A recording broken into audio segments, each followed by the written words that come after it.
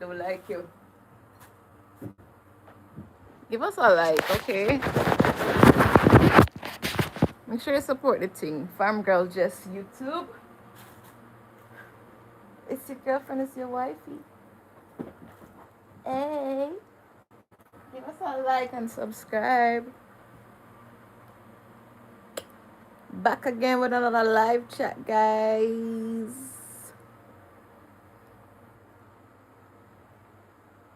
Red light, purple light, I like you. I don't like you, I don't like you, I don't like you. Exercise! Woo!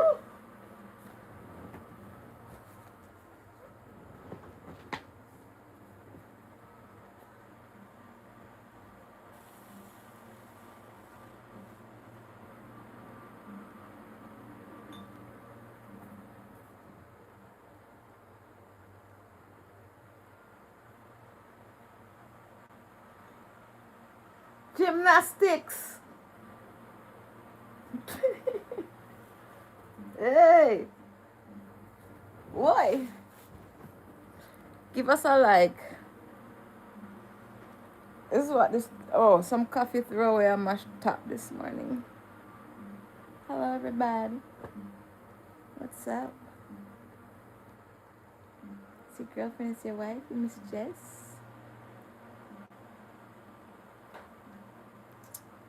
I just want to tell you guys thank you so much for supporting the Farmer Girl Jess YouTube channel. You know how much I appreciate y'all. You know how the thing go.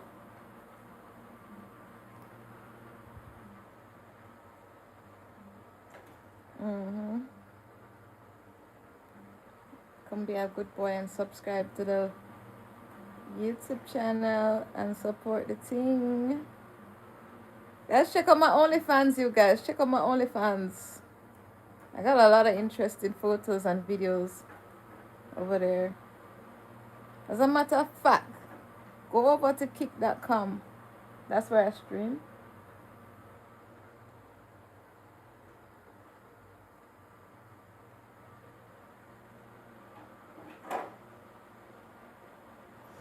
Red light, pepper light, like you, darling.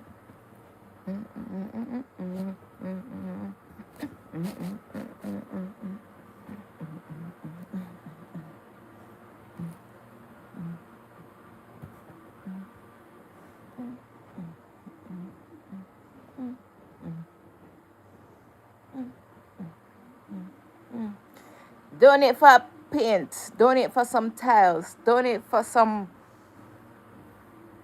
car parts, donate for a new car, donate for some gas, donate for some coffee, donate for anything, you guys. Subscribe, donate and support the thing. Donate to get the nails done. Jesus Christ, you guys. Oh my God. What are these?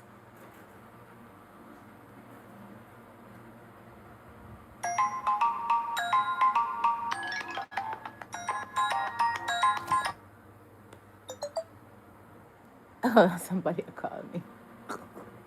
Hold on, guys.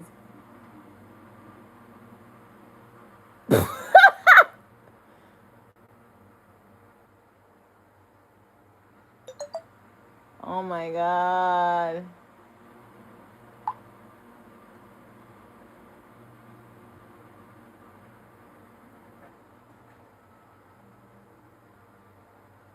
Oh my God. Oh my God.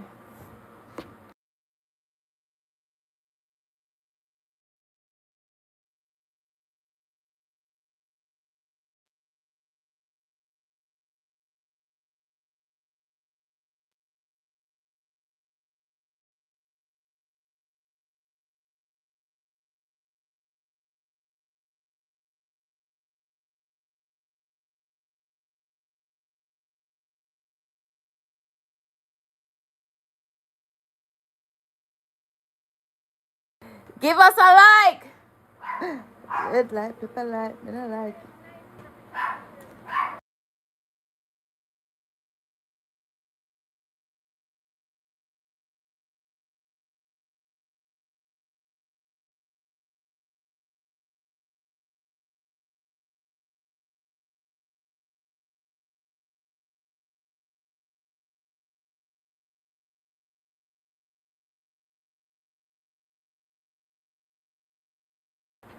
Sorry about that, guys. Somebody just a call me for confused my little brain. I can't bother, give us a like, yo. Okay. Wow, that's a lot. Damn, a lot of shit going on, man.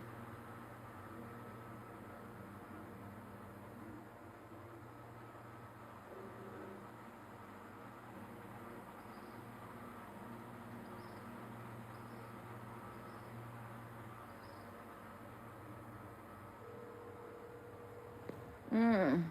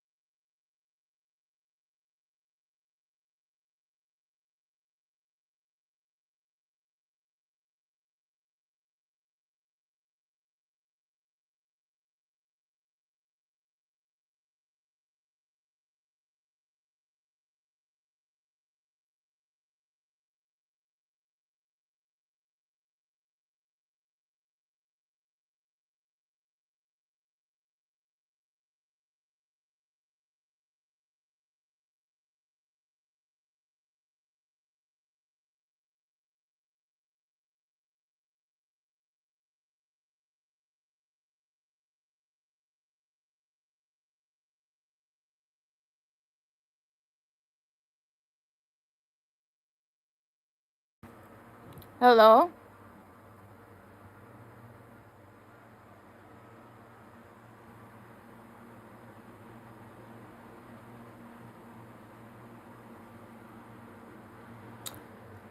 How is Kettle and Max? Kettle and Max is doing alright. What's going on with y'all, guys?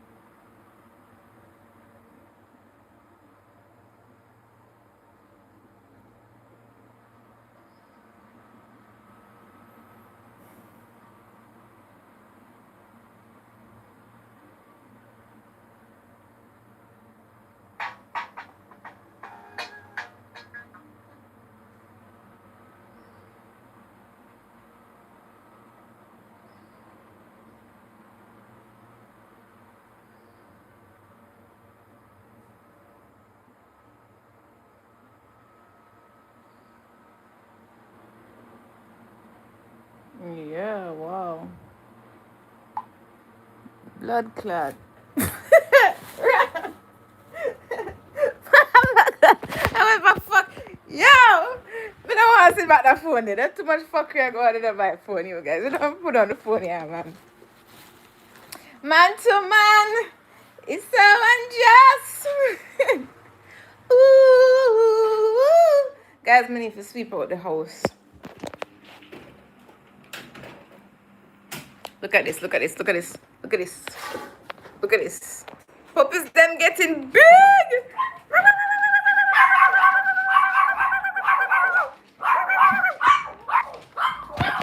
Man to man is so unjust. Yo, golden.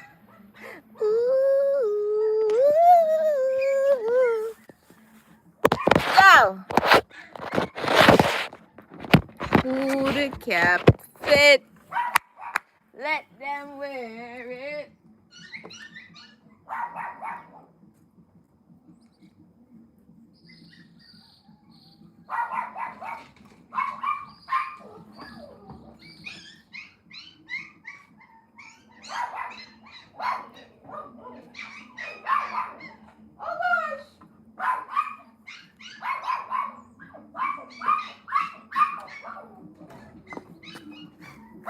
Ooh, I'm sorry guys, I left on the outside. Let them wear it. I wanna go, make up. I wanna tap. I wanna clap.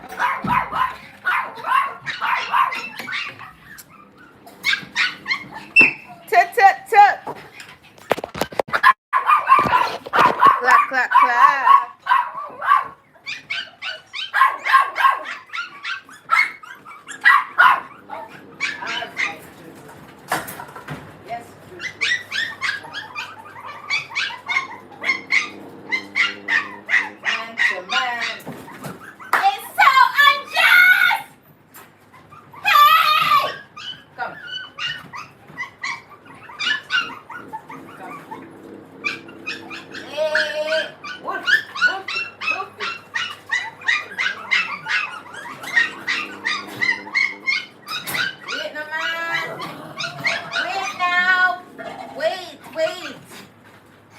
Wait now.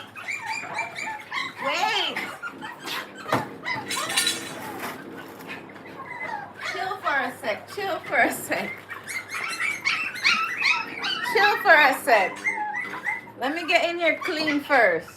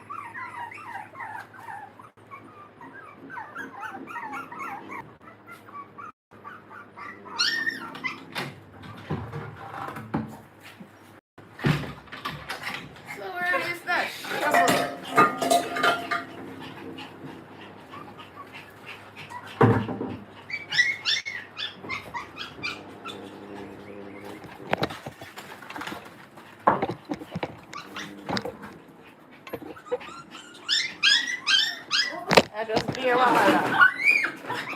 Alright. Which way is the right way for having to know? I think this way is the right way.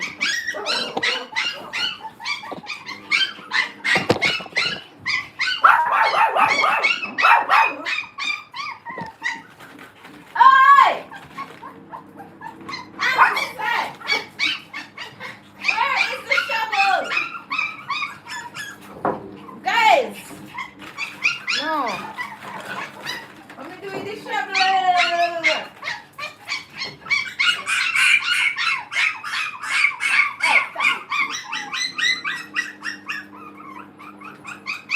Yeah, guys, I'm looking for the shovel.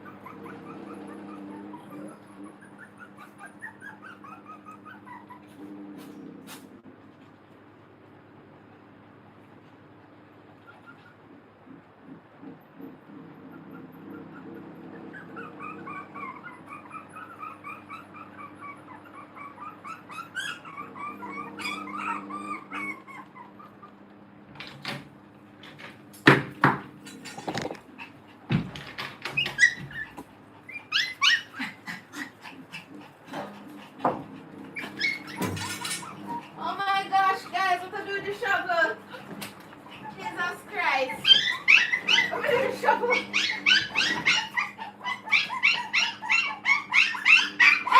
Hey, calm down. I can't take the wahala right now.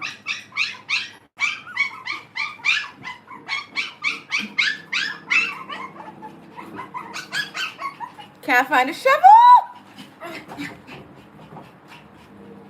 Hey! Everybody on the live! Give us a... Hey! No man of the owner, come on now. Give us a like!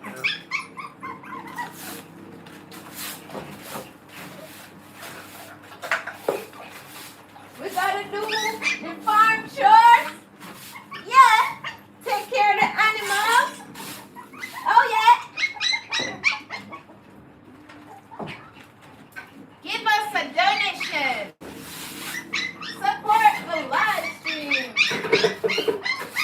Follow me on Kick.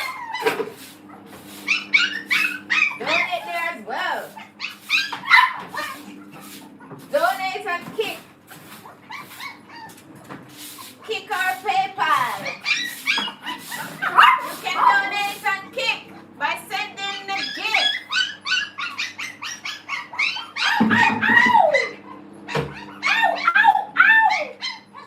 Oh my God! Oh my God!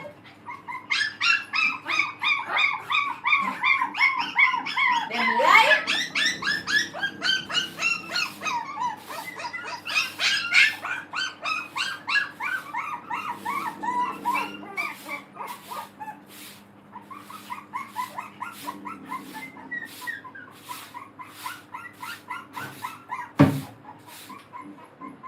Doing the farm chores, you guys.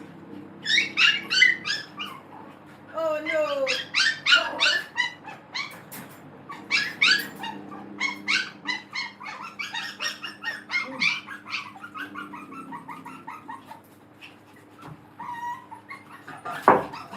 We just get more puppies, you know. Yeah. Yeah. Oh, yeah. A lot of increase. No sales yet. Mighty God. What is happening? God, what are you doing to me? I want some sales now. Jesus. Tell God to want some sales, my people. Tell him to run the money. God, I know you got some money. Give me some.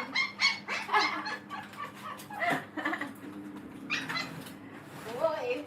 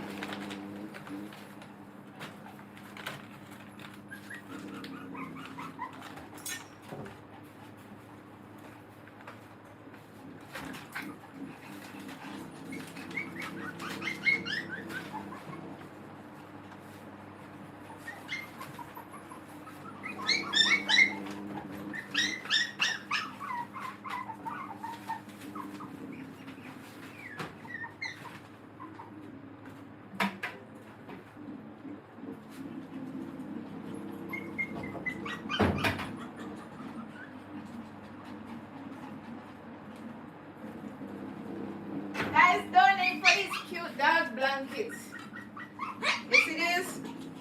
I use this to put the dogs them so they don't get cold at night. And we're approaching, even though it's not winter yet, but approaching cold time now. Sometimes the farm gets like a cold front. Yes, and we want some dog plates, some dog cages. Yes, guys.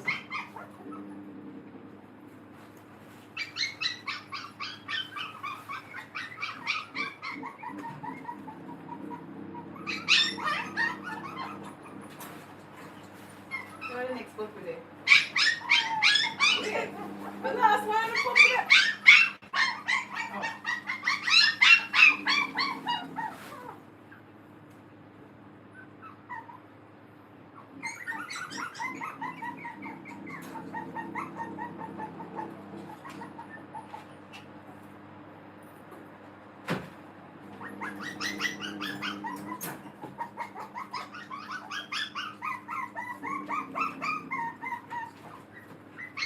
Eat all the food, my girl. Hush. Then get it off. I put it down and you put your mother to it. Hey, look. Be nice for them video.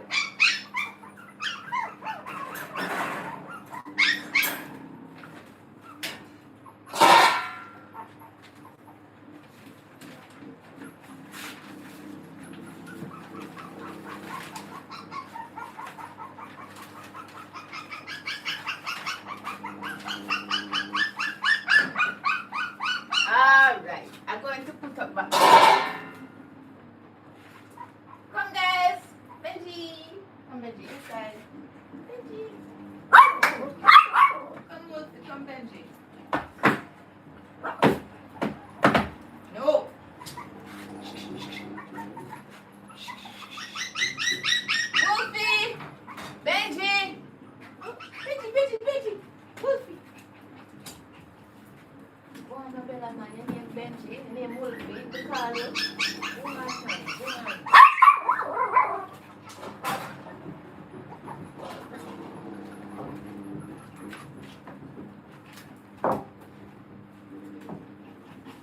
on, stop playing with me. Ah, sure. Is that? Wow, the new cage feel more better quality, you know? Yeah. And then flimsy one here. After a while, they rust, you know, you guys. After a while. Hey, Lovey. How are you? Yeah, don't watch this. The house in construction. Yeah, we're in the middle of construction, guys. That's why the house look like that.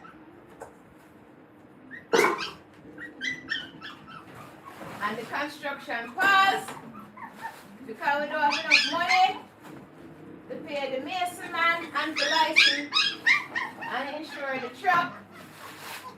I told you guys the truck one license and insure now. Yeah, the truck one fix. Yes. I told you guys. The SUV one to repair. Right? The SUV one to repair. And all of these things.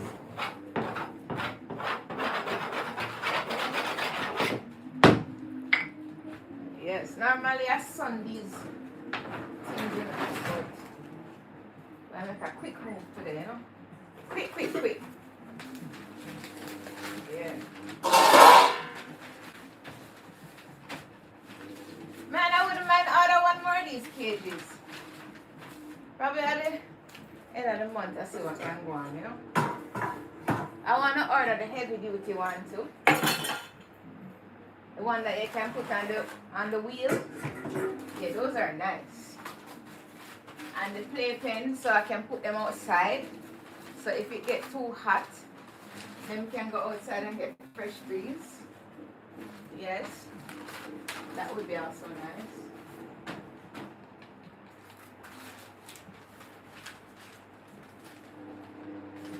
Tuna.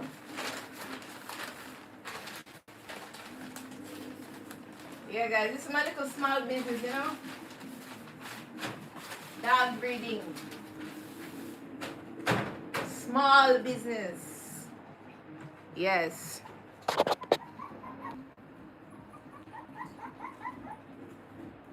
And you become for boy. Oh.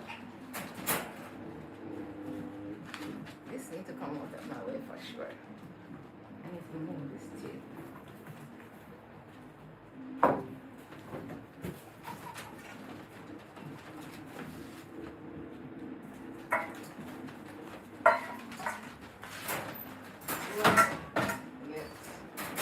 You have a plate.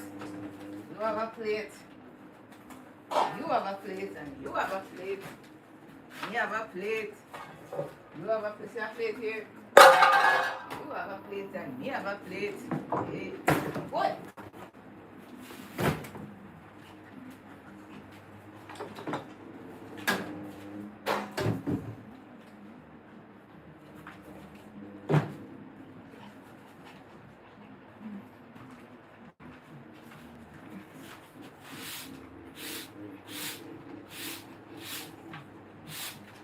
Wow. I really like the fact that we have the window light coming in. Really helpful.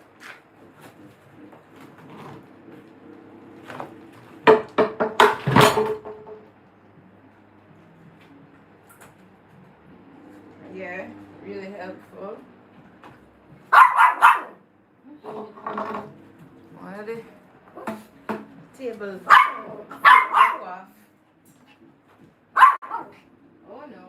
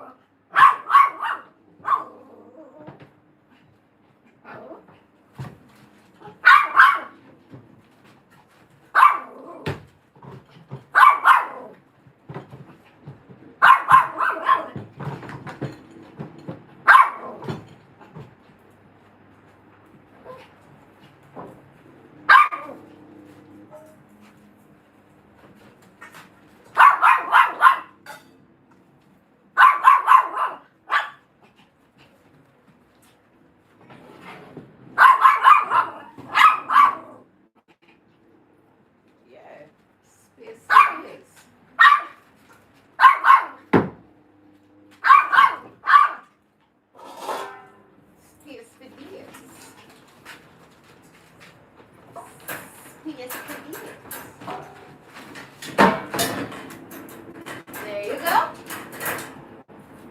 Yes.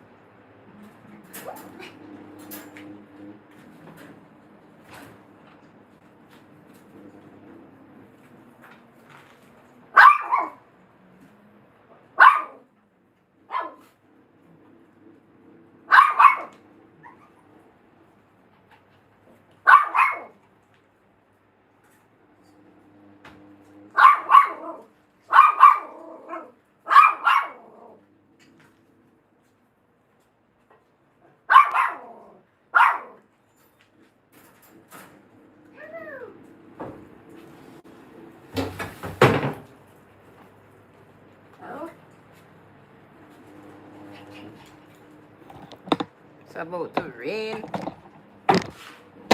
Oh my gosh.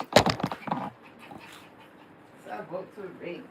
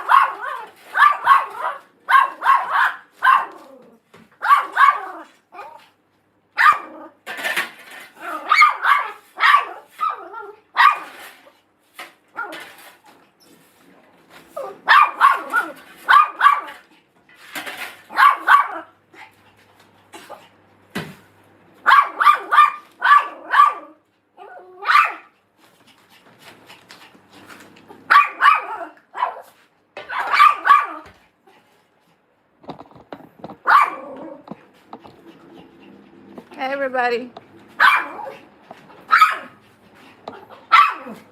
welcome to the live. Ba, ba, ba, ba, ba. Thank you guys. No Juju, stop now, don't know. Juju, you're ruining thing. Come on now. Come on now. Why you so yap yap yap? Yap yap yap. Yap yap yap. Come on. I'm gonna have to hold her for the whole entire clean so she won't annoy you guys. Sorry about the noise, you guys. Give us a like, man. This is the one, Juju. You know, she's a first-time mom, and she's very talkative. She's a lot to say, y'all.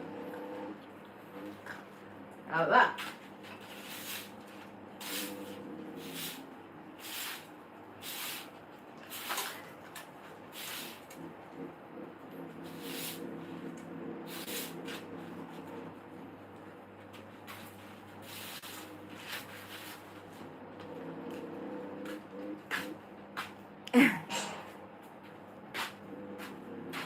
Can't do nothing with this dog.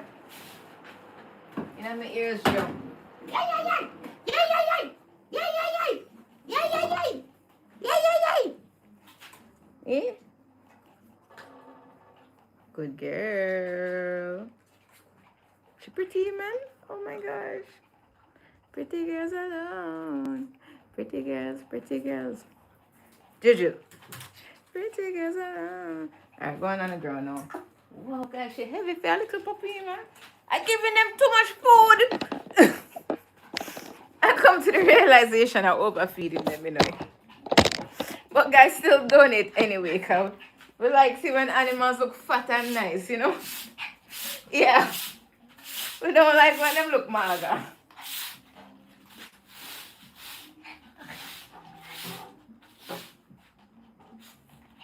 Yeah, the heat. I really want a ceiling fan there, you guys. The heat deal with the puppy them accordingly.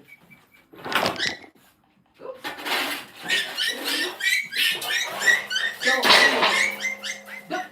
Hey, Jojo! Trouble puppy. You don't have it.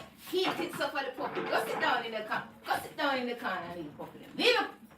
You hear what I said? No, hey, don't pepper the puppy. Hey! No peppering on the puppy. Jojo! No pepper for the puppy. No.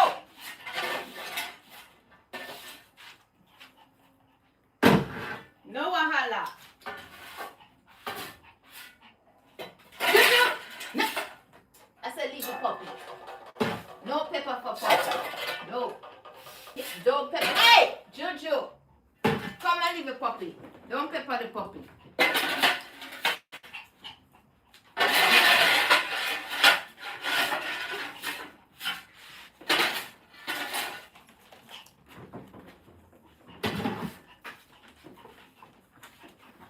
Watch it, man. Watch it, Bella. Watch it. Watch it. Excuse me.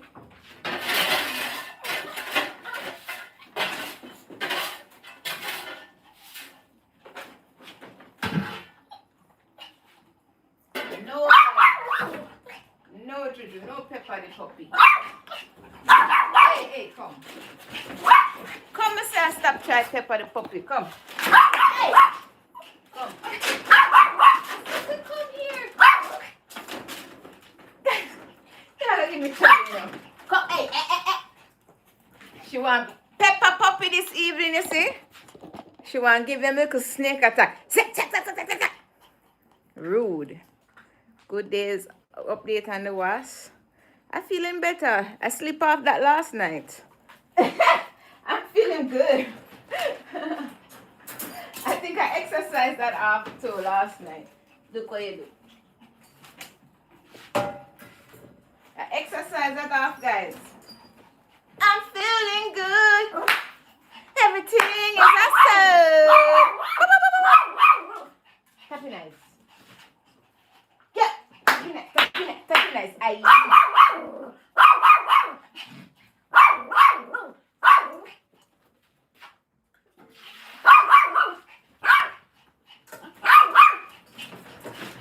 Look how long I've been begging you, please.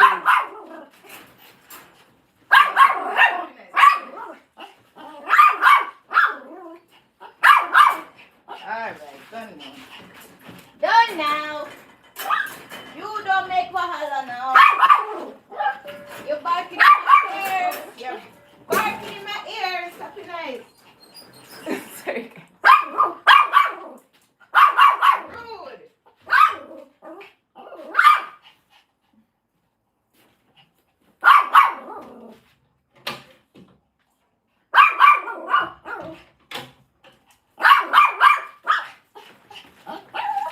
I'm gonna give Raven some food.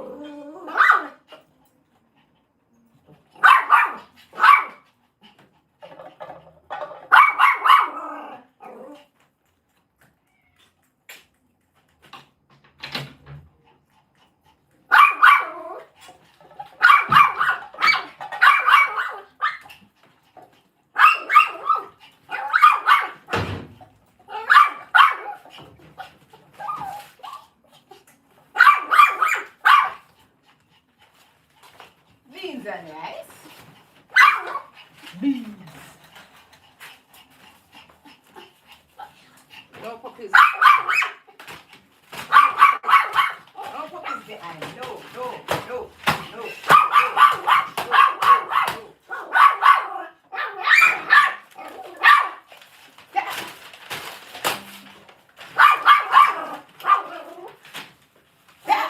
No, Molly. No, no.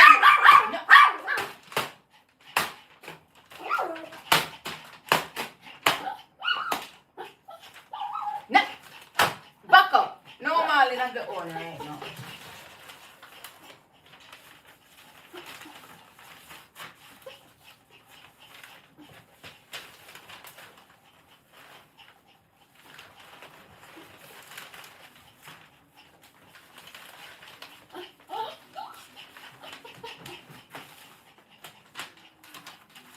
Them still find a way to reach.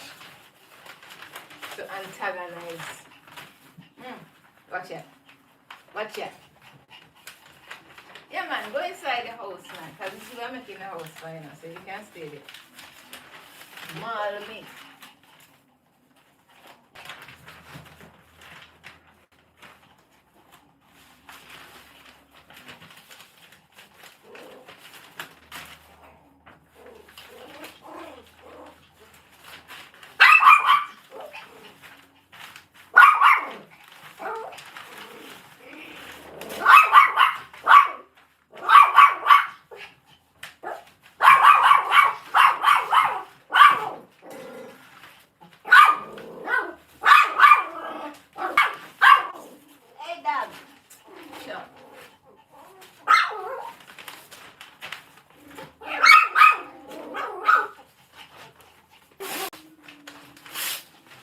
I don't let all of them attack me.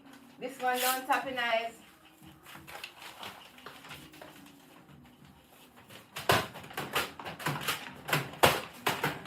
Social distancing. Social distancing.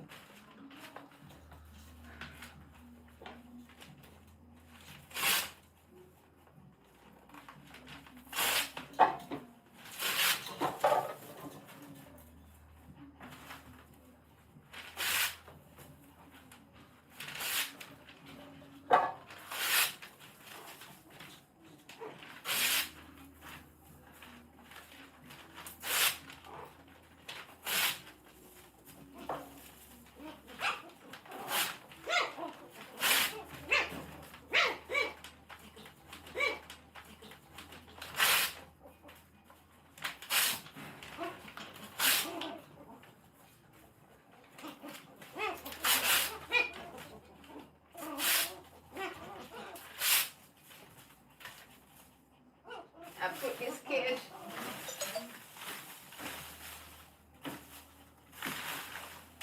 I put that cage because I want the mom to feed down here in the morning.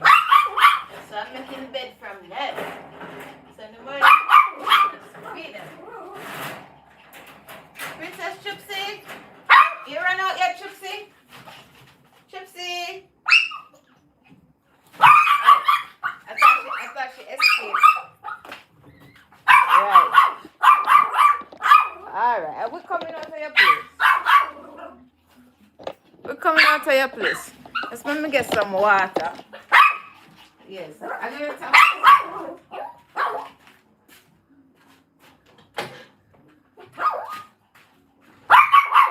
Baby.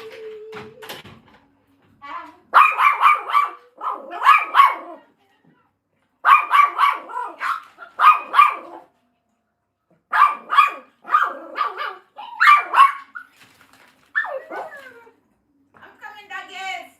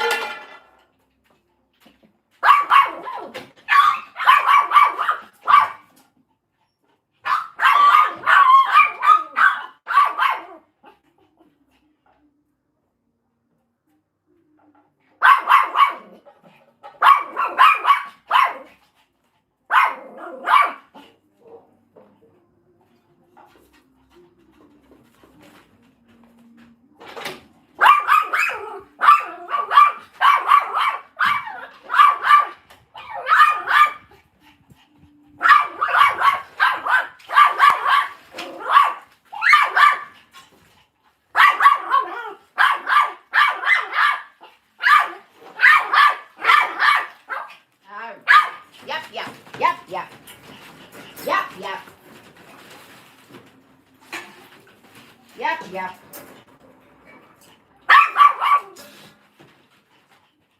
Let's go outside.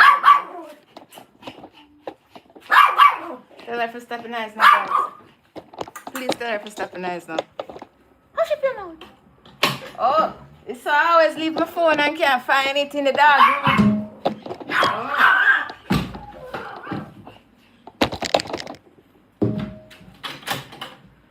I see. For my phone. I always can't find my phone, you know? One place to check, you guys, in the dog room.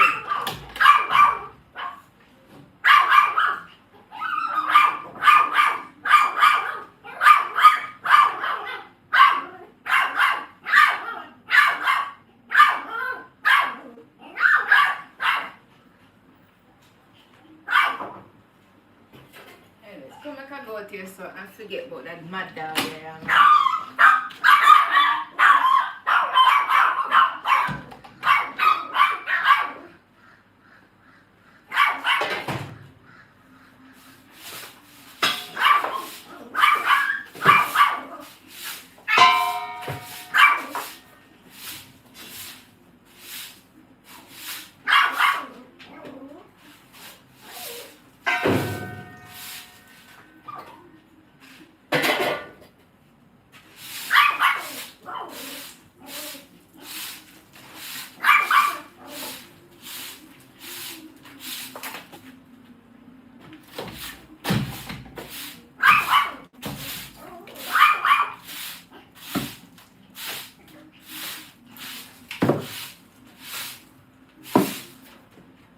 Damn got them turn over everything in the house this morning.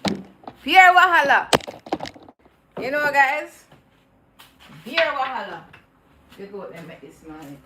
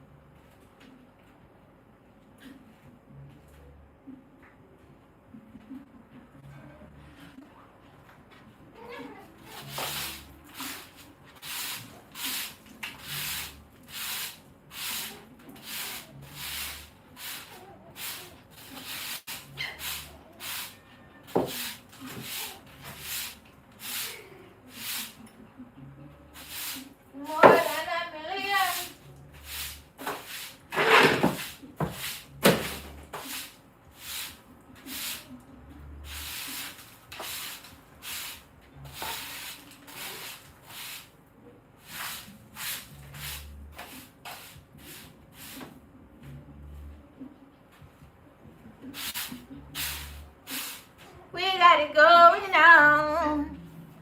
We got it going. We got it going on. Look at the puppies playing, man. Oh, damn nice and cool now. Rain look like it's gonna be. Rain is setting up, you guys. Woo. Cool weather. Cool runnings. See them there? Ramping shop. Mm-hmm.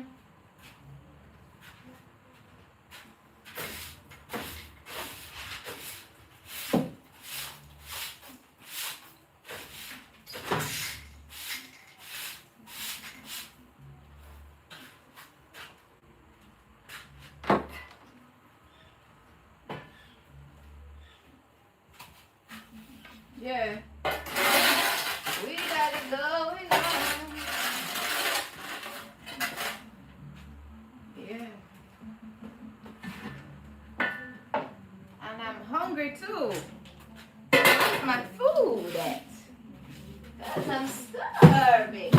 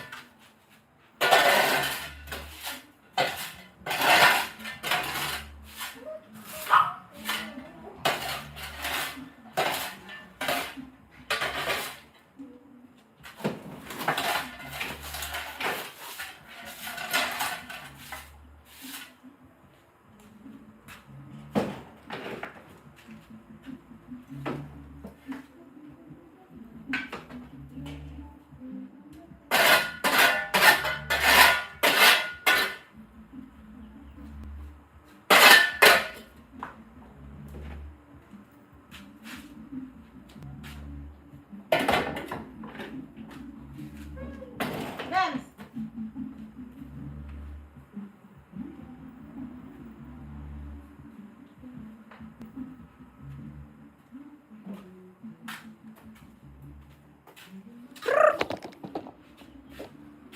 How is me? Me is alright, you know, everything is awesome on the farm, you know. Can't complain, you know. Can't live younger country.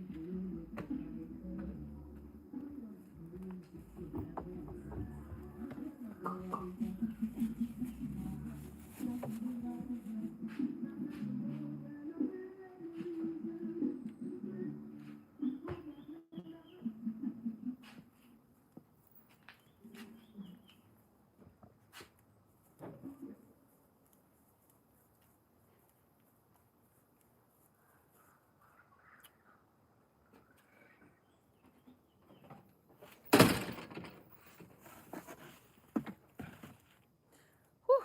Take a little break. Yeah. Whee!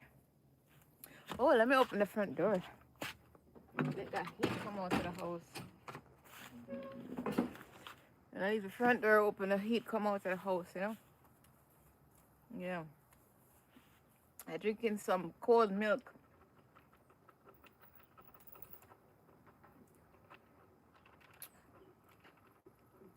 Then I'm gonna go to the Akitas.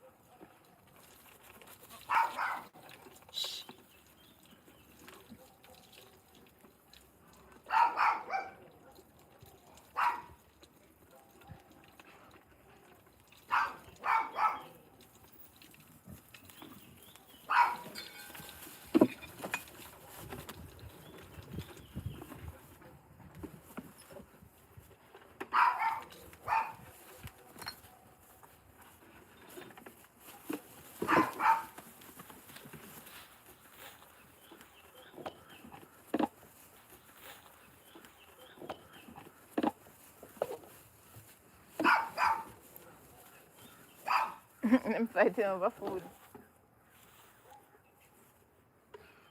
But the goat, I chose some goat grains right here. They're fighting over it.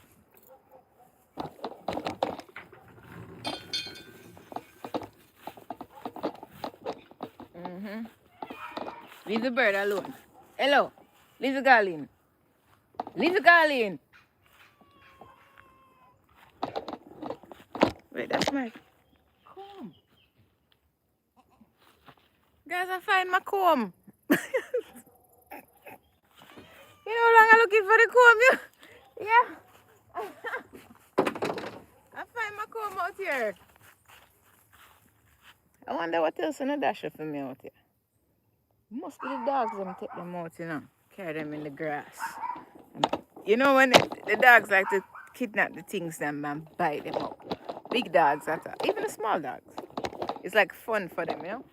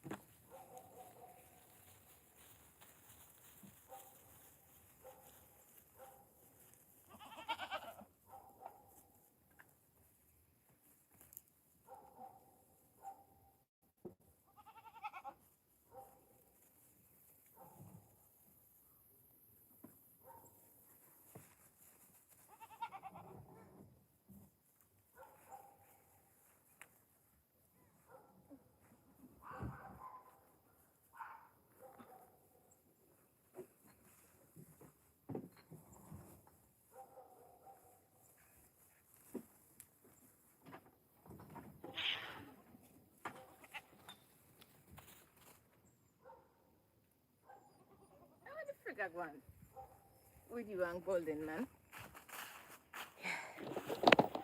Working, you know. We ain't jerking, we're working. Hey, hey. Work we are work and a chicken we are jerk. Work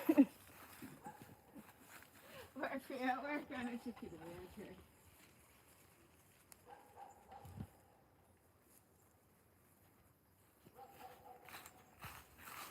I'm going to the garbage. Then I'm going to feed the big dogs. Work we are work and a chicken we are jerk.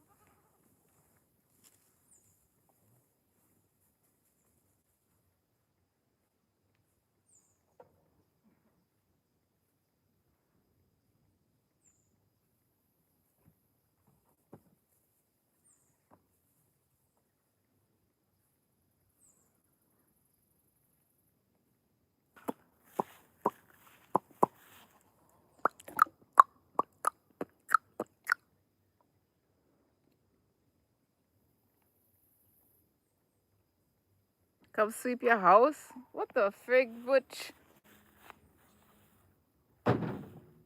That's what you really want me to do? I got your pick, Butch.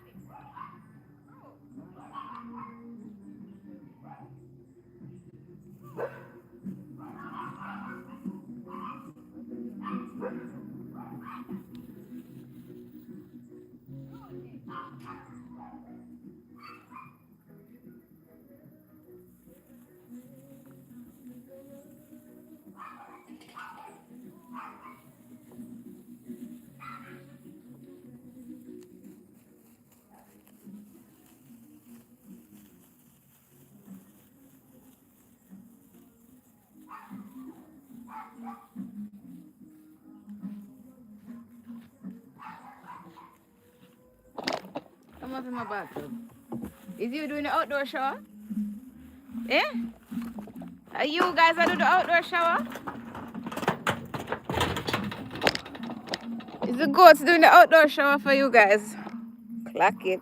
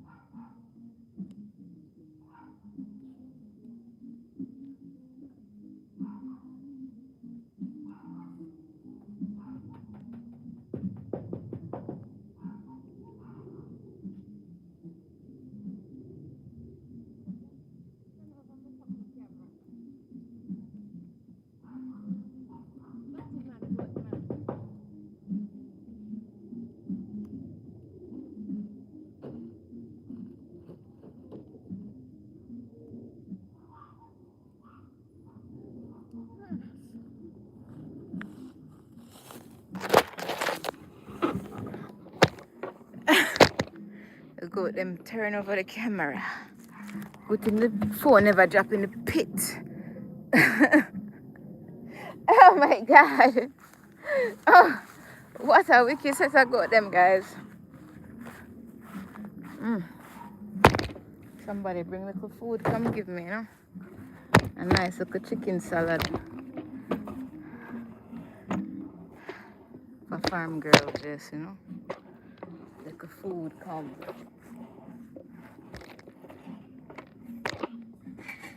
Yes. But I go wash my hand.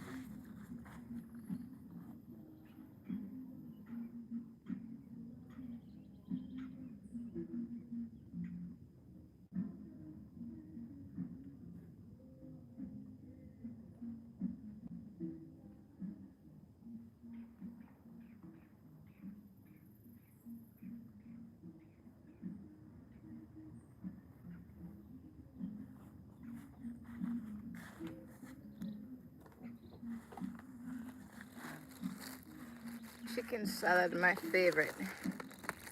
Oh my gosh.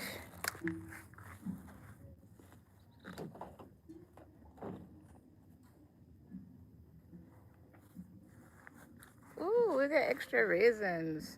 Nice.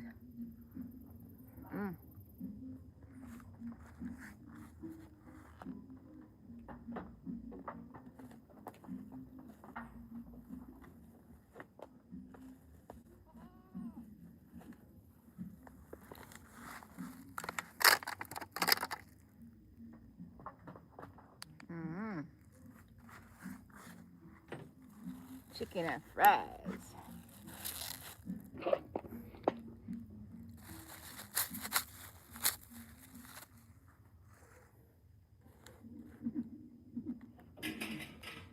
Want some hot sauce. I hate mayonnaise and ketchup.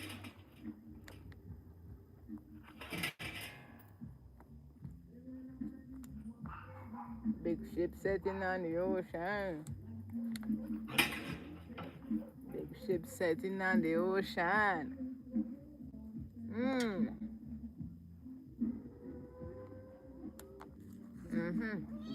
Golden has entered the chat and Melissa. Damn thief.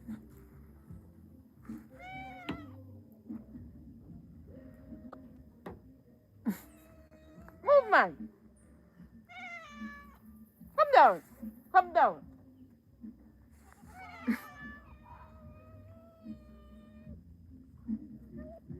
Come down.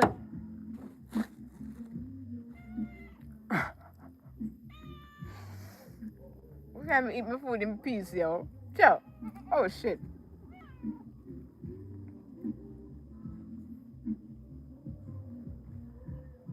Mom can cats attacking me for food, you know.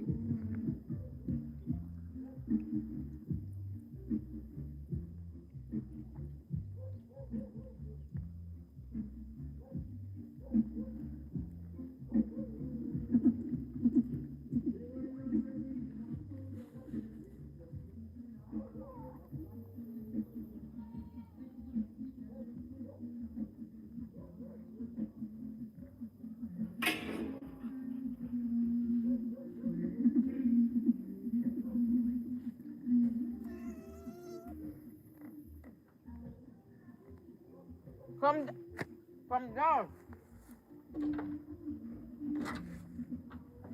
No.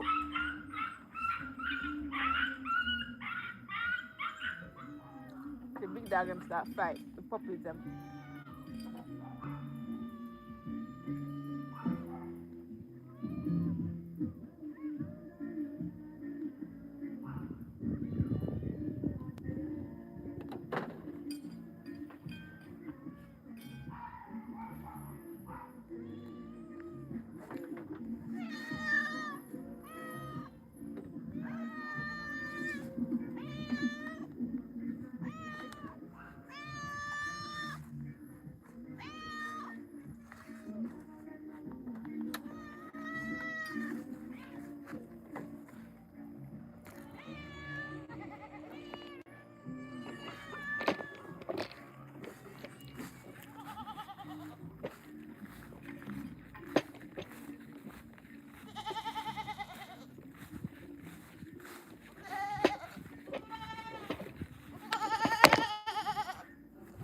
Piece of the ackee tree drop off today.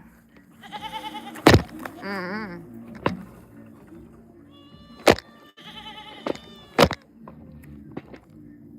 Look, come here, guys.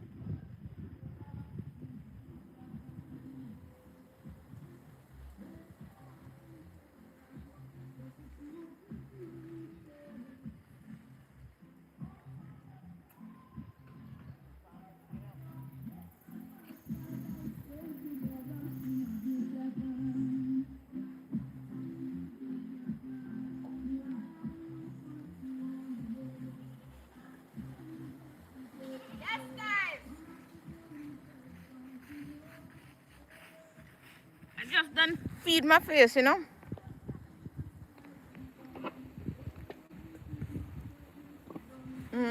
Face well fed now.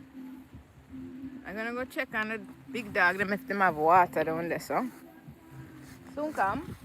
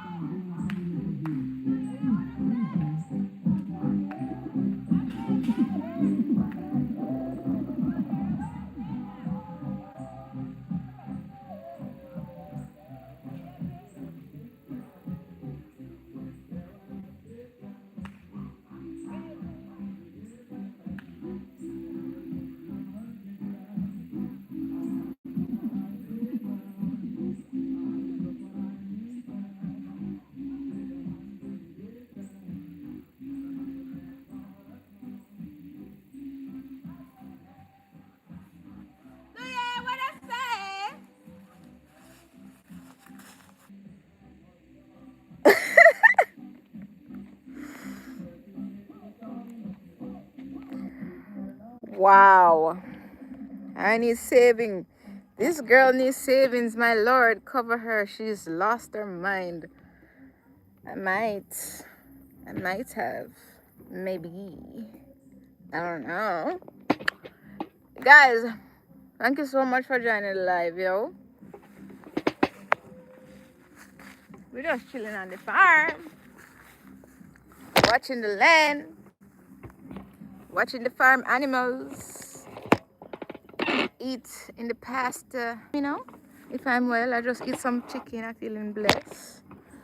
I don't know if I'm alright. I hear say I'm not alright, so I don't know. I don't know. I don't know. Whoa, Jaja.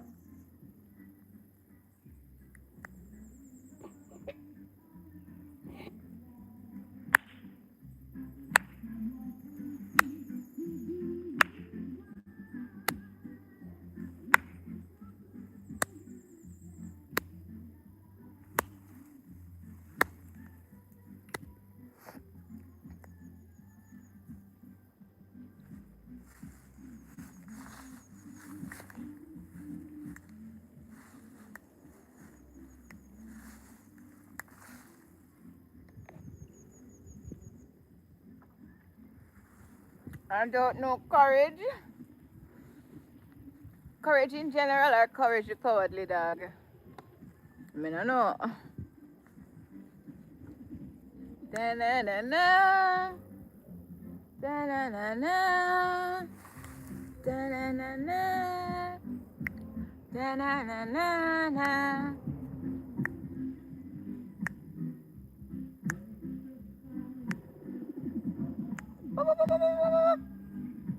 Big man tune.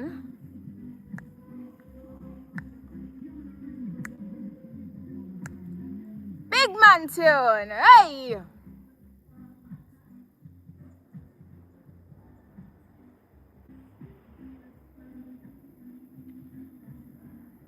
Hey, yo, Max!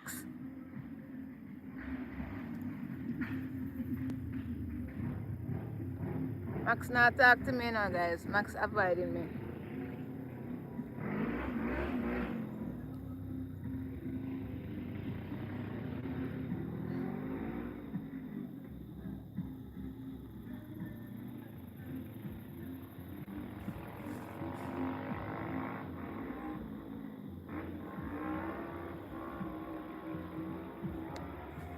Hey, Max, one little time I let you go, you mash down back the fence, you look a shit house, you. Real shit house. Guys, you know the goat mash up back the fence again? Like, seriously? Chop. And then now these things drop down now.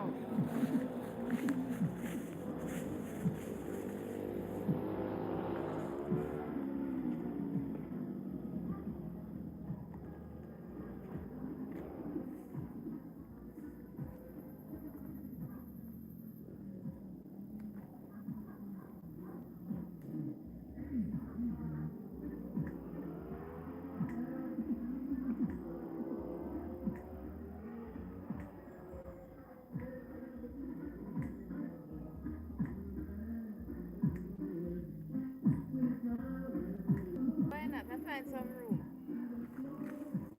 Yes.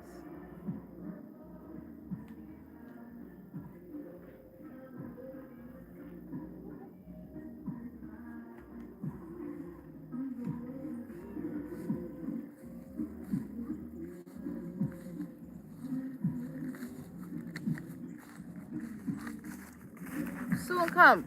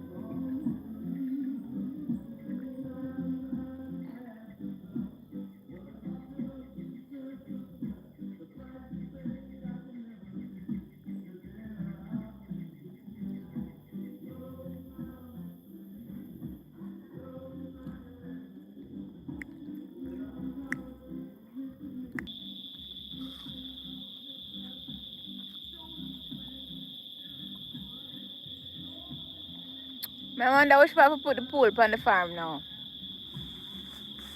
I think someone now gonna normal enough, so we're not a pool, you guys. Should I put the pool right here, so?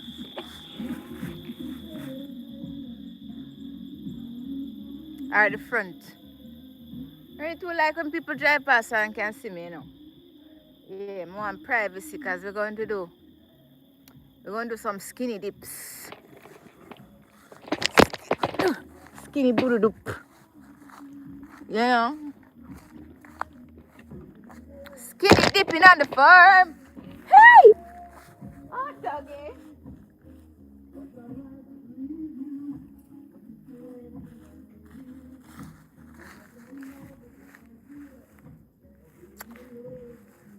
Max, my honey bunny, look at sugar, yum, yum, yum, smoke 'em, yum, yum, yum, yum. Woo, we got 50 likes already, Lord gosh, you don't love me. Give me 1,000 likes so that enough to do so the video them push out. We need more likes. Damn, guys.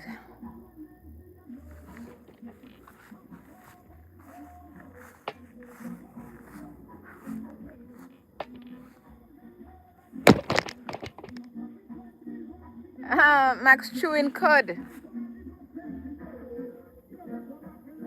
Max! I wanna condemn this idiot tank right here, so I don't like it. We're not using it. It's breeding mosquitoes, it's breeding bullfrog, it's breeding cockroach, it's breeding spiders, it's breeding 40 leg, and God he knows what else it's breeding in there, but we're not upon it. You know? It's like a breeding ground for all kind of pestilence. The whole of doom underneath here.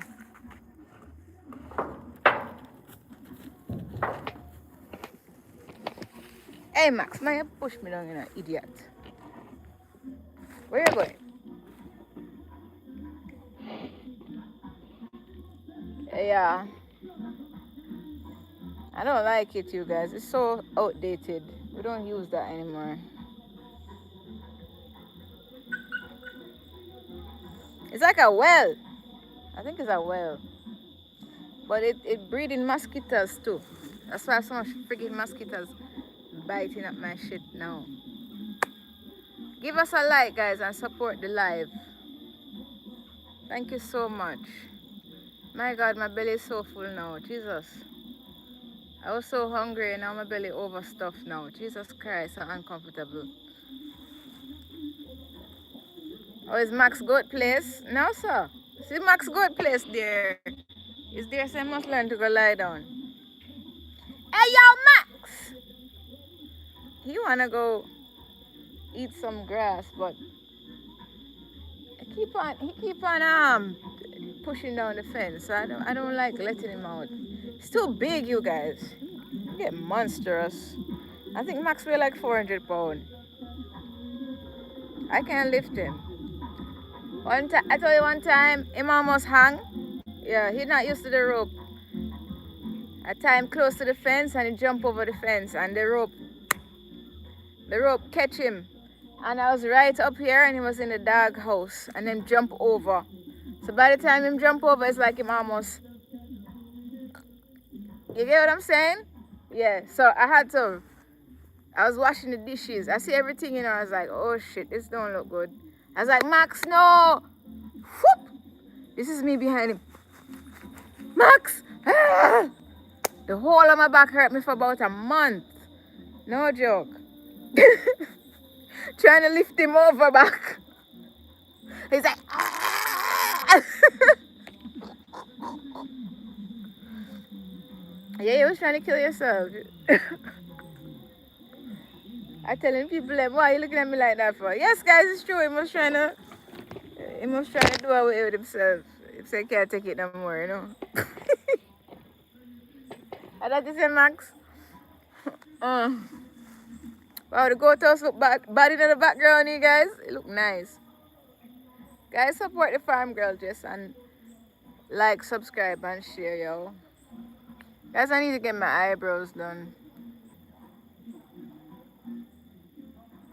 Yeah, man, I get to find out says the lip gloss was breaking out my face for real. Cause I start using this one, I don't see any new breakouts. What for that? Is you mash up my tent? Is you do that?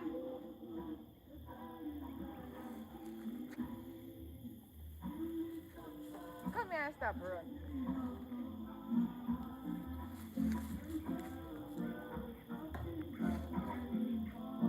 No running. You see how massive you guys? And he never get much food today. I'm saying I get much food today.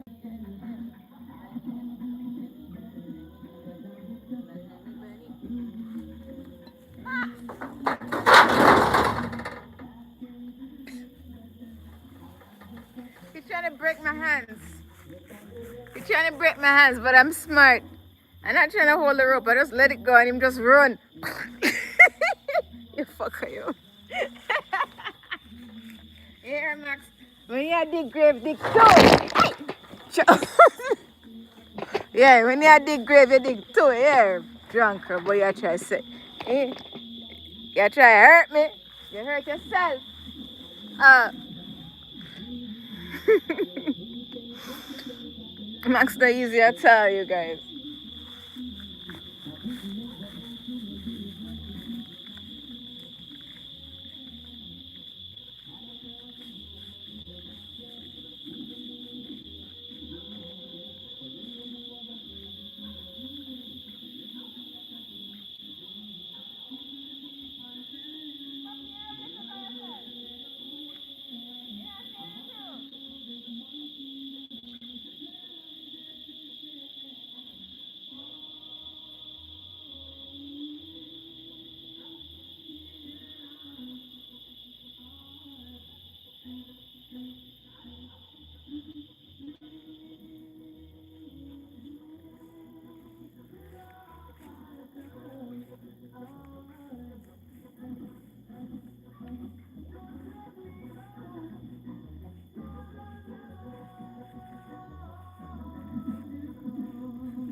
Here, Max. When you set trap, set two. Here, Max.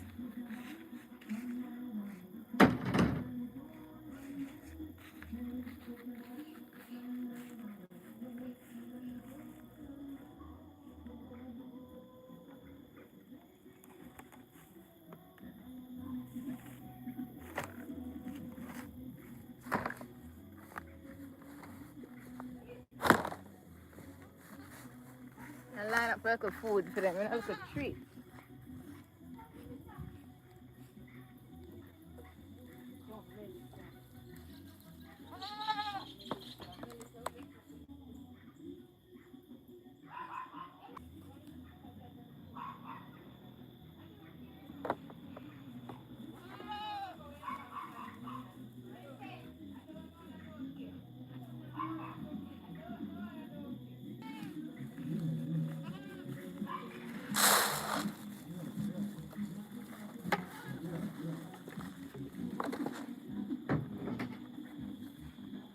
Watch baby goat trying to eat with them, you guys. Baby goat trying to. Hey guys, my goat's pushing her. She trying to. Baby goat, see baby goat there? She trying to eat with them, you guys. And she trying to herd with them too. Like she trying to go out and graze with them. But she can't manage it, you guys. You see? Remember? Oh gosh. Poor thing. I treat you my baby that's like so nice to is an outcast. Oh gosh. Oh. Ay.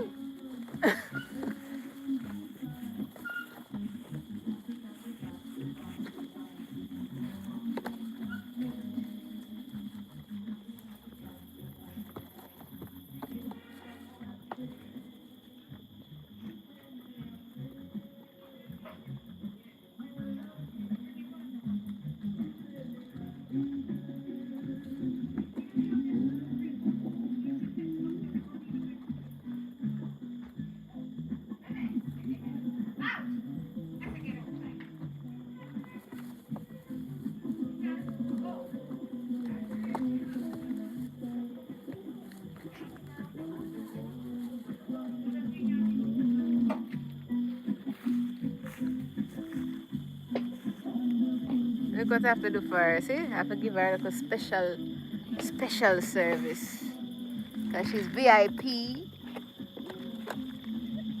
VVVIP.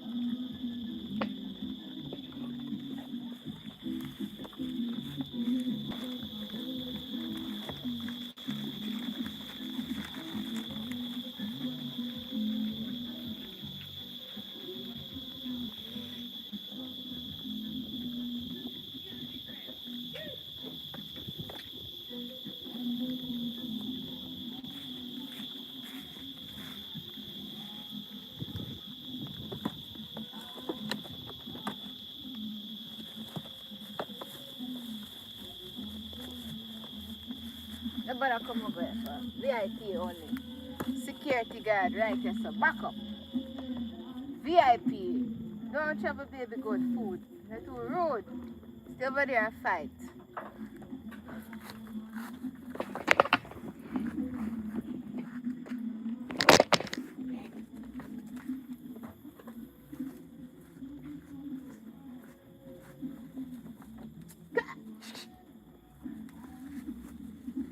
Don't even come near to this girl's food. VIP service when I feel like. Yeah. General admission, VVVIP. Yeah. So no stay over there and fight over food. That's enough food. Yeah, let me know. Big up to Butter.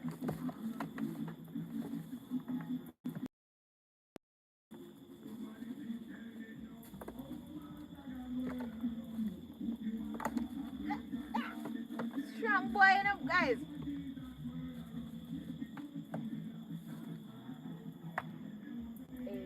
Able. It's you. Hey! Hey! Me catch you. You don't see me catch you. Where you go now?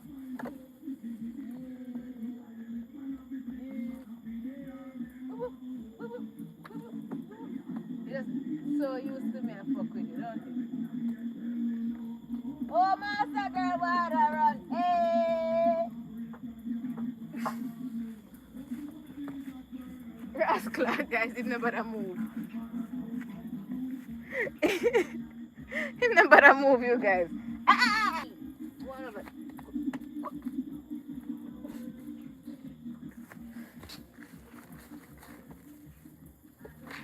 You see the ram beat trying to buck me all over you guys. Hey, the tell you from the other day, I noticed him try to buck. I have to go, you know, you guys. I can't take no buck, you know. I can't manage no buck. Come, me. And I must feel like, say, don't know going on. I take off my slippers. Show us I'm serious. Oh. That's why I make you fend for yourself, you know. I do all of the fending.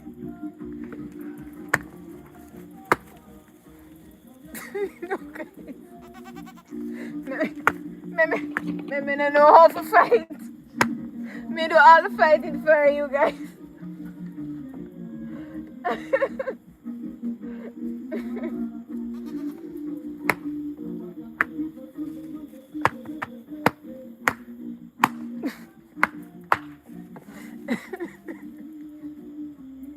Back up. What?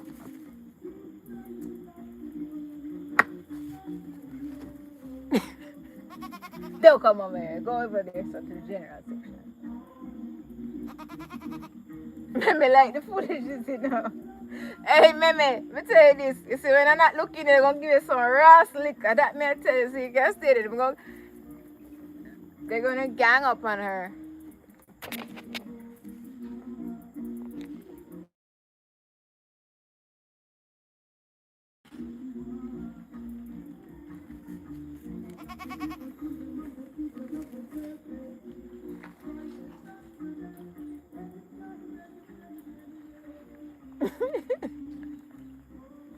Meme like you foolishness, you know. You love your foolishness too much, Meme. You show them that na boo boo. Na boo boo. Meme get VIP service and you don't get no na boo boo.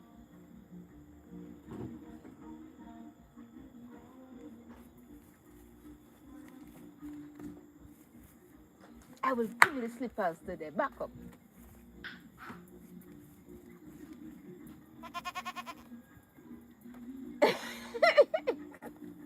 Meme. Meme is like loving it, you guys. Meme is like, yeah, my bugger, though.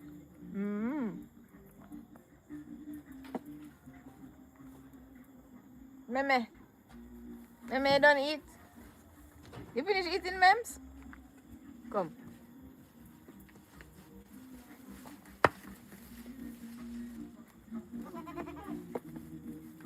Hi.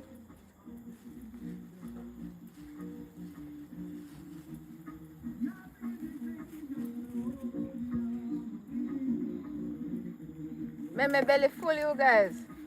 So one go to come in.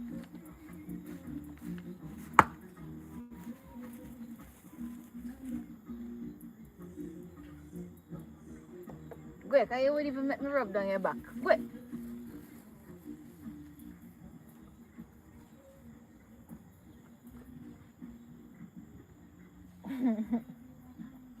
Golden. You're not afraid to get some slippers too. Golden unbothered. Golden's like slippers wear. Maybe in a free leg, you get some slippers too. Hmm? What? What?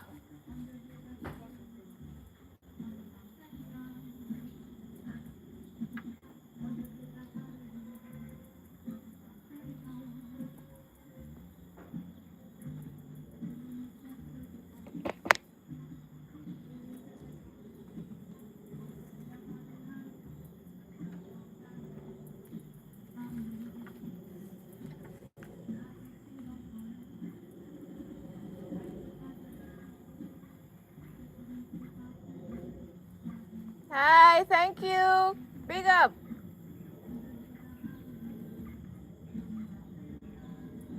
Me and the ghost them chilling this afternoon, you know. I'm on the guard for the baby goat because these ones want to steal our food, you know.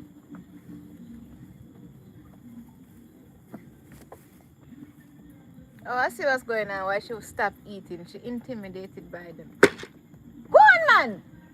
Disgusting. I give them food already, guys, but I don't know why they want to take away baby goat. Go, you get your own food down there, so go ahead. This is little Max. Max Jr., you know.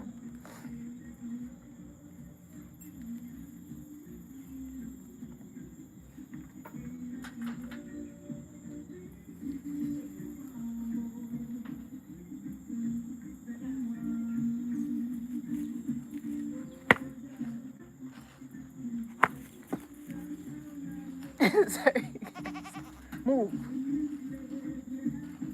Move from yourself. Gala.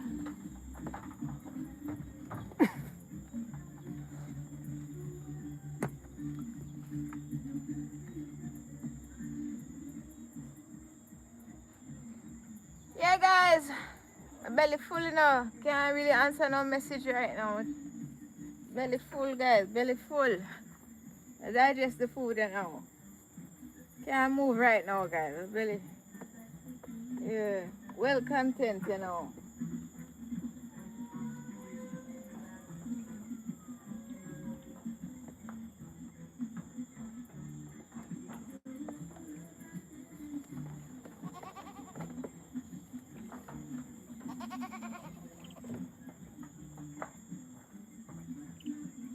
I don't wanna be lonely tonight. I don't wanna be lonely tonight. Move your ass. Hello, no fighting in there.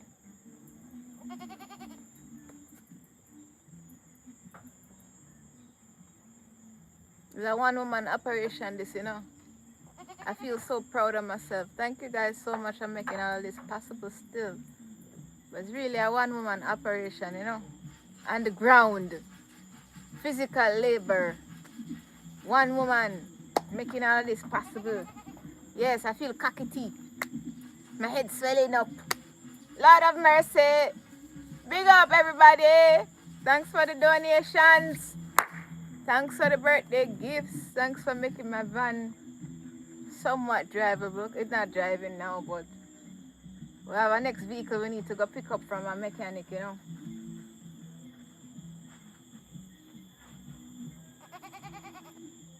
Yeah, I'm very disappointed still at the way how some mechanic act, you know. Yeah, see, even the goat agree with me too. Hi, Russell Brown. Move to the throne, man. Anybody calling no? Come on, man.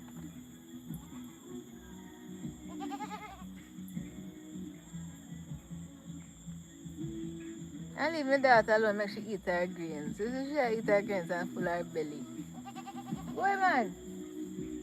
Me no talk. Me think she's a human. She don't think she's a goat. Go ahead. VIP service this. Back up. Whoa, my belly full. Uncomfortable. Jaja. Jaja!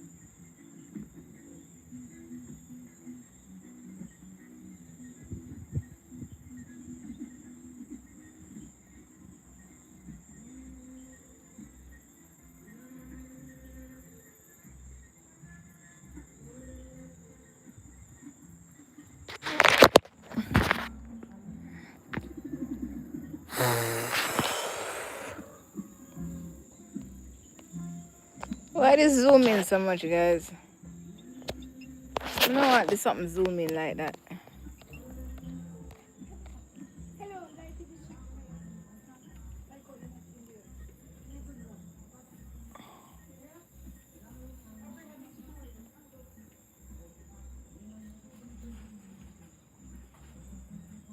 Watch these two keep on coming back.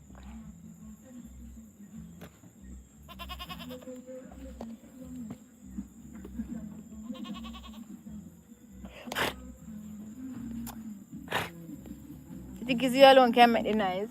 Bright.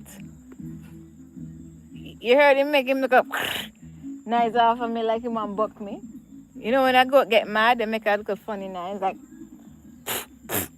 I don't even know how to make it, but yeah, something like that. He just made it a while ago. Him a buck me, you know, you guys. Him aggressive. You aggressive little coot. Yes, guys, him attack me. One time I just walk in and him just run into me. Whoop! I was like, damn! Max would never do that to me.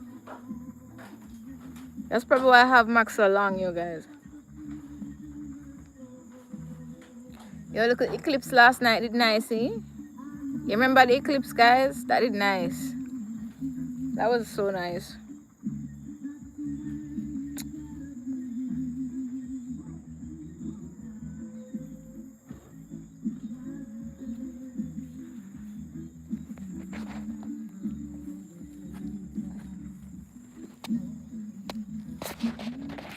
Meme.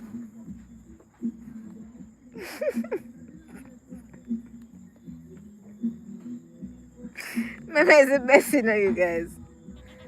Yeah, Meme is Meme. Meme bean. Meme bean. Meme bean. Meme. Meme. Meme.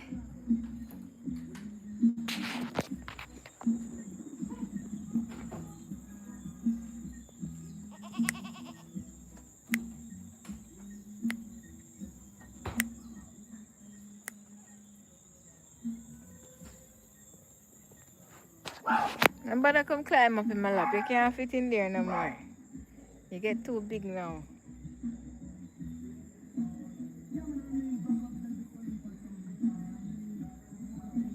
I say my grandma like when I rub her head too.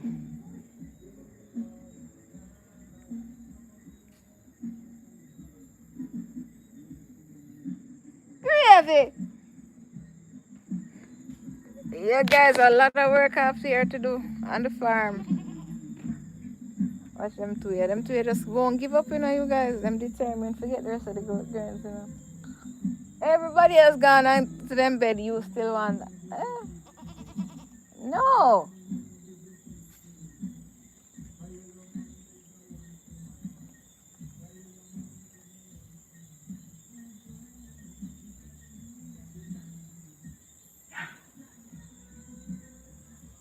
The time passing. Yeah, the sun gone down now.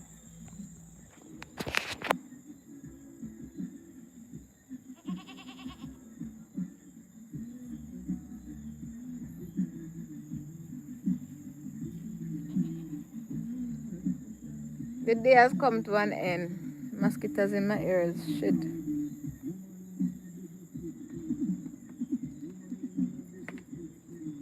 This one trying to climb up in my lap.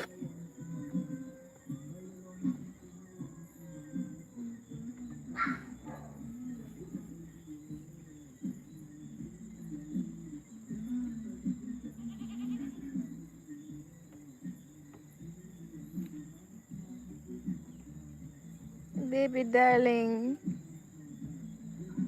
Baby.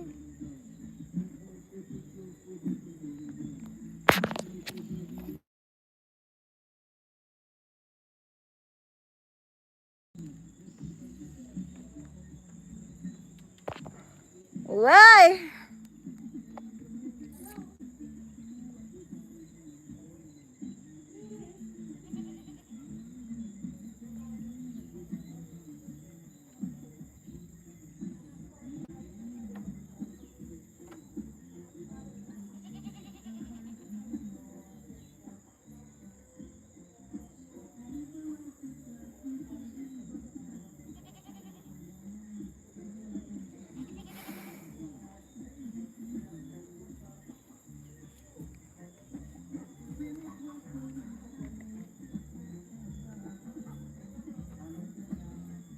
I have to hold up the food, because I'm going to try to teeth it,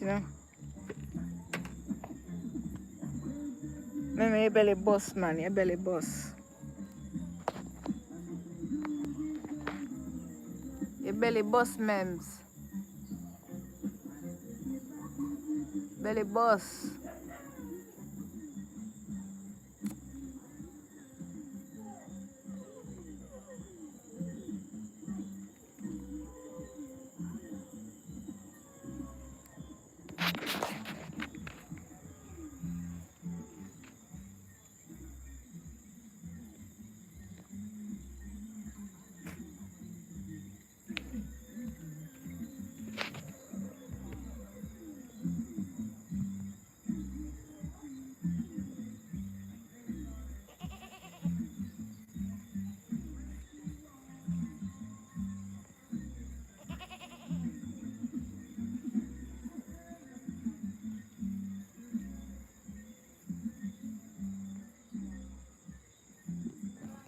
Yeah, my people.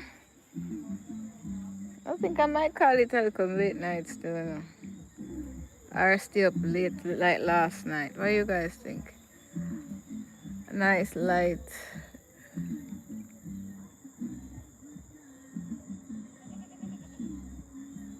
Alright, let's go inside the house. Oh my gosh.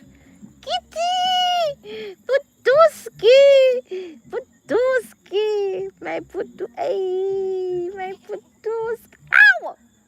Bitch! Fucking puss bite me a while ago. Hey, girl. Now, hot in a man.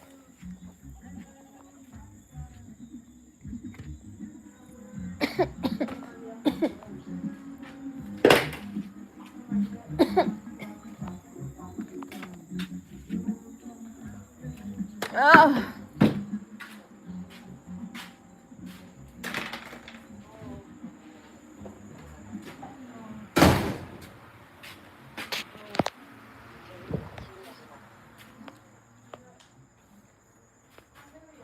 I'm not gone yet.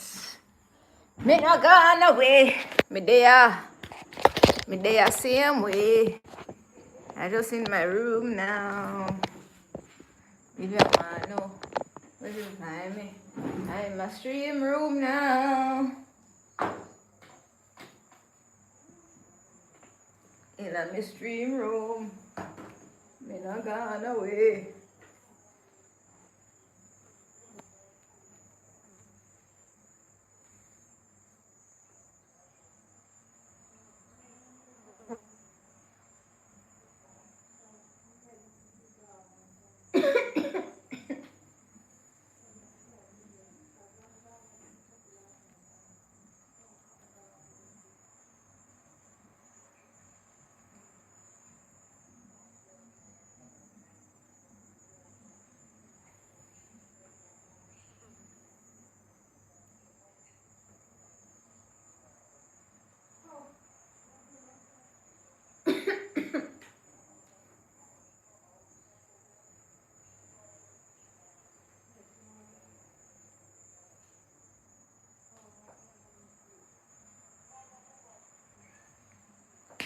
Why?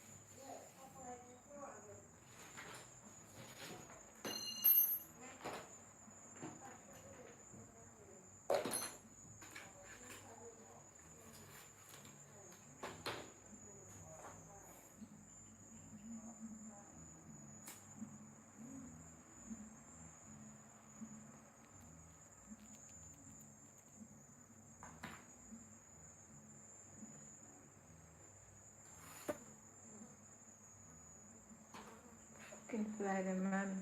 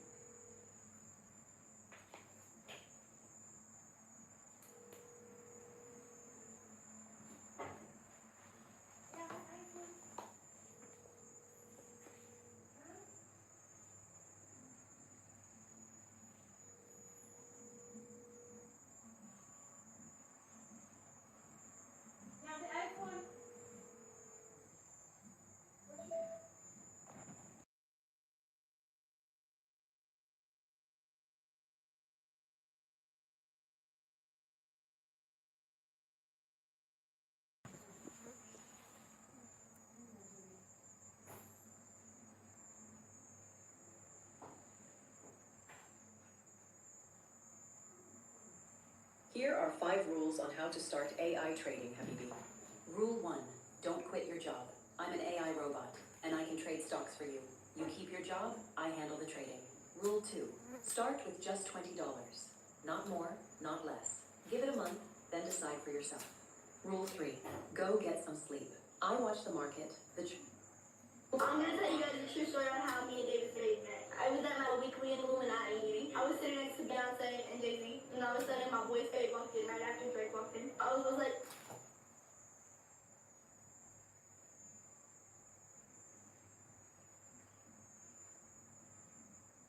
"Hey, Drake, move your little somewhere else and I can stay real quick." And then we burned 2 truckloads of money and did some double prayers.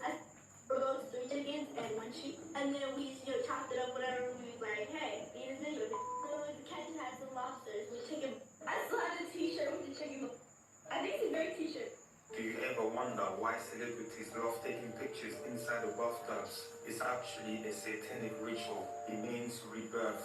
It shows that they have been reborn and have accepted Satan as Lord. In the occult, they do this as a sign to show their allegiance to Satan. As you can see, they are all part of it. The water is a symbolic for blood.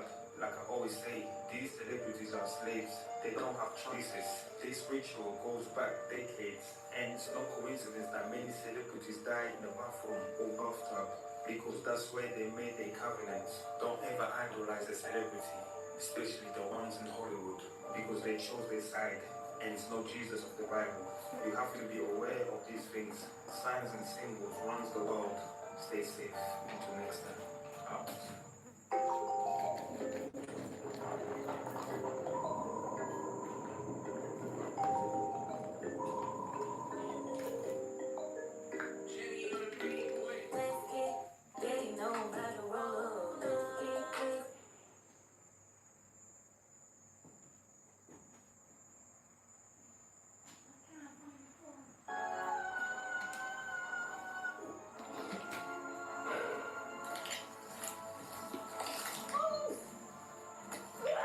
Oh my god.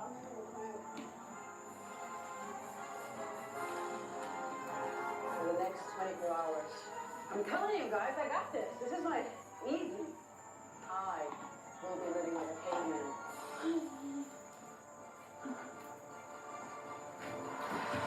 No tent, no tools. Just me, sweating my tits off, being here. That's it. Everything is fine. I will use.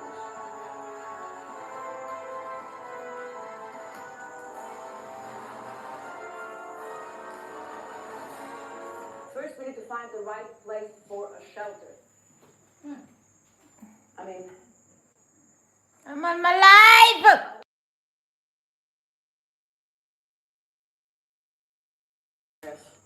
They said, no way there is a platform.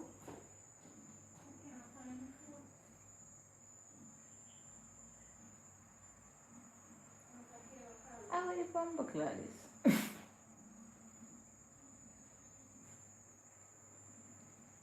For single senior women. But here it is. That's how it works on this platform. Men 40 plus may take the initiative. 20,000 plus users.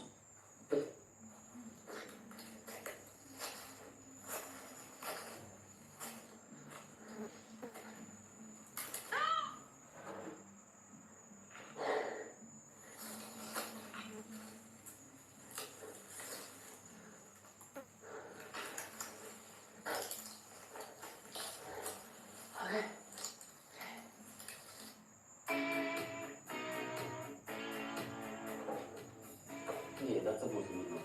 More leverage, height, and leverage. This is the situation right now. This is the first match up like this. So that wins the white? Yeah, 15. Alright. What's going on, everybody? How you doing, intro? You understand? Yeah, but the thing is, I was disappointed. We'll still get to that. What's going on, everybody? Noel here and Pedro. Boy, Pedro. Boy Pedro, and another video. So, we are heading to, based on the title and the thumbnail, you know what is happening today. But we are heading to the middle of Jamaica, the center of Jamaica, and I never know that was a thing. You didn't know that was a thing? Let me know in the comment section. So the day started off good, really work early, and we think we are on the right path, because it's kind of confusing. Because me never come. Pedro come before, but even I remember I was short in Inco. Yeah. Yeah. But what on the journey and thing, well guess what? Look at my hands. How to focus on this? Yeah, what do you mean, of course? Look at my hands. That is aisle from the wheel. We have a flat tire and we are in the middle of nowhere. No, I call it that. Because my car not pass. Okay, that's one thing now. That's lucky. Yeah, wow, look with the phone signal and some asphalt left back on the road. But when you change tire, and Pedro, even though I'm proper gears. But just never encounter this because like I know say if you never talk. No, what are that? No, if you never talk this would happen because listen to me. And I tell you must say because we bring it up why the tire but no, you should say alright, I shoot the attack, you know. You are going to probably fix this. We will try to change the tire, try to work some magic and see if we can get back on the journey. So make sure to stay tuned and watch the video. Sit back, binge watch, put it on your TV, put the phone somewhere proper. Everything and just enjoy the vlog. Yeah, that's supposed to be now. There's so much space. I want to work on space. So I need to one on one. Oh man, Pedro. Yeah, iron man. Yeah, no. So you see me have the iron knock it and I use the hand. No, but that, I don't want you dent that. I know hydraulics, this is why you know. Yeah, that thing about it have. I never know it once. Never did know it. If you have the same thing, that's also number of the storm. Alright, take that turn now. One second. No, I give that a try. After a couple hours later, we finally managed to. Well, firstly, we have to move the van from down there and turn it so we can actually have a better visual. So this is a spare. I haven't been used since I bought the van. Right? So we had some difficulties bringing up the van, but everything is okay so far. And we finally take off all of the. But yeah, We're not outside the bush yet. we're not outside the bush yet. We're still jack up the van and replace the wheel. Yeah, so just to put on this, hopefully, and then just find the nearest tire shop so we can actually start the journey. Alright. Let's start back over. So you know what we are unexperienced enough. Because I'm not learning process still. I'm learning thing. Next time this happens, right? So, alright, so Priest. Typically when we go to the people and we change the tire, them normally use the gun, impact, yeah. So Till the that, until the I tried to that was run the time. difficulty why it took a while to come off. So you know, if we use him jump on one side and me have to pull one Yeah, side. we use my entire body weight on one side while Pedro pull from the next side. Yo, Just to pull one nut. it's crazy. That was a hard nut to crack. Alright. Oh, so a better view of. There's a better view of what is in the tire. Stuck in here. Great. Alright. We have changed the tire. Look at it. Is that miracle? I had never used this tire before. Tell look Marga. Good thing I keep it. What's next now? Next thing is to lock it on and just head back down the hill. Look how the tire is smart. The tire looks smart. Yeah, when you Tire can looks skinny. Yeah. get this patch up and then we're back on the journey.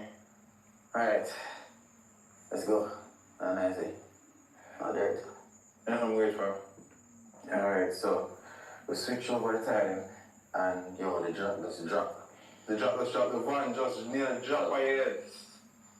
But I prefer this get damage versus this tire. So we're actually good so far. And so now we're gonna just make a journey. Yeah. I'm gonna head right back down the hill because I have to move fast, so they know how the rest of the day is set. So yeah. Yo, it's lagging. Alright, so there's a stream right behind me. Well, there's a stream right down here. And I'm here waiting on Noel because I couldn't drive my van to the distance where the tire shop is. So currently, this is the situation right now. Yeah, as you can see. Yeah, this is bad damage. Can't take it any further. So just waiting for him to come. Back with the original. Motherfucker! Will be The tire dry rotten. on our journey.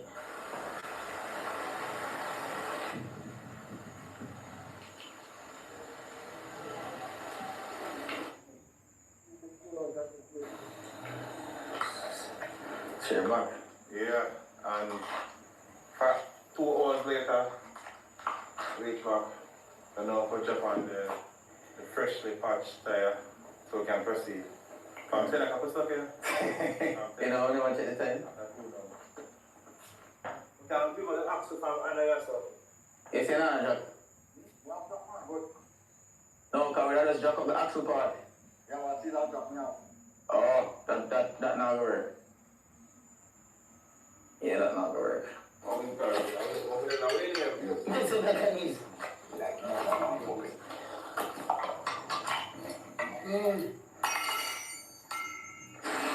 Let's turn that turn.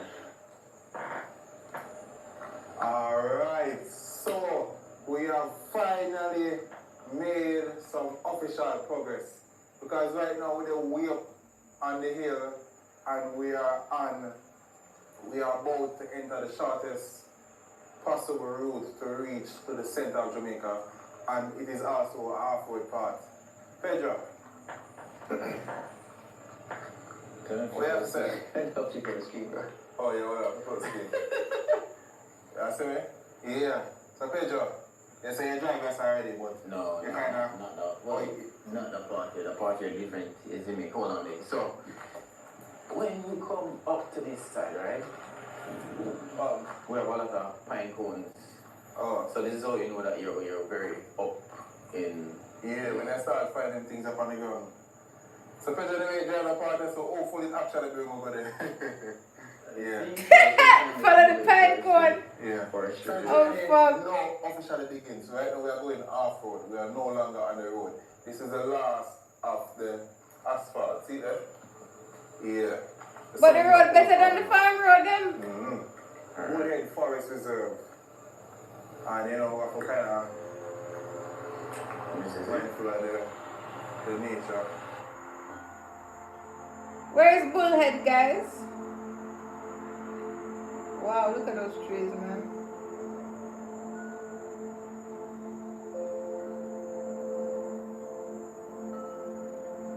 Follow the pine trees, the pine cones. When you find the pine cones, you know you're in the center of Jamaica. Way up in the forest, y'all.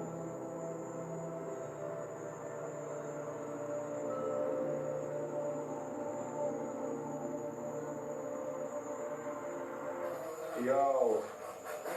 Nah, like Pedro, up here, so in field.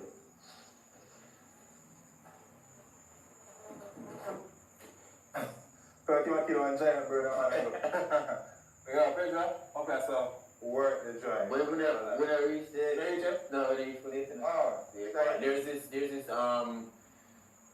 stone or something similar like a tombstone that will show you like you're here. When you reach Tombstone, that means to read. So people will definitely encourage you to take the journey, but just know so that I need not necessarily an awful vehicle, but something capable for go over some local dirt road or some big bumps and things. Once you take on the time when they can reach. And that is it. Yeah. Alright, let's continue this journey. Yeah. I'm showing the surrounding real quick. This is it. Pine trees everywhere. Lovely scene on the rooftop. Yeah, enjoy it up here. Me too. Yeah, when I need to take a weekend off, I just go some places with a friend. But find a friend that have a half a vehicle like that one there. So if you not have it, find someone that have one. And persuade them for come to some off-road adventure. Some off-road outings. Yes, I soon go there. Don't get a flat tire like you. Hell to the And no. then, can't change it.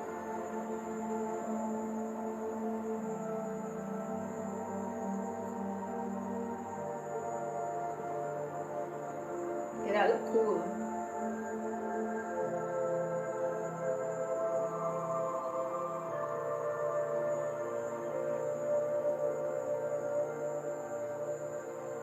Yeah, we don't want to follow us, you know. Yeah, I like you for strike. Right, sir? it wouldn't strike it because you have too much trees that are higher than you. Let me tell you a comedian, you know, you guys. Oh my god.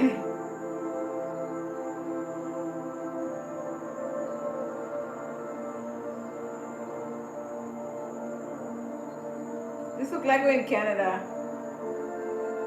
Why would Jamaica look like Canada?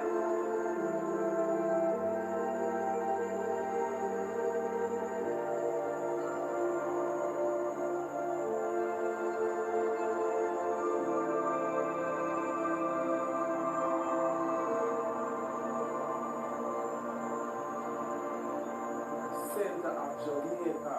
Who would have thought that here? Who would have thought that oi. Bro, I'm driving pretty slow. Yeah, we are I'm not even at 10. I'm not even at 10. If you know all I'm going to drop off, I'm pretty sure I'm going to do some drop off. Yeah. You want to go and left me. Pedro go and left me. And then by the time I reach myself, wait, I don't know where there. I don't know where it's aside. I'm just monitoring the it myself. Yo, we finally made it to the center of Jamaica. Finally. Let's walk over. I walk over there? Yeah. But yo, people, the journey was hectic, but it definitely did worth it. It's cool still. And the place cool and nice. The breeze not blow my heart to that, but the place Cold. is just perfect. But I don't know. There's just something about being here. Wait. That's I'm a gonna tool touch it. so. I'm gonna touch it. I never touched it before. Eh? So who agree with that? This is the first time touching the center of Jamaica. I don't know who do them measurements here. Alright, but we know say it correct. Alright, ready. Ah! Myself, Holy! I feel it. I am now a part of history right here. I am at the center of Jamaica. I want to go to the center of Jamaica. Oh my. This is my second time here. Yeah, he's like, yeah, whatever, I've been there, done that. Yo, guys, donate so we can go to the center of Jamaica. I don't know where these guys are, but this look like Canada, no joke. I'm gonna give you a little shot of it. Let me turn up the screen a little bit. Yeah, this is what I'm actually getting. I am now a part of Jamaica history, the very center of Jamaica. Yeah, guys, don't laugh off of me now. I was streaming one day with this iPad here. I never know how expensive this thing was, right? But yeah, it's about $300 to replace this keypad. So this is my iPad that I got as a gift, and it came with a notebook with the keypad. So the letter P fell out. So I have the replacement P, and I can probably fix it. I don't know, the keyboard. But I would prefer a new keyboard still. Listen. Hear that? Nature at its best. Only need to come here, eh? You think you'd have camp up here? Of course. When I camp up here right now. Of course, it looked like a nice Camping camping site. ground. You know, look at some of the maintenance are still, because you can see the bush. Yeah. Them cut it and things. But just know that up here is pretty dark. Like there's no light. If the moon is not out, you won't see anything. Yeah. Yeah, unless you're creating one light. But up here now, and them have some bench around here you can sit down. I just pour them there still. Okay, could I use some more? But that is okay, that is fine. Can tell you so there was a flag here. Which the flag they go back up. If we didn't know, we bring a flag and raise it. It's a white flag or a Jamaica flag? Jamaican flag, but the last time I came here, there wasn't any flag though. So, me I put back a flag the next time I come. Next time I come, I bring a flag and mount it right here. And should I bring bug spray? Bug spray? Which bug? No, I'm just feel like Mosquito spray. Hello? The mosquito will need blood to man. No. They have to live too. No. Place that's nice and different. Yeah. It's fine. You know, what's crazy, my mom won't say, oh, nah, I can't buy this. Yeah, because we stuck one place for so long. Yeah. 2 places we stuck. And it The was first, worth The it. official flat tire, and then we'll go back down for the spare, and the spare tire just gets shredded. They were stuck right this one. Chop up like Meanwhile, something near the me. tire shop, and I have to wait the next hour Oh, man. just to get through. No, self-service. You sell service? Well, I thought they right here, so surprisingly, I'm gonna look. They have full bar, even perfect. You come up here, you gotta have full internet connection. You know, something you go some far out place and there's no internet connection.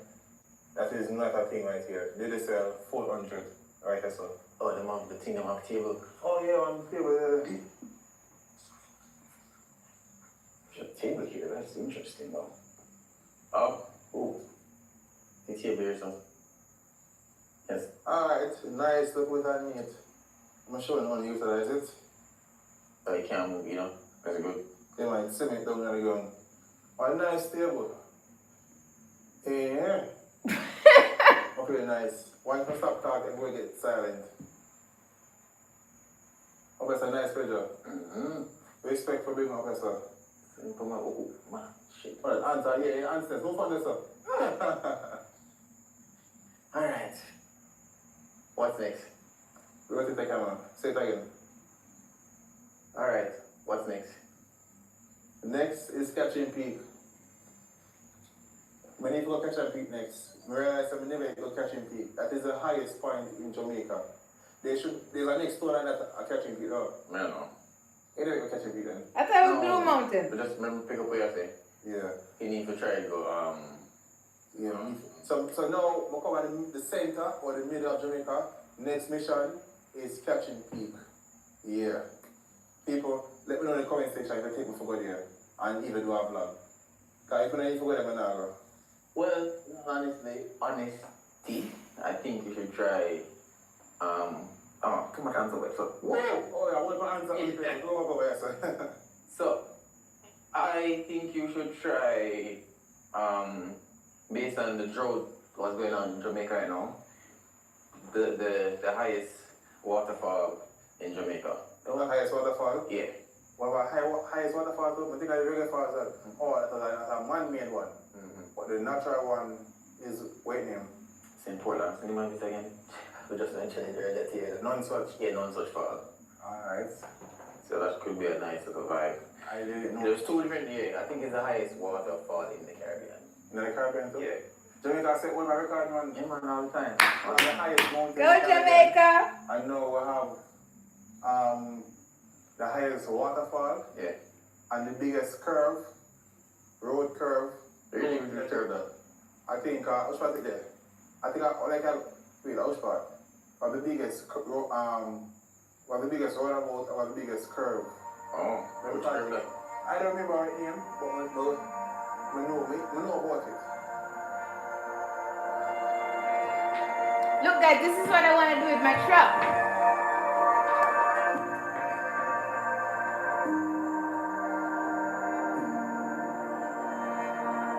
You see what I want?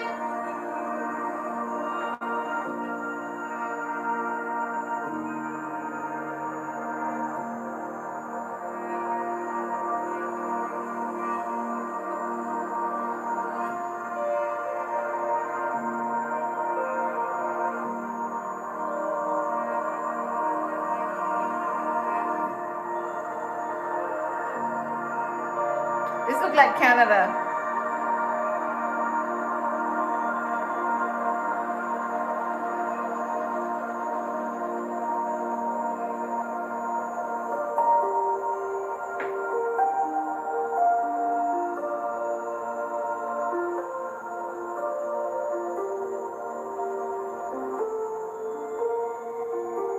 Watch the view!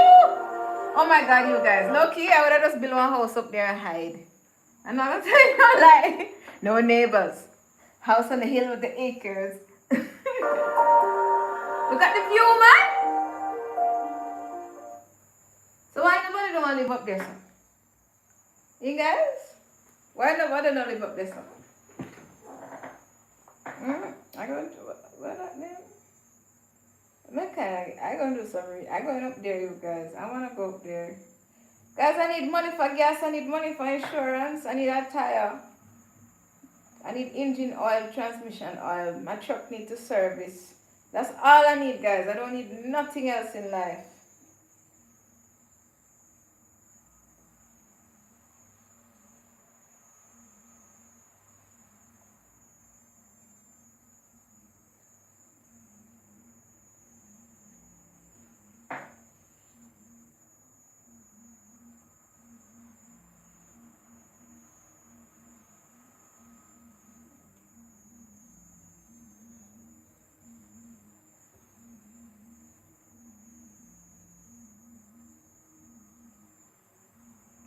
Key facts about Bullhead Mountain. Elevation rises up to 3,600 feet, 1,097 meters above sea level. The center marker, a physical monument at the peak, marks the literal dead center of the island. The pine forest, unlike typical tropical Jamaican terrain, the reserve features a scenic pine forest covered in pine cones and cool mountain air. Water source, the Rio Mino, Jamaica's longest river, originates in the mountains. So it's coming from a big spring then, right?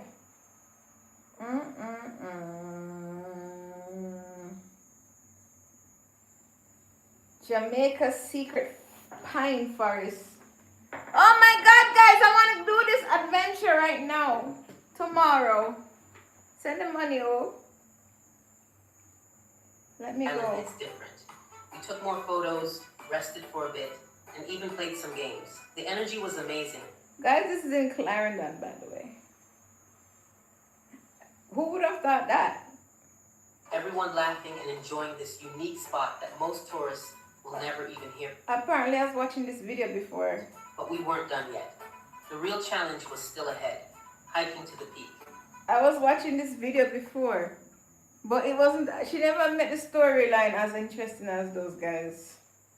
No offense, lady. I mess up too with the content too sometimes, you know? Yeah. We climbed higher, the views just kept getting better and better.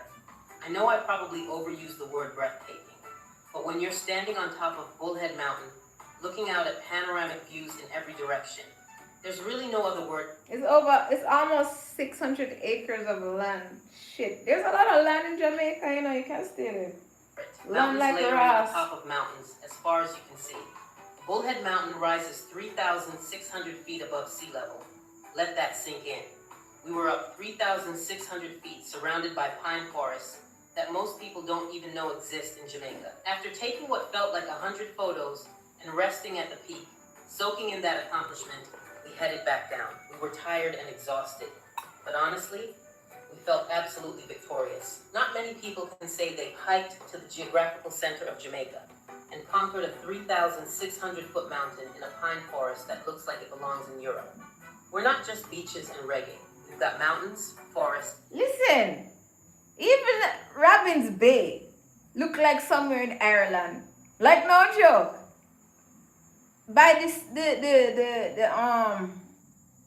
by the cliffs where they do the fishing. Yeah. It's so beautiful to you guys. And landscapes so diverse, it'll blow your mind. Bullhead Mountain is proof that Jamaica still has secrets worth discovering. The scenery is unreal, the hike is challenging but totally doable, and the feeling you get standing at the top, knowing you've reached the center and the heights of this beautiful island, is absolutely incredible.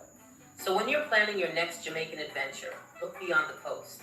Head inland to Clarendon, lace up your hiking boots, and discover a side of Jamaica that'll leave you speechless. I want to go Blue Mountain Peak too. Yeah, I want to go Blue Mountain Peak.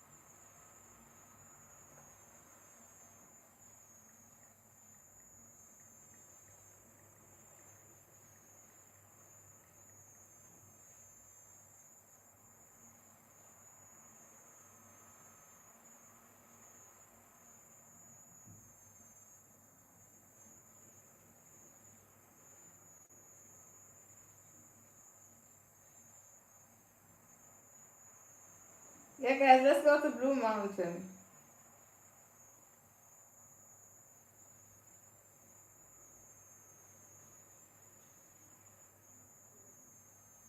Emeka! Emeka!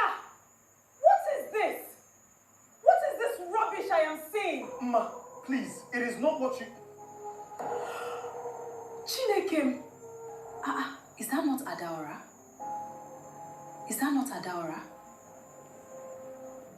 Adaora? Adaora, is this you? You are... I disguise myself as an ugly duckling every day to prevent the CEO from falling for me. But on our wedding night, my disguise was accidentally discovered by the CEO. He discovered that I, the woman everyone called a hideous monster, was actually a stunning beauty. You see, 15 years ago, to survive my stepmother's oppression, I followed my mother's dying wish. I deliberately pretended to be ugly and played the fool in front of them. But on this very day, when I was forced to attend my stepsister's wedding to the CEO, everyone was shocked to discover that I had already married the CEO 2 years ago. Mr. Evans, the system says you're already married.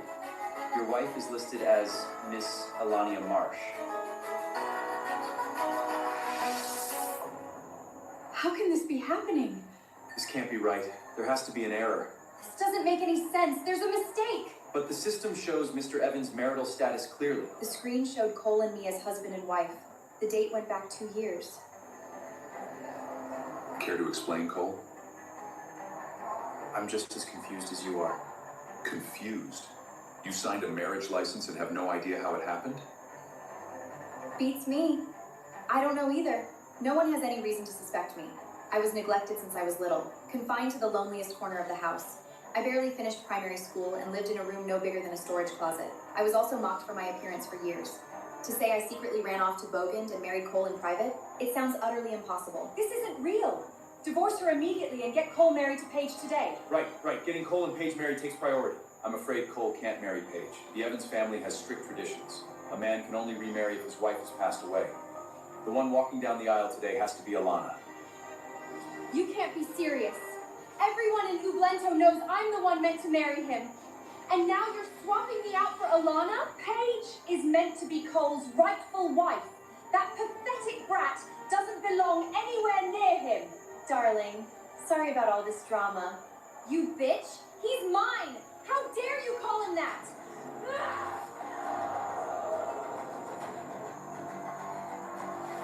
Take a breath, Paige. Where are those polished manners you take pride in? Cole, you can't leave me. No one loves you more than I do. As an Evans, I'm expected to uphold my family's traditions. I won't be the one to tear them down.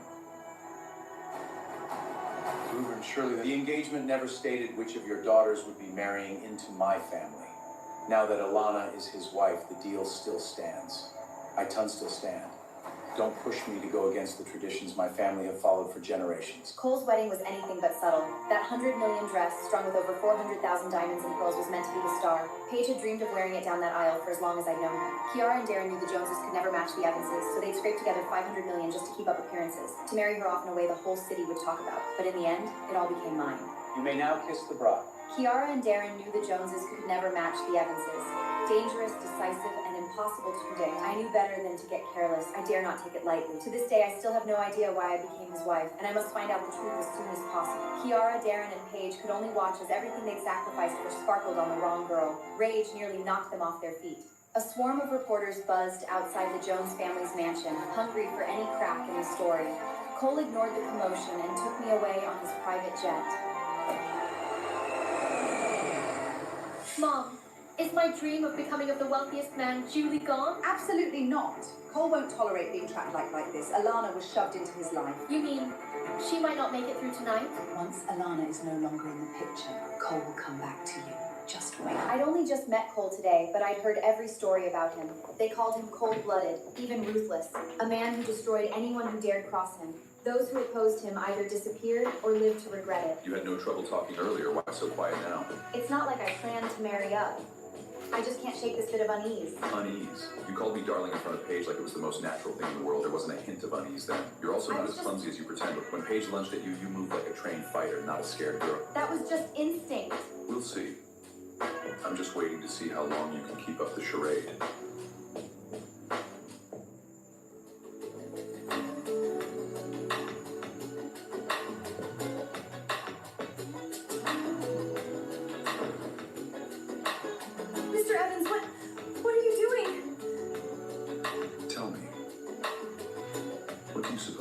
neighborhoods ought to be doing on their wedding night. No, wait! I'm going to take a shower. After I shower, Cole stretched out on the bed, his pajama top hanging open intentionally. Honey, come to bed. How about we talk for a bit instead? About what? The way you treat You the coming entire over Jones with family? pizza? Just Or tune maybe how you in. mentally embraced yourself into marrying someone you can't even stand before setting off to the Jones family's residence. So, a deal. 2307. I'll keep your admirers away from you, and you don't interfere in my life. Once this is sorted, I disappear. Fair?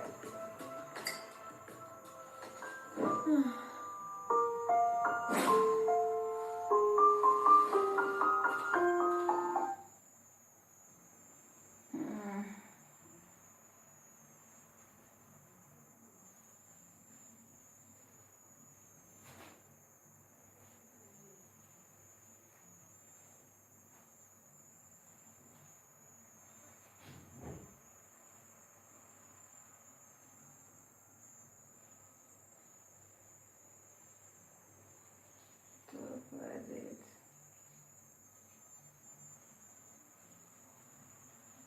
Two, 307.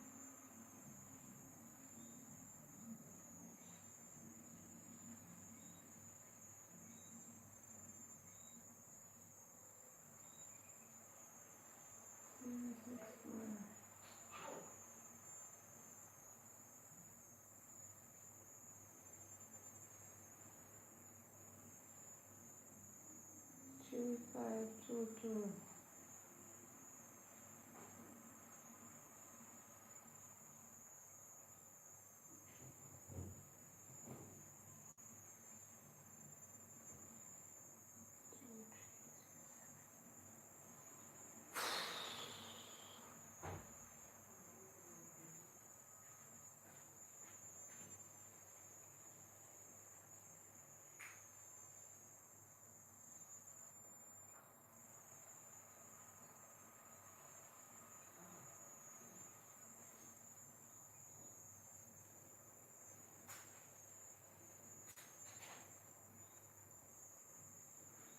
Two, 307.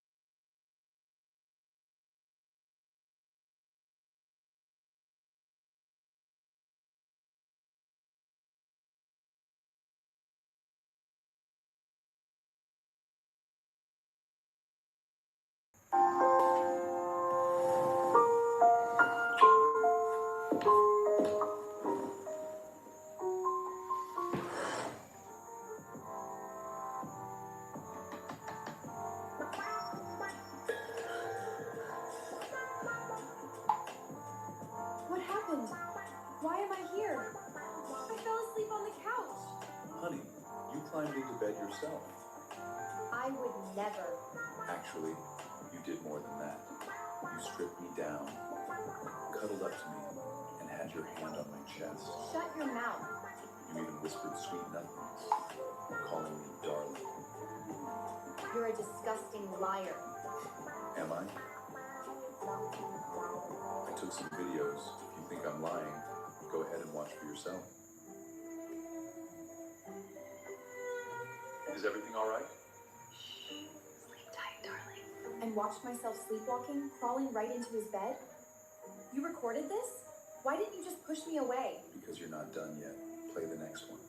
My stomach twisted, but I tapped the next clip. Honey, don't you think this is a little excessive? One more word and I'll bang even harder. This time, my limbs were wrapped all around him. You're adorably fierce. How was I supposed to resist? I couldn't take it. I tore off the covers and sprinted into the bathroom, slamming the door. Honey, time's ticking. The elders are waiting to meet us. Better get moving. What do I wear? I've got you covered. Where are my glasses?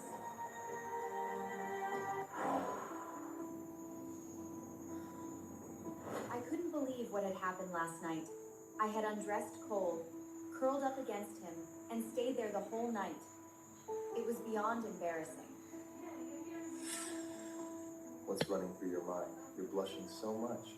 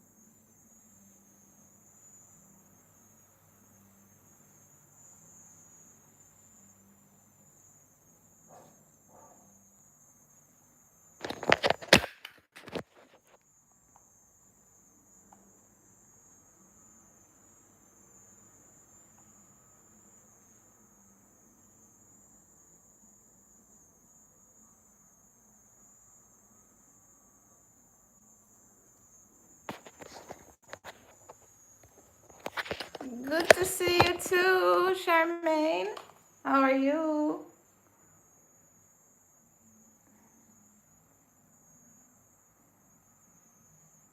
Yeah.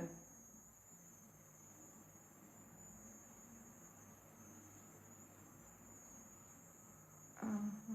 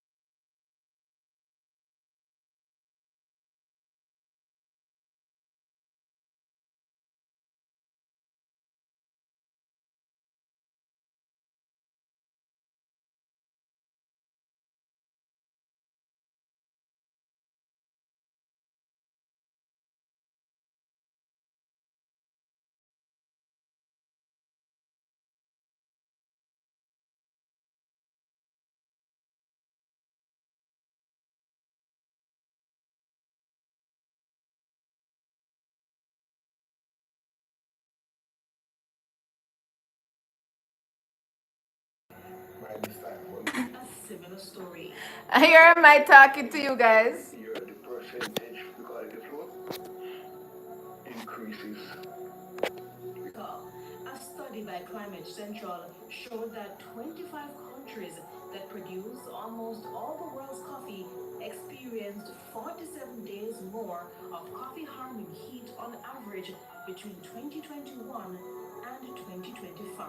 But locally, the writing has been on the wall for over 10 years. Scores of coffee farmers along the Blue Mountain long-standing problems coffee farmers have been dealing could wash down the drain if coffee farmers do not get A major blow to the coffee industry in the Blue Mountains. I think it is about in the 2000 coming up. We started after we gained those big four hurricanes in the 90s when it turned over into the 2000. We'll find that the time start to get little warmer and warmer and warmer until it reached this stage now that we up here never witnessed this type of climate for years. Look at today, a day like this, even though it's overcast, it's still relatively warm for us. I mean, it might be cooler than obviously in the Unity Plains and Spanish Town and Portmore, but for us, it is still, we feel it, it's warmer. While there is no specific data on the rate at which the temperature has been increasing in the Blue Mountain area over the years, in June 2019, Jamaica recorded its hottest day ever. Temperatures soared to 39.1 degrees Celsius, and temperatures are expected to increase even further due to the climate crisis. Dr. Dwight Robinson is an entomologist in the Department of Life Sciences at the University of the West Indies Mona campus. He has been researching coffee and climate change for several years, specifically in regards to pests and diseases like the coffee berry borer infestation. in earlier years when we look back at what those who preceded us did. The borers affect the banana too. In the Blue Mountain that we weren't seeing coffee berry borer, and if you saw it, the damage was very low. The work that we have done over the last 5 years have indicated that places that we were not seeing borer before, we are now finding them. And because they are what we call cold-blooded organisms, they require a certain temperature for them to complete the life cycle. What that is saying to us is that now the temperature in the Blue Mountain is actually increasing. And temperature is one thing. Coffee farmers have been left at the mercy of intense weather events.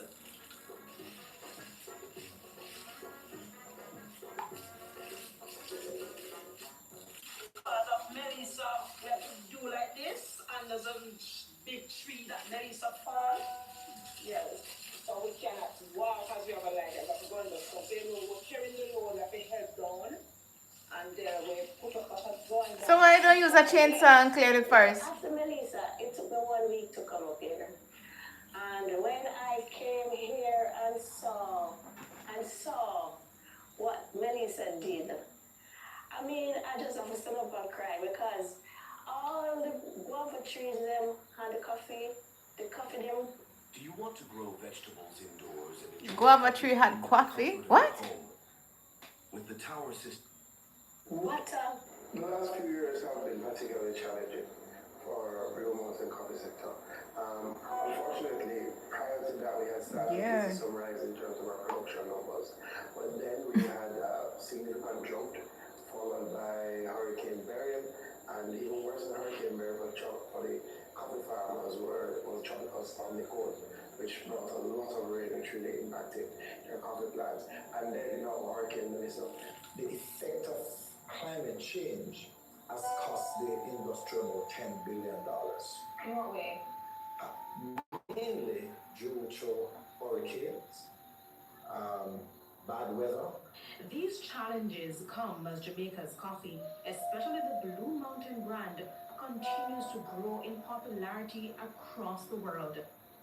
57% of Jamaica's exported coffee goes to Japan, 18% the United States, while the remainder goes to Europe and other markets. Although Jamaica produces less than 1% of the coffee for the global coffee trade, the Blue Mountain coffee is a premium brand loved by many.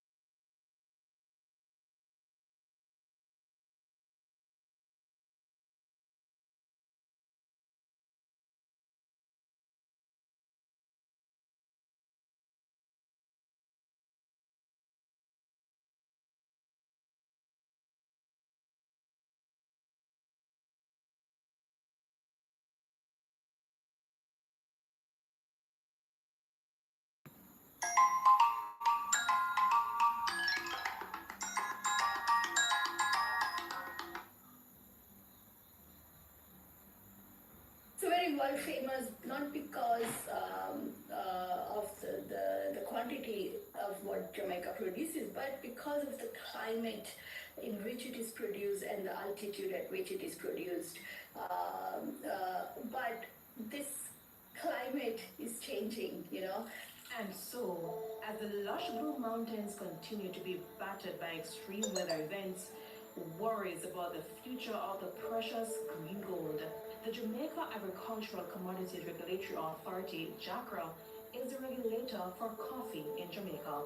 It is alarming and very concerning to us. Concerning, but farmers believe the authorities are not doing enough to help them adapt to the changing climate.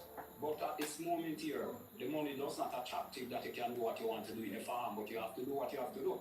You have to make sacrifice, so we make sacrifice until we can't make no more. The Jamaica Coffee Exporters Association is calling on the government to invest through the CREP program, which is the Crop Restoration and Establishment Program, some 300 million Jamaican dollars per annum over 5 years. Yes, man. $1.5 billion to provide support for the farmers. I don't know, I can't get no support. In agreement, You see, look a fucking face. coffee brand, there should be increased investment in coffee research and development. So the solution is affordable and the risk of inaction is great, you know. So for Jamaica especially, it doesn't need to produce more coffee. What it needs is to protect the quality and resilience of coffee that it produces, such as the Blue Mountain coffee. Also, special focus on other varieties of coffee that are more tolerant to the changing climate. In one of my interviews, one of the coffee processors, called the Jamaican Blue Mountain coffee because the brand is built on the Arabica typica. It's called the Usain Bolt of coffee.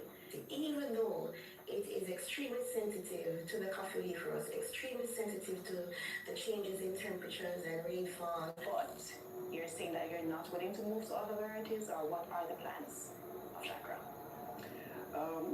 It's a delicate balance. What they need to do is just plant some chocolate trees around it. So how do we mitigate You know, guys, climate change? coffee and chocolate grows very good together. And the chocolate will help cover the shade the coffee trees. Please stay with us. Brewed by the Heat. We'll be right back. Yeah, this used to be a chocolate, coffee, and banana plantation. There's a lot of chocolate around this farm. Oh my God. And coffee. Yeah. I only see one coffee tree though, but I know we have a lot.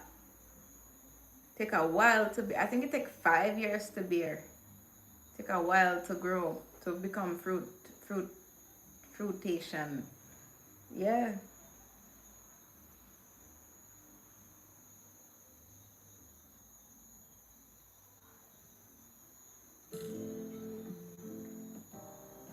Here at Cinetech Group Manufacturing Factory, you can see our flagship product line ready for deployment. Our self-lifting concrete is one of the best. It builds to deliver performance. Animation.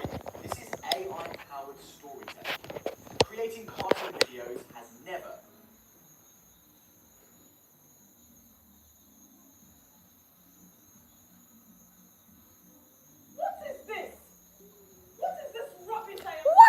this rubbish I'm seeing? What is this? Chineke.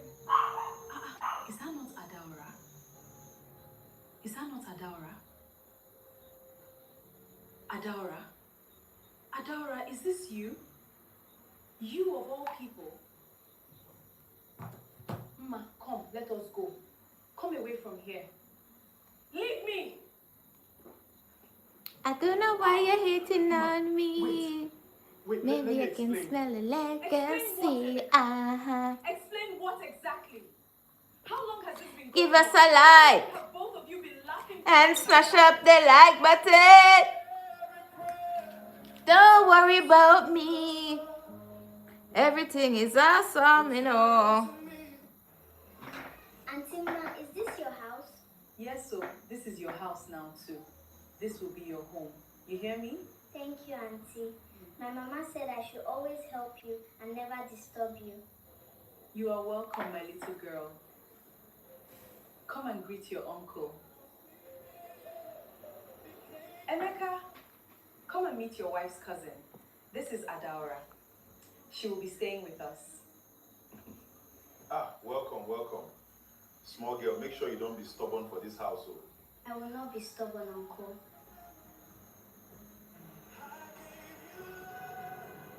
Ma, are you sure about this? Another mouth to feed, another school fees to pay. Lagos is not easy. She is my blood, Emeka. I cannot leave her to suffer in that village when God has blessed us. Are we not able? We are able. I am only saying, these village people, once you carry them, they will carry your whole life with them too. She is a child, not a burden. Rest, Biko.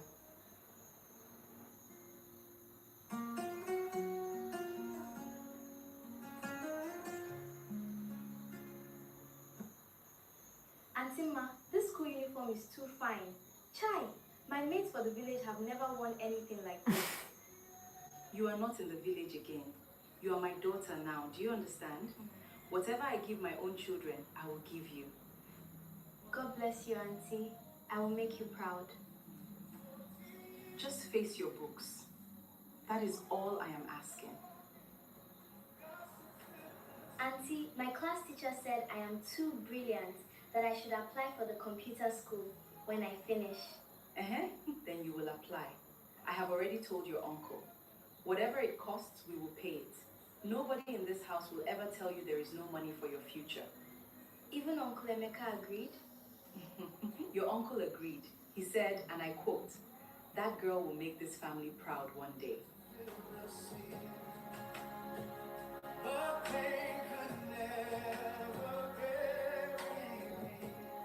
Auntie, thank you for the job. Oh. I cannot believe I'll be working in the same building as big men and big women. Did I not tell you, once you finish that computer course, doors will open. Just be respectful there. Don't let anybody use you anyhow. I will be careful, Auntie. Nobody can use me anyhow. Good girl.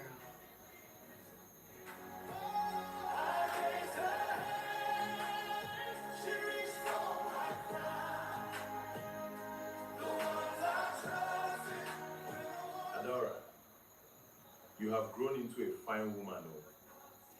This your new dress, now wow. Who dressed you like this? Uncle, it is you and Auntie that trained me now. I cannot come and disgrace this family with poverty clothes. You have started to sound like your auntie. Very smart girl.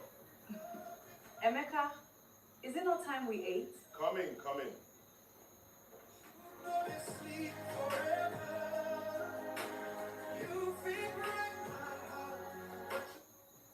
Adaura, is that not my husband's car? I saw outside your friend's shop when I was driving back from the office today. You people should not be forming big babes for town, no. Auntie, he just dropped something for me. Don't mind him. You know Uncle Emeka, he likes to help. That one, always helping. Okay, oh, greet your friend for me. I will, Auntie. Rest well.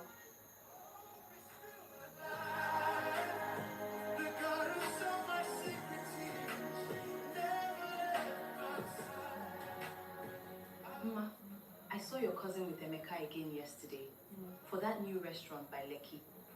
Just the two of them. Is that a crime now?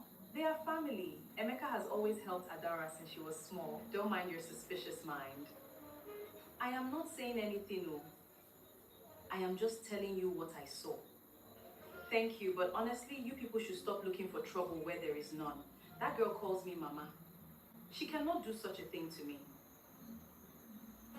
Delulu.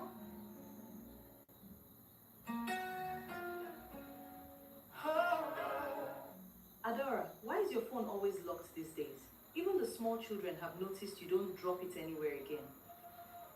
Auntie, it is just work matters. Some things concerning the office, that's all. Okay, as long as it is not a man giving you problem. You are not getting younger, you know. When will you bring somebody for me to see? Auntie, when the right one comes, you will be the first to know.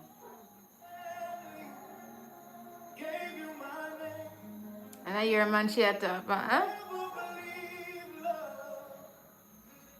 Adara, we cannot continue like this. If your auntie ever finds out. You think I don't know the risk? You are the one that keeps calling me, keeps sending driver to come and carry me. I never forced you, Emeka. Just be careful. Please. Am I the one that is not careful? Go and face your wife and stop coming to my side if you cannot manage yourself. When your eyes turn control, the house we've been became a battlefield. Emeka, are you going to the office today? No, today is my off day. I will just rest small, maybe sleep.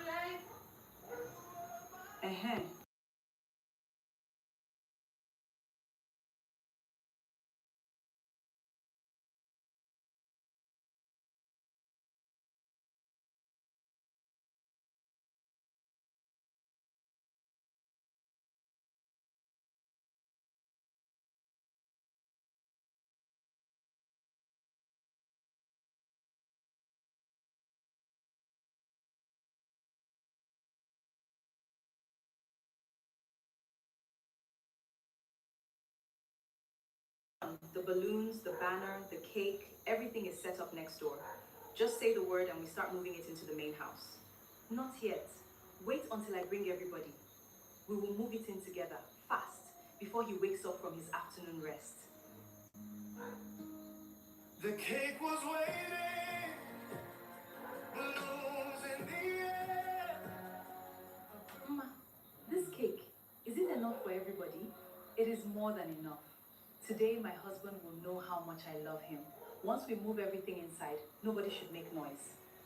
Mama, you didn't tell us it was going to be like this. Shh, keep your voice down now. Everybody, please, when I open the door, nobody should talk. Let us surprise him properly. We are ready, oh.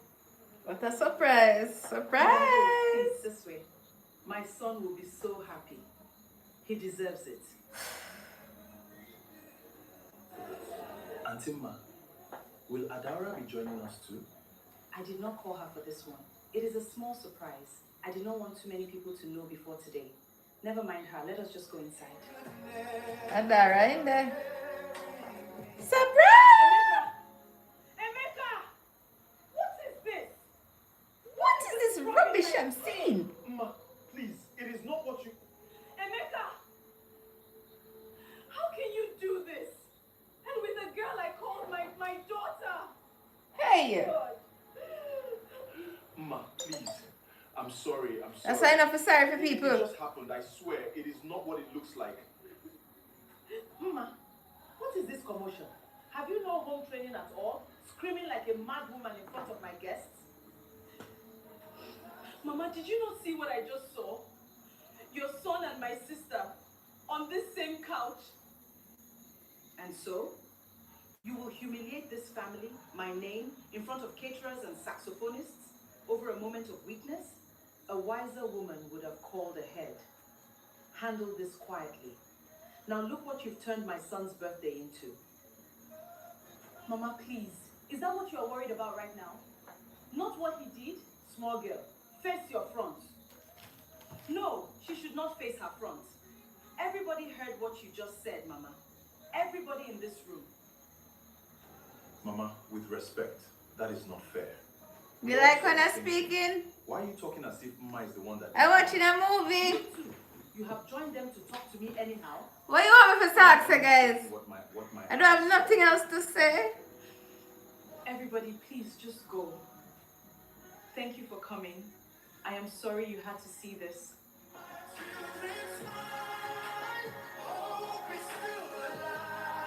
I don't have nothing to say, you guys. Madam, the office is asking whether the shipment payment should go through. Hold everything. Do not release any more kobo until I tell you. Yes, the Ruffin. Remy father. What's going on? Ma, be reasonable now. We are adults.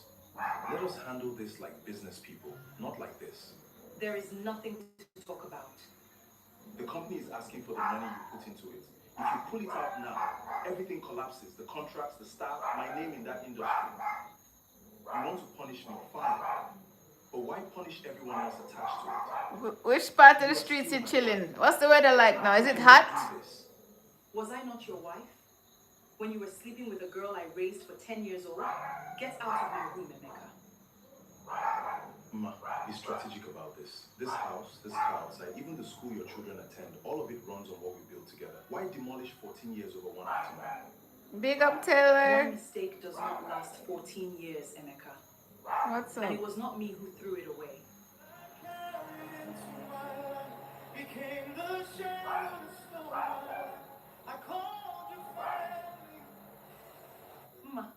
Madam, is it true you are pulling out of the business with Oga Emeka? Everybody is talking about it too. I don't discuss my private matters at other people's weddings. But is it true he was caught with that girl he was training? Chai, and the mother was even there in the room, defending her own son. That family, Madam Gold and them. I'm doing alright. Canceling their society meetings with her. Nobody wants to be associated with that kind of scandal. Bisi, is Madam Gold still hosting the fundraiser this month? Because 3 of our members have already said they will not attend if her name is on the invitation. I heard the same thing. They are saying, why should we associate our foundation's name with a family like that?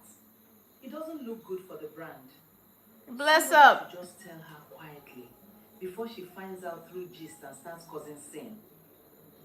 I gave you love, you gave me misery. I raised a hand. Mama, I heard the contractors are saying things too. Is it true the Women's League moved their meeting away from your house because of what happened? Bisi called me herself, if you must know. They said the meeting will now hold at another person's house. 30 years I have built that foundation. 30 years, Emeka. And one afternoon on that couch has cost me a seat I fought for. Do you understand what you have done to me? Mama, please, help me talk to Mama now. Things are getting difficult for the business, and I need her to reconsider. You want me to beg a woman? Taylor Acid TV is the name. Wagwan. I already tried to smooth things over that day and see how her family, even my own child against me. Fix your own mess. So it's like that, Mama? You will just watch me lose everything? I told you years ago to be careful with that girl. You did not listen. Now my name is what is paying for it.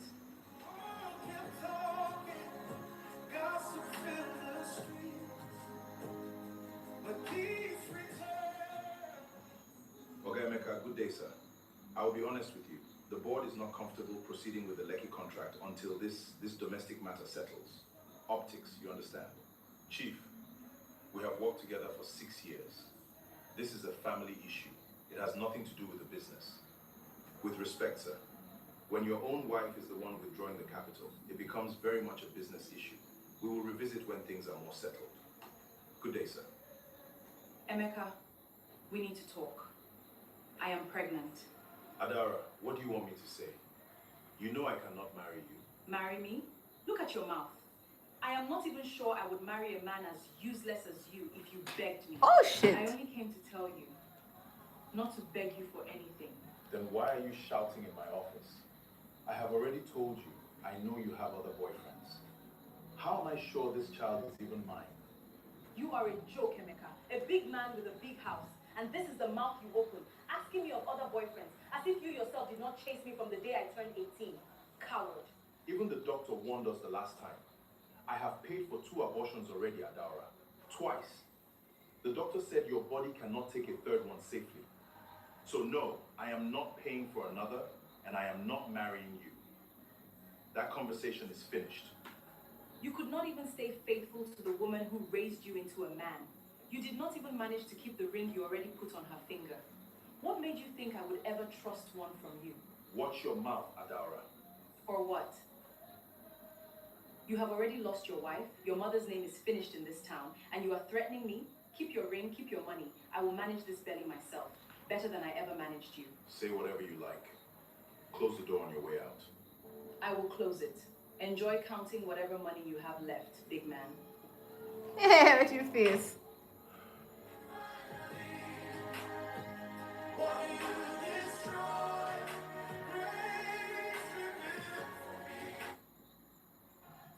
Adaora, is that not you? Weren't you in Lagos, living big? Things changed, Mama. Orange, sweet orange, come and buy, oh. But Auntie Ma trained you now, sent you to school, gave you everything. What happened? Mama, Wahala. please, I don't want to talk about it. Sweet orange, come and buy. Wahala happen. Justice comes quietly. Mommy, is Daddy coming home today? He promised he would take me to my inter-house sports on Saturday. He said he would be the one to buy my new sneakers. Not today, my dear. I will buy the sneakers myself. And I will be the one at your sports on Saturday, front row, shouting your name loudest. Is it because of Auntie Adara? Yes. The driver was talking to the gate man. I heard Auntie Adara's name and Daddy's name together. Grown people's matters are not for your ears. Whatever happens between me and your father, you 3 will always be my priority. You hear me? Mommy, I heard Daddy on the phone yesterday. He said if you don't stop, we will not go to Disneyland again this December. We will still go to Disneyland, with or without your father. Nobody is losing anything in this house because of grown people's actions. Nobody. Gave you my name.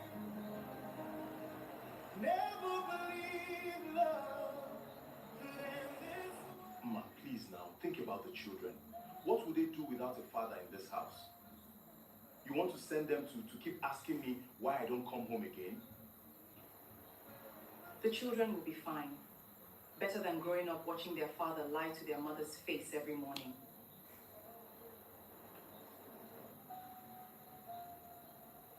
Is that your final answer? Tell your people the bride price will be returned, in full. I don't want anything from your family again. Ma, you cannot be serious. Do you know what returning bride price means for my family's name? You should have thought of your family's name before you brought another woman into the home you built with me. And as for Adaora, I leave her to her conscience. I gave you love. You gave me.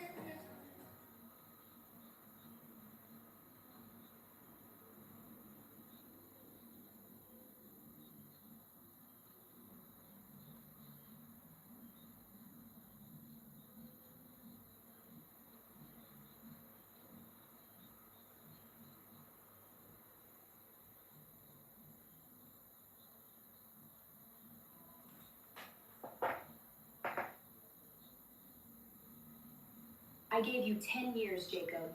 10 years of marriage, and you still chose her. You broke our vows for her. You broke me for her. Why can't you just love me?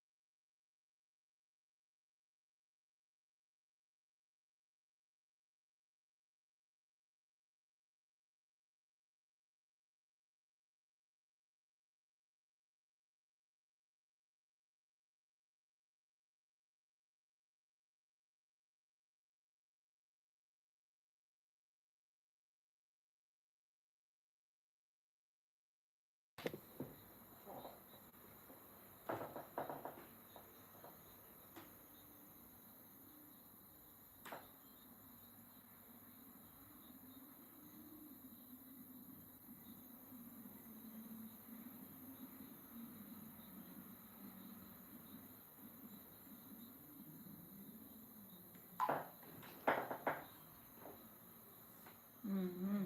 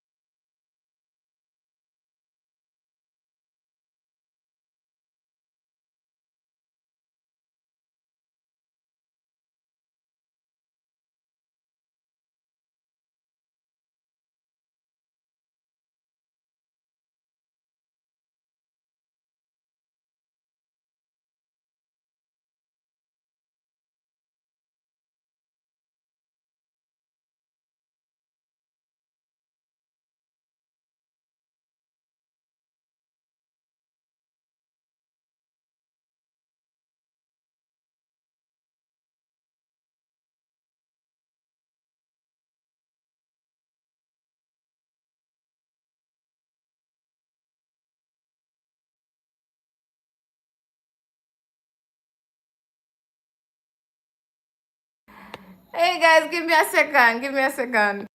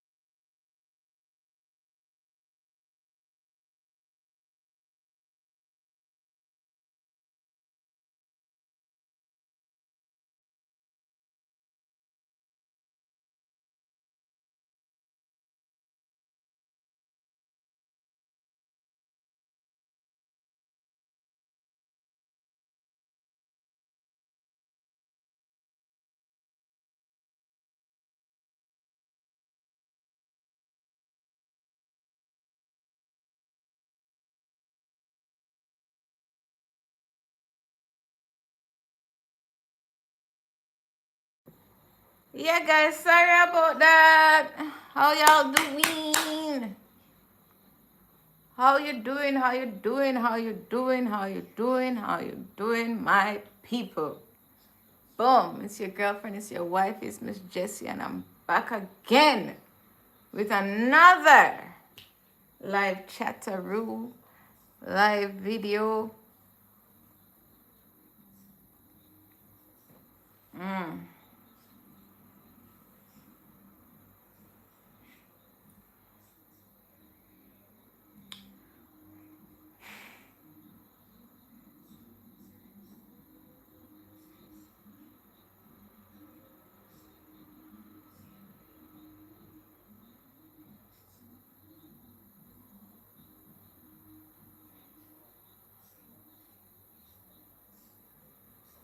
Slow down, baby.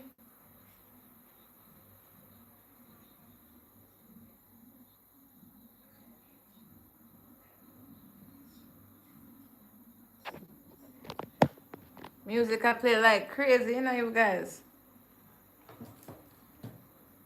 Ryder.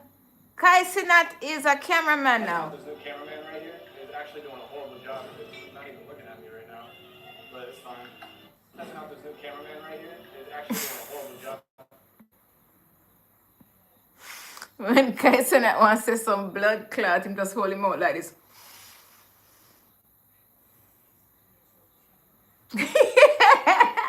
I know, right? Because him don't want nobody clip him.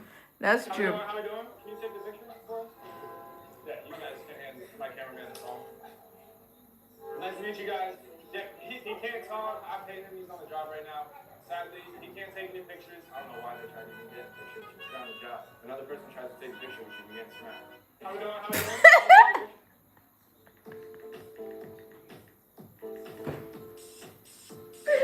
Oh God, if I put a car for him. How you doing? Is real nigga, man? I mean, real nigga. Okay, we ain't trying to hear all that, bro. We get money. I need to go. Mind y'all business. Hold on, listen, bro. We don't want problems. We want everybody to calm down. And guess what? We are the super problem. Okay, listen. We are the super niggas. We are the super niggas. I don't give a fuck who you are. Okay, listen. I understand your frustration. I'm not gonna lie. The police out there said, calm the fuck get mad, bro. No. Wait. I'm not gonna hear none of that. Wait. Okay, look. I'll be honest. They came in and they said, hey, just go in there. It's dangerous. But we can calm it down and everybody can go home free and happy. Please, just calm down so we can. Nah, forget all that, bro. Wait, bro. We gotta calm down, bro. Bro, I'm gonna crash out, bro. You know, nigga. Wait, hold on. You think I'm pussy? You is. You is. Fuck you. You is. You think I'm pussy? Yes. No, get over there. Show you what it is. Oh, what this one?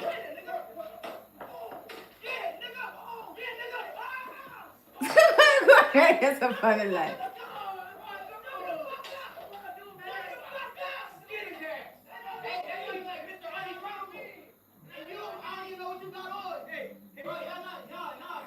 Oh, what this me watch from a timeline, man?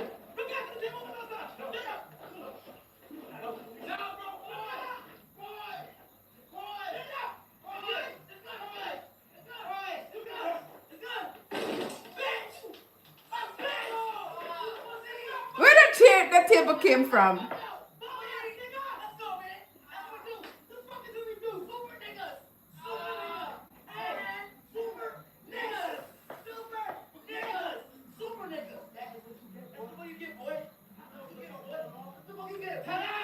That will teach you.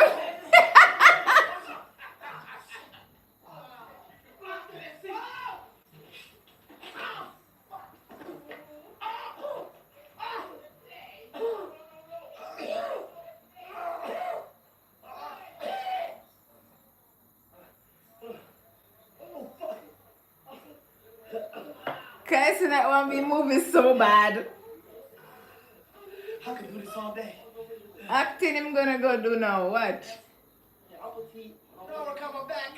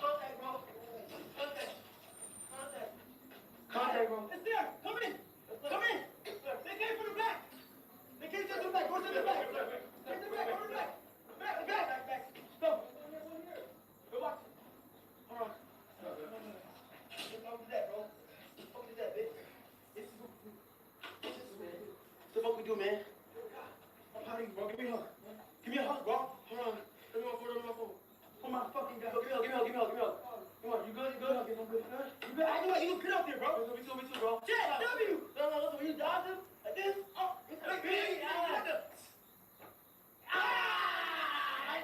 I did do me, bro. I'm gonna chat happy. Oh my God, we're good. Oh my God. Wait, did we do good?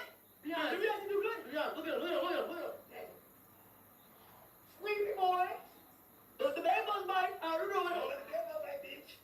Look at dumb ass. Look at dumb ass. I was like 83. This nigga like this, Joe. We super niggas. Super niggas say today, man. Hey, listen. Let me tell you something, boy. Okay? It's nigga man 1 and nigga man 2. Where's your bosses? Where are your bosses? Fuck you. Okay. Fuck me? Fuck me, huh? Me? No. Listen, calm down. Tight ass clothes. Oh, okay. You got this. Listen. Stop playing. Nigga, stop playing, nigga.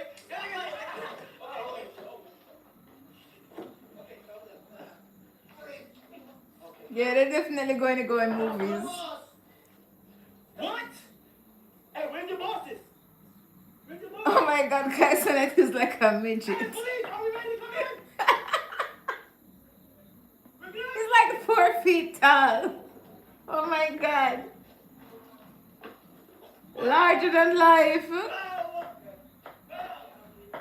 Oh my God, Rakai. Look who we have here. Well, hold on. So you're telling me y'all thought y'all was going to interrupt national news and not let us find y'all? We are called the Super Niggas. Okay? Hold on. Let's see who it is. I'm going to start over here and I'm going to go here. Let's see who the fuck it is. See who it is, man. 3, 2, 1. Megamind! Oh no. Are you serious? What the fuck? I am Megamind! No. I am Megamind! I'm down. Stop resisting. Anything you want to say, buddy? Oh my goodness. What you want to say? I would have succeeded in all of my crime if it wasn't for you and your dog. Okay. Oh, hey, Rakai, how about you see who that is? Let's see who it is. Who the fuck this bitch ass nigga is? Michael Jackson sensation. Oh my motherfucking God. I said, what kind? Michael Jackson, what? This isn't Neverland. I thought it was going to Disneyland, nigga. Why are we here? Are you serious? What the fuck? Why would you join him? He brings me goats and ice cream. No, I meant to get Michael Myers, but I accidentally got Michael Jackson. There was a typo. There was no typo. And now I'm stuck with this glorified Disney adult. Oh my God! Nigga, heal! It's drugs!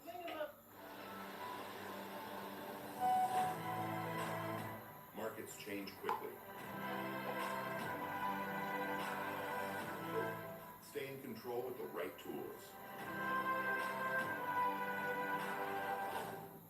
Trade. Make smarter decisions.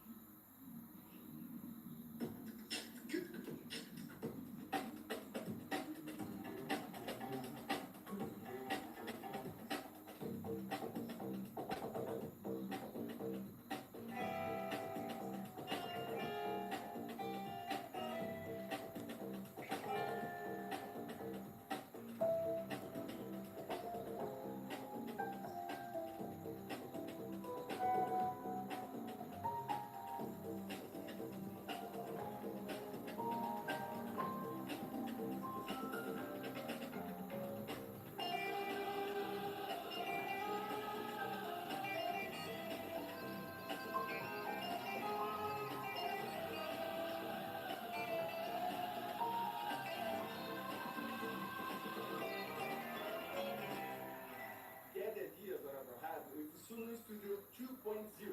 Try today.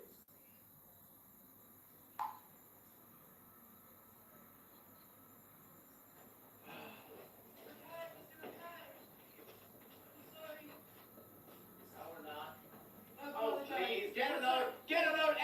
few things for you, buddy. Oh, please don't even get me started. You look like a can of sugar-free Sprite. You look like if WhatsApp had a mascot. You look like a low-budget Power Ranger. Oh my goodness. Wow. You look like Kermit the Frog's bleach asshole. You look like a Mucinex man. You look like dental hygiene products. You look like a funky grasshopper. Oh, I like that one. Where the hell am I? Where's Sabrina at? Where? Oh, to him to the left. Where's Kai? I don't know. Hey, you know why? Because snitches get stitches, and they... Snitches get stitches, and they end up in deep, dark, dirty ditches. No, where's Kai? They threw him in the river. My tool. Super nigga, sorry. The short thing was the short ass braids. Big T. Try to chase after him. Petite. Yeah, sure. Yes, look at this, Michael. We broke out of the ropes. Get him. You failed that job. I'm recommending it.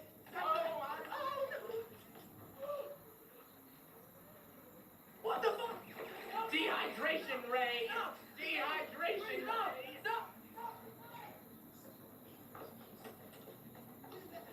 Get his ass.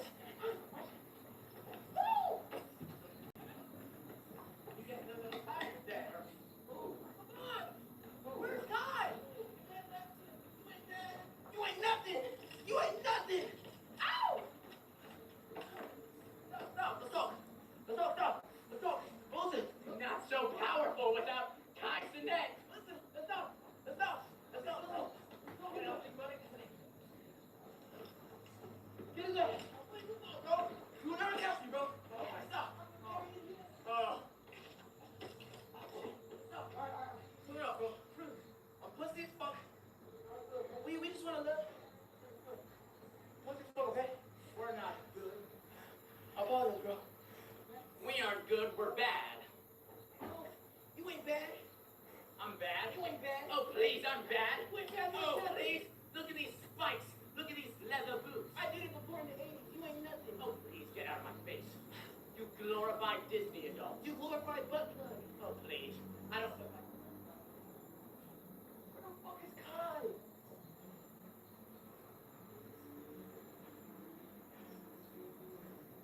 Well, where the fuck is Kai? Where's Kai? Hey, wait.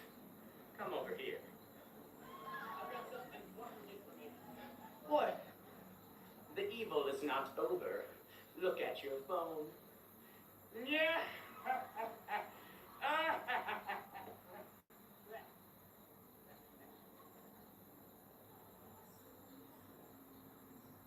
What?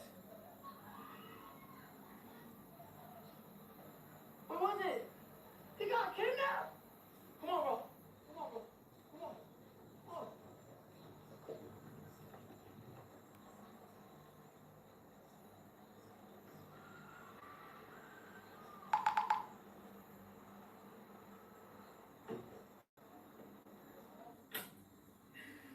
Bitch ass by myself.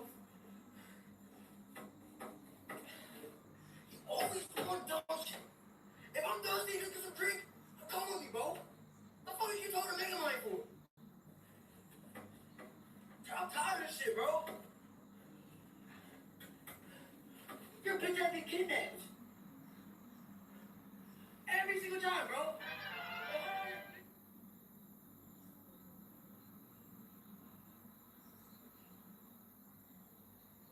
Keys. Oh my fucking god. The fuck keys? Oh, man.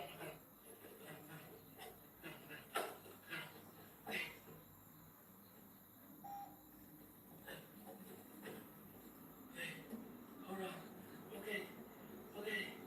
Okay, Chad, where do I go? Oh my god. Chad, listen, Chad. Did y'all see where to go? Hey, Chad, did y'all see where you went, bro? That's my question. Did y'all see where you went, bro? Oh gosh, this is not fucking good, bro. It's petite, dirty ass, bro. Your bitch ass got kidnapped. You had one job. We found him back on mine. We found Michael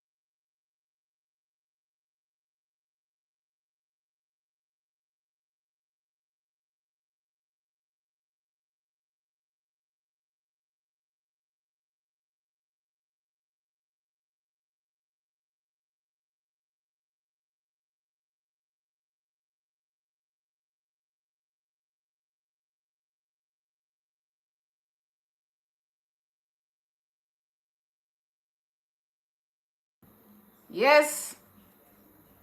I turned bad panic now. Watch out. Watch out. Hey! Hold on. Still in a little difficulty. Aha! Magic!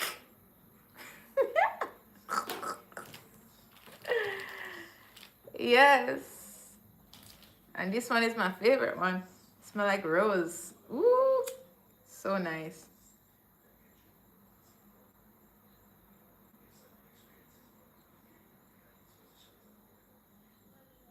This one really get rid of the mosquito them.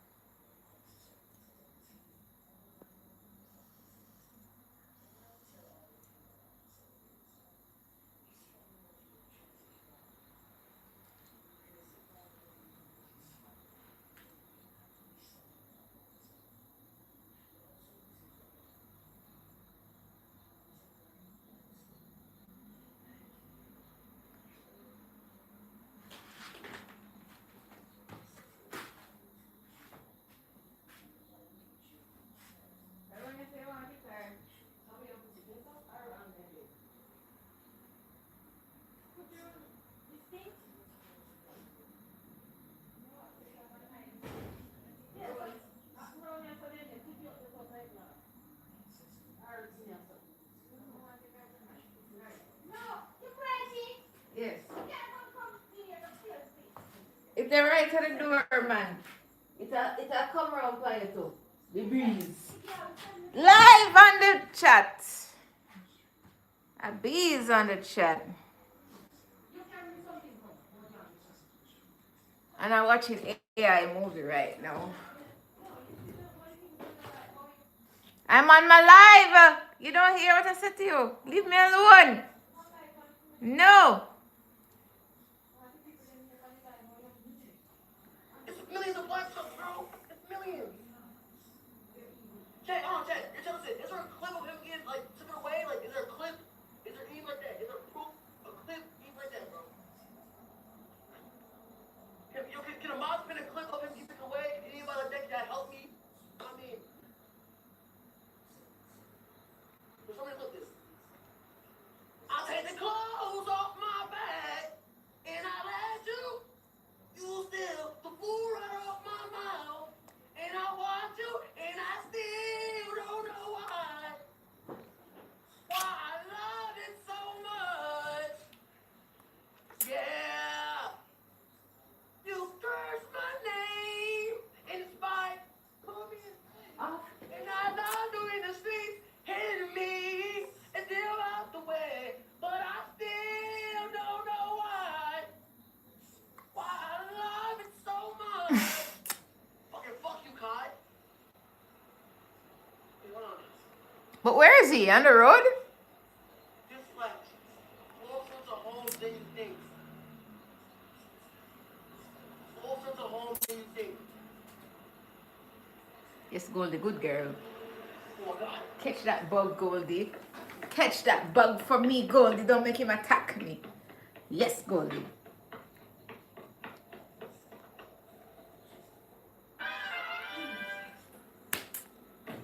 Thanks a lot, Dispatch. Thank you so much, Dispatch.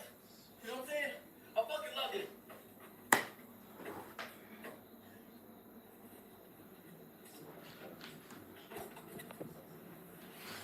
All right.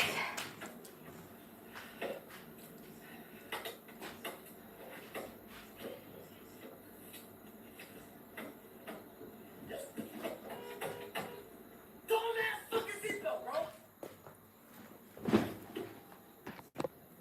Okay.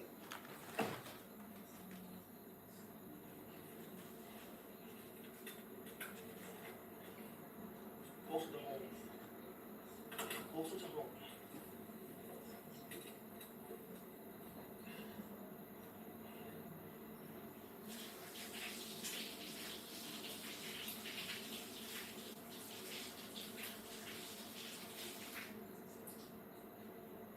Are you looking for a new friend online? On this platform, you may meet 45 plus people online looking for connection.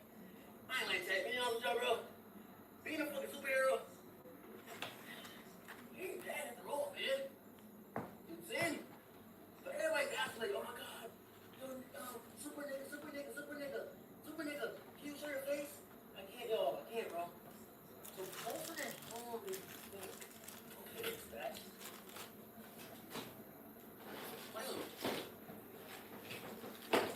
You're not doing shit. You piece of fucking shit, my nigga. Yo, mafia, no pills on mafia. No pills on. I'm trying to find God. What the fuck you want me to do? Go get a helicopter? No! I'm gonna find him exactly how we're gonna find together, bro. You're not doing shit. Hey, mafia, between us, bro, we are a connection like this. Wait, mafia, we had a connection like this. Yeah, fucking switched up. Between us, bro. Mafia, I'm too. Oh, we love you. Oh, we love you.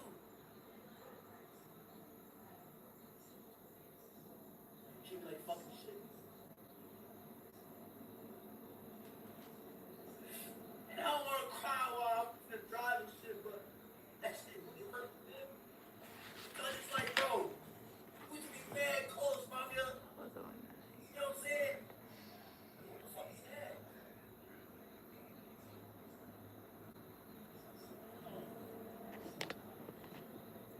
Like I was saying, you know, mafia, like, yeah, I don't before y'all see him cringe, he ain't like that, bro.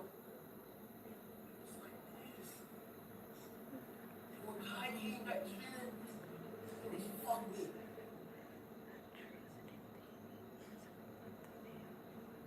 Guys, boy, that shit went off. Oh my god, no. Kai come back, fuck me. That's how I feel, bro. That's how I feel, bro. You know you don't give a fuck. That's how I feel. I'm trying to find this nigga right now, bro. See if I can do this, bro. Holy fucking shit. So any music, any fucking music, bro. Name 5 states. Bro, yo, chat. I graduated, bro. I'm not answering your question no more, bro. What the thing is this, gang? Like, once you graduate, it's like you can't answer dumb questions like that, bro. Tell us something, name 5 states. Fuck me, name 5 states for when I graduated. You know what I'm saying? Name 3? Nigga. Florida. Nigga. Kentucky. Nigga. Atlanta, Georgia. Fuck. Bitch, you name me 10 states. How about that?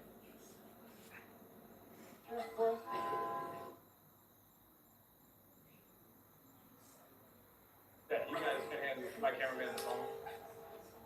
Nice to meet you guys. Yeah, Damn, bro, Jess. How we doing? How we doing? Can you take the picture for us? Yeah, you guys can handle my cameraman on the phone. Nice to meet you guys. Yeah, he can't talk. I paid him. He's on the job right now. Sadly, he can't take any pictures. I don't know why they tried to even get pictures. He's on his job. Another person tries to take a picture with you and gets smacked. How we doing? How we doing? Can you take the picture for us? Yeah, you guys can handle my cameraman on the phone. Nice to meet you guys. Yeah, he can't talk. I paid him. He's on the job right now. Sadly, he can't take any pictures. I don't know why they tried to even get pictures. He's on his job. Another person tries to take a picture with you and gets smacked. How we doing? How we doing? Can you take the picture for us? Yeah, you guys can handle my cameraman on the phone. Nice to meet you guys. Yeah, he can't talk. I paid him. He's on the job right now. Sadly, he can't take any pictures. I don't know why they tried to even get pictures. He's on the job. Another person tries to take a picture with you and gets smacked. How we doing? How we doing? Can you take a picture for us? Yeah, you guys can handle my cameraman on the phone. Nice to meet you guys. Yeah, he can't talk. I paid him. He's on the job right now. Sadly, he can't take any pictures. I don't know why they tried to even get pictures. He's on the job. Another person tries to take a picture with you and gets smacked. How we doing? How we doing? Can you take the picture for us? Yeah, you guys can handle my cameraman on the phone. Nice to meet you guys. Yeah, he can't talk. I paid him. He's on the job right now. Sadly, he can't take any pictures. I don't know why they tried to even get pictures. He's on his job. Another person tries to take a picture with you and gets smacked. How we doing? How we doing? Can you take the picture for us? Yeah, you guys can handle my cameraman on the phone. Nice to meet you guys. Yeah, he can't talk. I paid him. He's on the job right now. Sadly, he can't take any pictures. I don't know why they tried to even get pictures. You're on the job. Another person tries to take a picture with you and get snapped. The minute we say we're not a punk level, everybody can go back to their page to see what they said. I know Cash don't got his black sweaty ass on this Nicki Minaj fuck chair that nobody supposed to be sitting. I know Cash sweaty brolic ass not sitting. Nah, bro, you gotta do Shorty burpees for that. That's Nicki chair, gang. The minute we say we're not a punk level, everybody can go back to their page to see what they said. I know Cash don't got his black sweaty ass on this Nicki Minaj fuck chair that nobody supposed to be sitting. I know Cash sweaty brolic ass. Over 50 and still full of energy. You're trying to get two of your best friends. If you want to get funded fast and actually receive payouts, this is the video you need to watch. I'm going to show you exactly how GoFundMe Trader works, the plans, the payouts, and the proof, and the real community. So you have your vehicle like them, you understand? Real four-wheel runner. Thing. The gauge, I bless it. Yeah. Oh, I can jump on? All right. Yeah, we're gonna hit your ride. Yeah, man, it's all right. Thank you. Come on. Up in the rounder.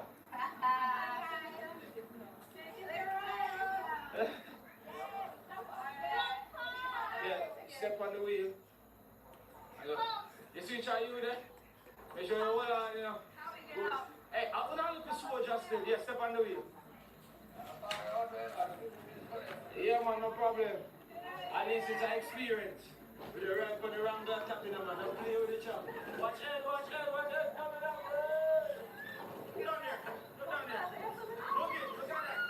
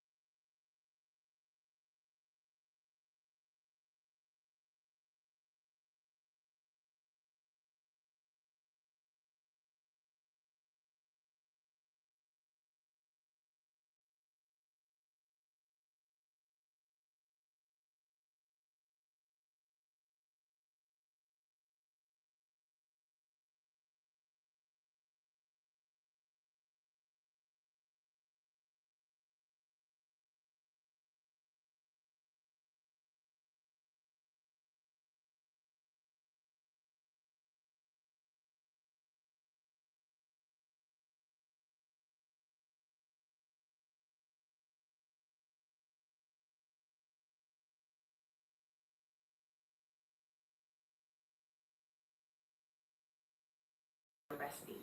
Yeah, go And fuck although around she and loved find her out. village, she had spent most of the year away from home while learning a handwork that she hoped would help her stand on her own one day. Every December, Ifite became different from the quiet place people knew during the rest of the year. Sons and daughters of the community returned from cities and foreign countries. Expensive cars filled the roads. Old family houses were painted. New buildings were opened.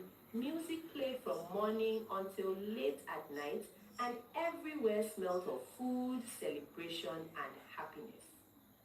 People who had not seen one another for many months met again, hugged, laughed, and talked about how life had treated them.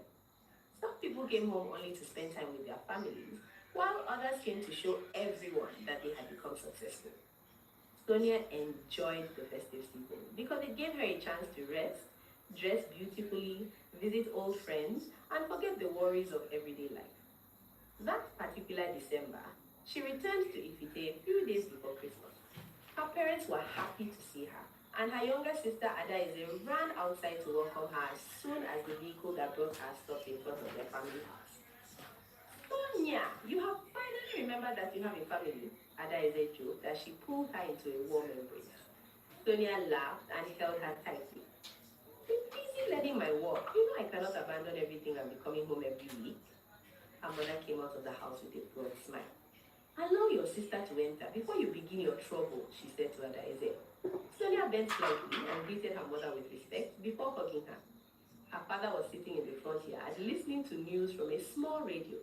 When he saw her, he smiled with pride. Welcome home, my daughter, he said. Thank you, Papa, Sonia replied as she carried her bag inside. The house felt warm and familiar. The walls held old family photographs. The smell of soup came from the kitchen, and sounds of laughter from nearby compounds reminded her that Christmas had truly arrived. For the first 2 days, Sonia stayed mostly at home, helping her mother, talking with her sister, and visiting a few relatives. But by the third day, her friends began calling her to come out. They told her that a popular festive spot near the center of the community had become the main place where young people gathered every evening. There were lights, music, grilled meat, drinks, and games, and enough space for people to sit and watch the beautiful cars that arrived from different places. Sonia first refused because she was tired, but her friend Chinasa would not allow her to stay home. You did not come back to Ifite to sleep every day, Chinasa said over the phone. You want something beautiful and comfort. Everyone is here. Sonia smiled. Everyone is always there according to you. I am serious. You need to see the cars here. People are spending money as if money grows on trees. That is their business, Sonia replied, pretending not to be interested. I will stay at home and rest. Chinasa laughed loudly. You are only saying that because you have not seen what I am seeing. I will come to your house myself if you do not prepare. Sonia knew her friend well enough to understand that she was not joking. She eventually agreed and told Chinasa to give her 1 hour. Sonia entered the room she shared with Adaize and opened her traveling bag. She brought out a fitted yellow dress that stopped below her knees, a pair of simple high-heeled shoes, and a small black handbag. Adaize watched her from the bed with interest. You said you were tired, she teased. I changed my mind, Sonia replied. Chinasa will not let me rest. Adaize smiled as she watched Sonia apply light makeup in front of the mirror. Sonia did not need much before she looked attractive. She had clear skin, bright eyes, and a graceful way of carrying herself. She brushed her long dark hair and allowed it to fall over her shoulders. When she finished dressing, Adaize nodded with approval. You look like someone who is going to meet her husband tonight. Sonia turned and gave her a warning look. Do not start. I am only saying what I see. What you see is a woman going out to enjoy Christmas with her friends. That is how many marriages begin, Adaize said with a laugh. Sonia picked up a small pillow and threw it at her before leaving the room. Her mother looked at her from the sitting room and smiled. You look beautiful, but do not return too late, she warned. I will not, Mama. And be careful, December brings many people home. You do not know everyone's true character. Sonia nodded, though she was more interested in reaching the festive spot than listening to advice. Chinasa arrived with another friend named Amara, and the three young women walked together toward the center of the community. The evening air was cool, and the roads were busy with people moving in different directions. Children ran around with small fireworks, music came from several compounds, and women selling snacks called out to passers-by. As Sonia and her friends approached the festive spot, the sound of music grew louder. Bright lights had been placed around the open area. There were many tables and chairs, food sellers, drink sellers, and groups of people dancing or talking.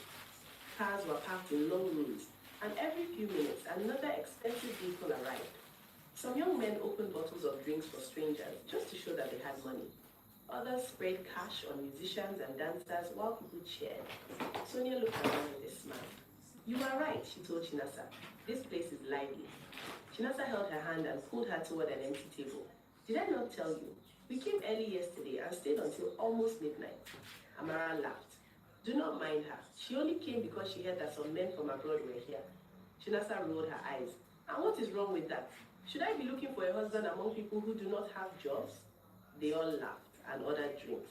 Sonia relaxed as the music played. She watched people greet one another, watched couples dance, and watched young men try to impress women with money. Although she enjoyed the atmosphere, she did not pay serious attention to any man. A few approached their table, but Sonia politely turned them away. A man offered to buy drinks for them, but she thanked him and said they already had enough. Chinasa leaned close to her. "You are behaving as if you are already married. I am not interested in every man who has money to buy one drink." "Then what kind of man are you interested in?" "I do not know. I will know when I see him." Chinasa was about to reply when the sound of a powerful engine drew everyone's attention toward the entrance. Conversations became quieter for a moment as a large, dark-colored luxury vehicle entered the open space. The vehicle was modern, wide, and expensive-looking, with bright lights and polished bodywork that reflected the colorful Christmas decorations around the area. People moved aside to make room for it. Even some of the men who had arrived in expensive cars stopped what they were doing and looked. The vehicle slowly came to a stop near the main sitting area. The driver's door opened, and a tall, well-dressed man stepped out.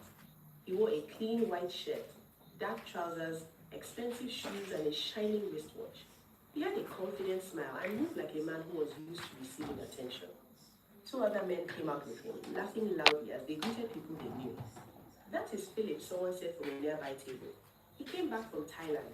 Look at the car he brought," another person whispered. "That man has money." Philip did not behave like someone who wanted to avoid attention. He opened the back of the vehicle and brought out several bottles of expensive drinks. He ordered more drinks from the sellers and told them to serve people around him.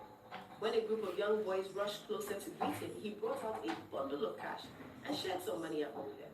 They shouted his name with excitement. Philip laughed, lifted his hand, and told them to enjoy Christmas. Sonia watched him from across the open space. At first, she told herself she was only looking because everyone else was looking.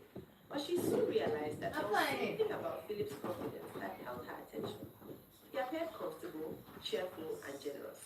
He shook hands with old men, greeted women respectfully, gave money to musicians, and made everyone around him feel important. His friends followed behind him, laughing at everything he said.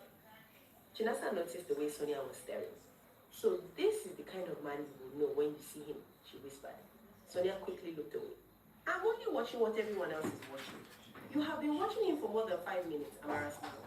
"Leave her alone. She has finally seen someone who has caught her attention." Sonia tried to act uninterested, but she found herself looking at Philip again. At that same moment, Philip turned in her direction. Their eyes met from a distance. Sonia looked away immediately, but her heart began to beat faster. She felt foolish for reacting like a schoolgirl. She picked up her drink and tried to focus on her friend's conversation. A few minutes later, she looked up again and saw Philip still watching her. This time, he smiled. Sonia did not smile back, but she did not look away quickly either. Philip said something to one of his friends and then began walking toward them. Chinasa became excited. "He's coming here," she whispered. "Please behave normally."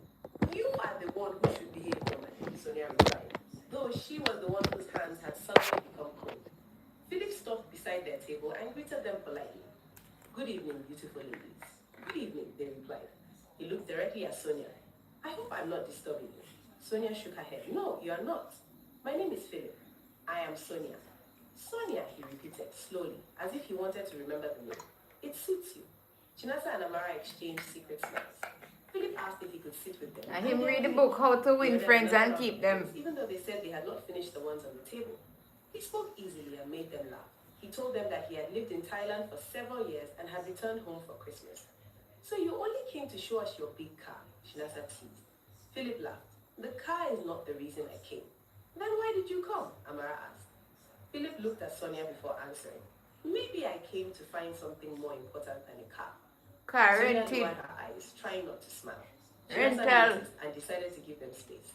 After a short while, she stood up and told her friends they needed to greet someone at another table. Sonia knew they were only making an excuse, but before she could stop them, they had already walked away. Philip moved his chair slightly closer, though he remained respectful. Your friends are clever. They know when two people need to talk. Sonia laughed softly. They enjoy causing trouble. Then I am grateful for their trouble. Sonia looked at him carefully. You speak as if you already know me. I do not know you yet, but I would like to. Why? Because from the moment I entered this place, you are the only person who did not run toward me or try to collect money from me. Sonia smiled. Maybe I did not need your money. That is exactly what made me notice you. Philip asked about her family, her work, and her plans for the future. Sonia told him she was learning a handwork and wanted to become independent. Philip listened closely, nodding as she spoke. He did not interrupt or look distracted. His attention made Sonia feel important. After some time, Philip said, I want to be honest with you. I am no longer a young boy who wants to move from one woman to another. I came home because I am tired of living alone. I want to settle down. I want a wife.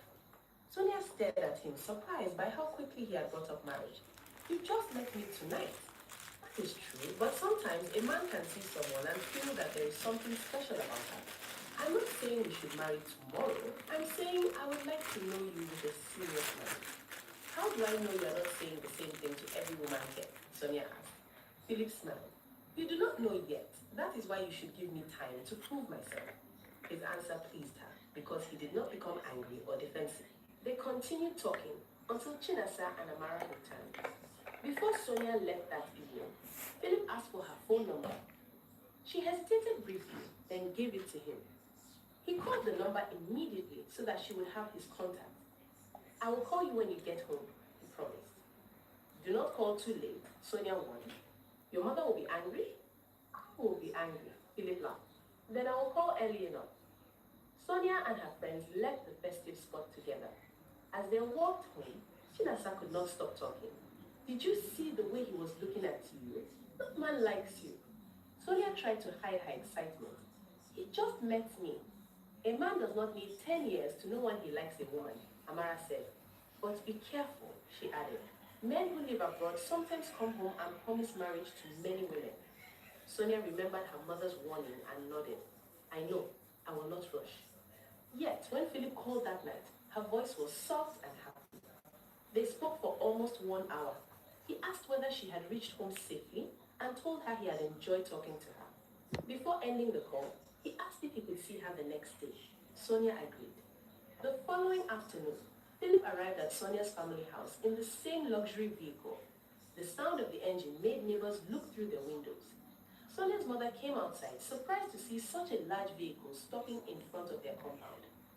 Philip got down carrying a bag containing drinks, food items, and gifts. Sonia came out after hearing his voice. She had not expected him to visit so soon. You did not tell me you were coming to my house, she said quietly.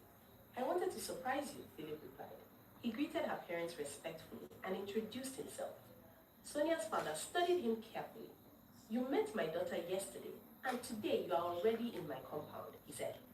Philip smiled without fear. Sir, I do not like hiding my intentions. I met Sonia yesterday, and I would like to know her better. I thought it was right to greet her family. Sonia's mother looked at her daughter, then back at Philip. His confidence impressed them, but they remained cautious. Philip stayed for a short time. Sonia's heart warmed at his words. No man had ever spoken to her with such confidence and seriousness. After lunch, Philip took her shopping.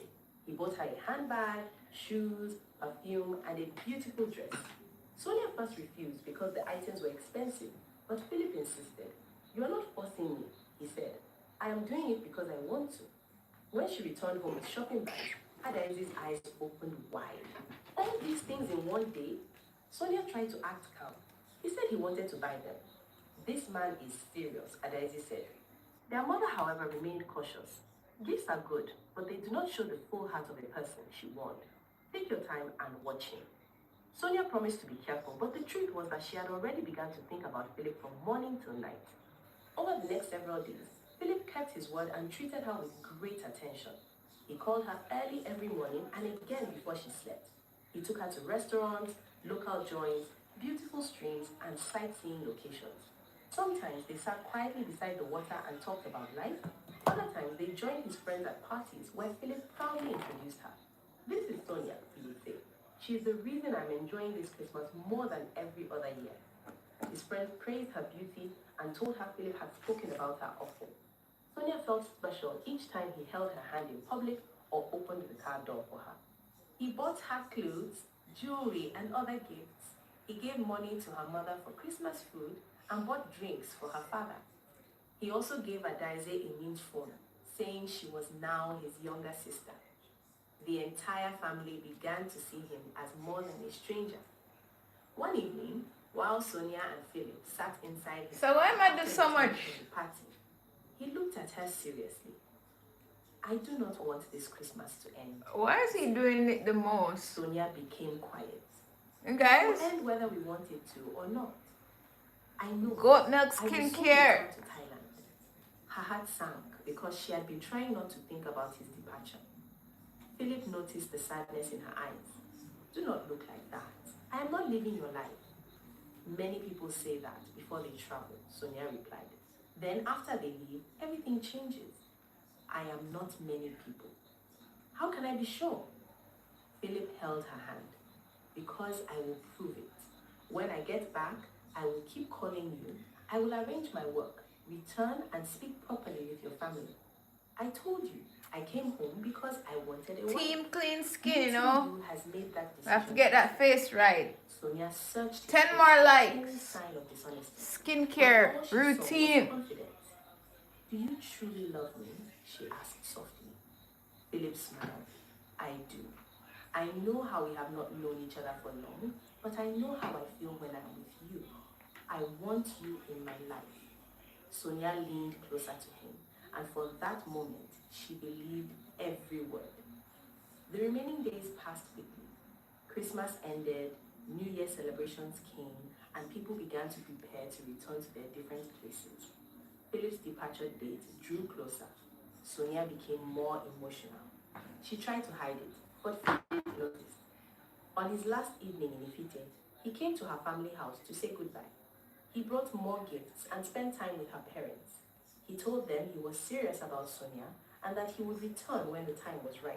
Sonia's father did not give him any promise, but he told him that a man's actions were more important than his words. Philip agreed respectfully. Later, he asked Sonia to walk with him outside. They stood near his vehicle under the quiet evening sky. The festive noise had reduced and the village had started returning to normal. Philip reached into his wallet and brought out a neat complimentary card. His name, business details, and international phone number were printed on it. He placed it carefully in Sonia's hand. Keep this card, he said. My Thailand number is there. My other contact details are also there. Sonia heaved up the card and held it tightly. I already have your number on my phone. Keep the card too. Phones can spoil, but this card will help you reach me. You will call me first. I will call you as soon as I arrive. Sonia's eyes filled with tears. Philip pulled her into his arms. Do not cry, he whispered. This is not goodbye. I am only going to arrange things. I will come back. Sonia rested her head against his chest. Do not forget me. I cannot forget you.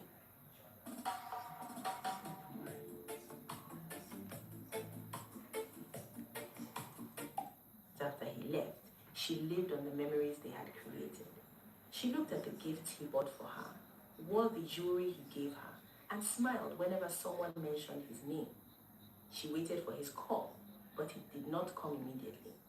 She told herself that he might be busy traveling or settling down after the journey. After 3 days, she called the Thailand number printed on the card. Dial tone. It rang once and stopped. She tried again later, but the call did not connect. She was worried, but still hopeful. A week later, she tried again. The number was unavailable. She checked the card many gone home times to to be his sure wife. she was dialing correctly. One afternoon, while moving her belongings from one bag to another, Sonia placed the card on a small table. Later, when she wanted to call Philip again, the card was gone. She searched the room, opened every bag, checked under the bed, and asked Adaize if she had seen it. Adaize shook her head. Maybe you kept it inside one of your dresses. Sonia brought out all her clothes and checked them one after another. The card was nowhere. No way. She tried the number saved on her phone, but it still did not connect. Panic entered her heart. What if he changes his number? She asked. He knows your number, Adaize replied. He will call you. Sonia held on to that hope. She waited for days, then weeks. Every time her phone rang, she quickly checked the screen, expecting to see that he had returned safely to Thailand. Others said they did not speak with him often. Sonia became restless and unhappy. Her mother noticed and asked what was troubling her. It is Philip, she admitted. I cannot reach him. Her mother sighed. I warned you not to place your whole heart in the hands of someone you barely knew. He promised to call me. Then wait and see whether he will keep his promise. Sonia waited. 1 month passed, then 2 months. Philip did not call. She sent messages to the number she had, but none were delivered. She began to wonder whether everything had been a lie. The thought hurt her deeply, because the time they spent together had felt real. She remembered his words, his touch, his promises, and the way he had spoken to her parents. She could not understand how a man could do all that and disappear. At first, she defended him whenever Adaize Me not understand either. Maybe something happened, Sonia said. Maybe he lost his phone. For many months, Adaize asked, he knows where we live. He can contact someone in the village. Sonia became angry whenever anyone spoke badly about him. But as months turned into 1 year, even she could no longer explain his silence. She continued with her training, but part of her remained stuck in that Christmas season. When another December came, she secretly hoped Philip would return in the same large vehicle. She visited the festive spot again and looked at every car that entered. Philip did not come. Another year passed, and still there was no word from him. A man is just a man. Their relationship stopped asking. Sonia slowly stopped wearing the gifts he bought for her because they reminded her of disappointment. After 3 full years, she finally accepted that Philip was no longer part of her life. One night, she sat with Adaize outside their family house and spoke honestly for the first time. I think I have been waiting for someone who has forgotten me, she said quietly. Adaize held her hand. Maybe it is time to release him. Sonia's eyes filled with tears. I loved him. I know. I thought he would come back. Sometimes people enter our lives for a short time. It hurts, but life must continue. Sonia wiped her tears and nodded. I will not wait for him again. From that day, she forced herself to focus fully on her work. She returned to the town where she was learning her handwork and stayed with a family friend because her training place was far from Ekiti. She worked hard, learned quickly, and tried to rebuild the confidence she had lost. She no longer believed every sweet promise she had from men. Several men approached her, but she refused to enter another relationship because she was afraid of being disappointed again. Her life continued quietly until the day she attended the wedding of one of her close friends. The hall was beautifully decorated and guests arrived wearing colorful clothes. And guess who getting Sonia married? almost did not attend because she had work to finish, but her friend begged her to. And then guess who At getting the married? reception, Sonia sat with other young women watching the couple dance and smile. Seeing her friend so happy made her wonder whether she too would ever find someone who would stay. While she was helping to arrange gifts at one side of the hall, a calm-looking man approached her. He was neatly dressed, but unlike Philip, he did not draw attention to himself. He spoke softly and respectfully. Excuse me, he said. I hope I am not disturbing you. Sonia looked at him. No, you are not. My name is Emeka. I have seen you moving around since the ceremony began, but this is the first chance I have had to speak with you. Sonia smiled politely. I am Sonia. Are you a friend of the bride? Yes, we have known each other for many years. Emeka nodded. I am related to the groom. Their conversation was simple at first. Emeka asked about her work and where she lived. Sonia answered carefully, remembering her past experience. He noticed her caution and did not push her. Before leaving, he asked for her phone number. Sonia hesitated. I do not usually give my number to people I have just met. That is understandable, Emeka replied. But I would like to speak with you again. I am not asking for anything more than that. His calm answer made her feel comfortable enough to give him the number. Emeka called the next day, just as he promised. Unlike men who spoke only about her beauty, he asked about her work, her dreams, and her family. He told her he also lived in Thailand and had returned to Nigeria for a short visit. The moment Sonia heard Thailand, her heart became uneasy. Did I say something wrong? Emeka asked when she became quiet. No, she replied. I just know someone who lived there. She did not tell him more. Over the following days, Emeka continued calling. He was not loud, flashy, or full of promises. He listened more than he spoke and did not try to impress him with stories about money. When he asked to see her, he met her at a quiet restaurant and arrived on time. During their conversation, he made his intentions clear. Sonia, I do not want to waste your time. I am not looking for a casual relationship.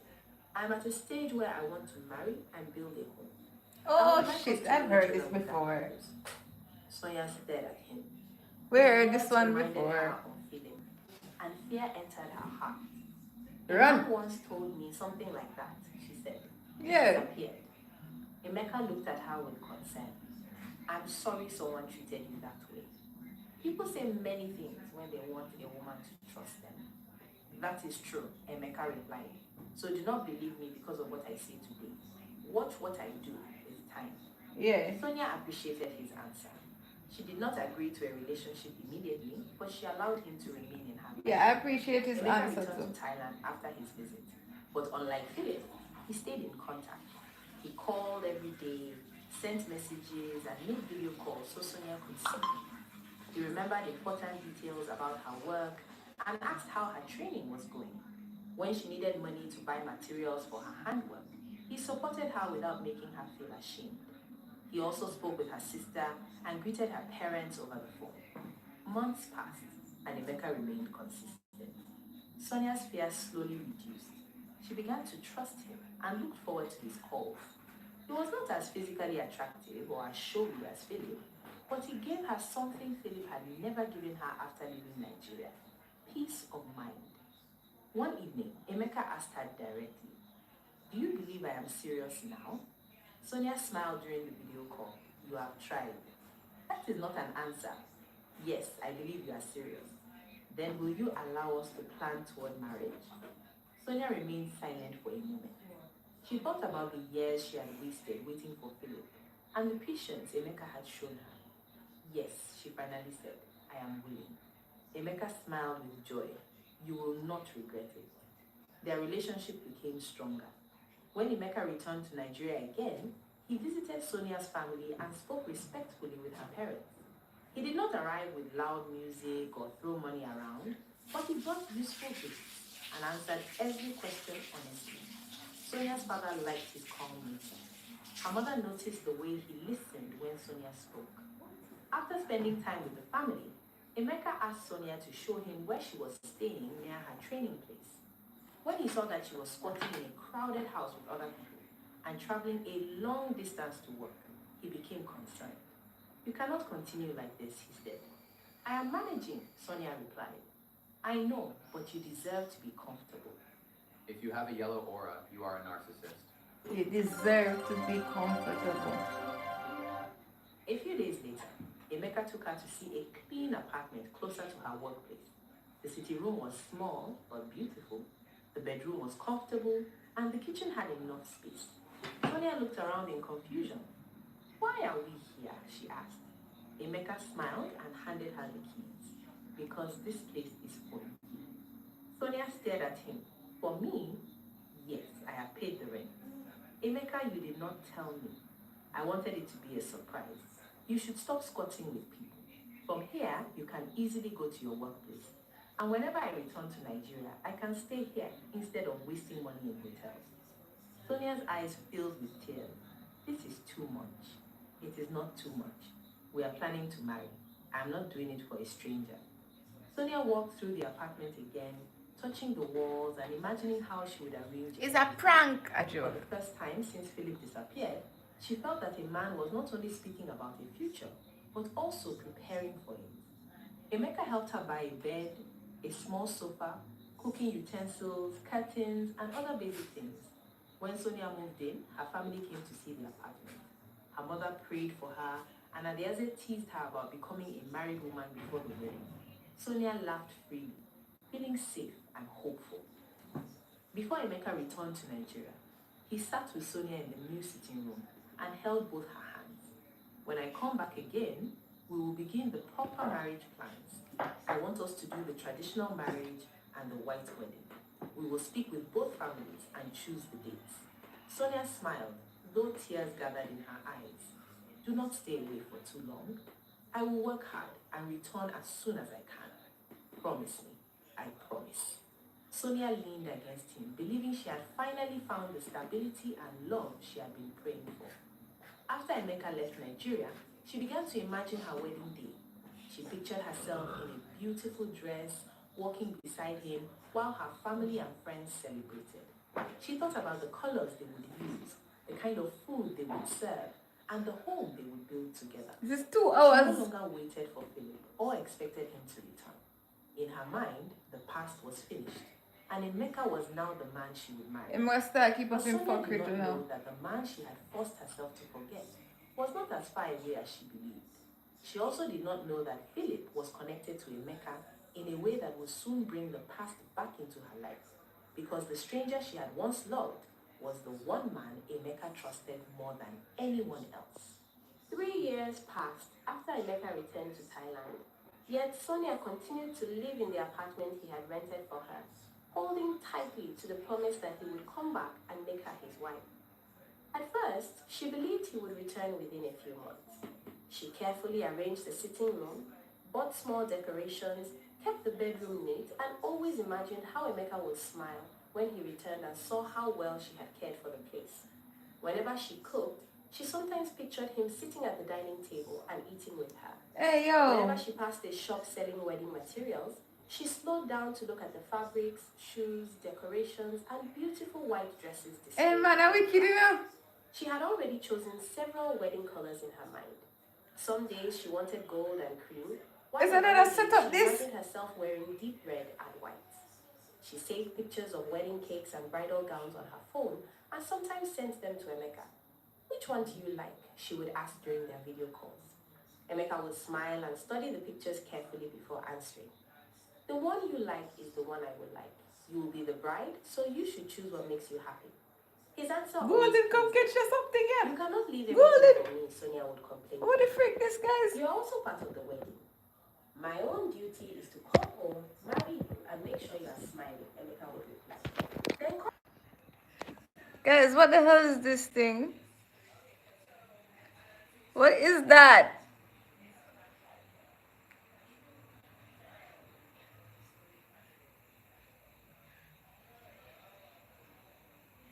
Guys, I want that.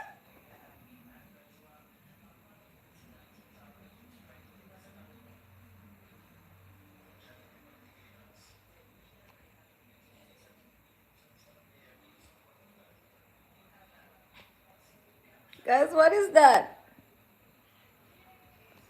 No, man. No, man, him too bright, man. Hold on, there, guys. Man, if you get one spray. Hold on, hold on, hold on. Hold on. What the Ross? Hey! Stay right there so you know, don't even come any closer. Guys, is what this, man?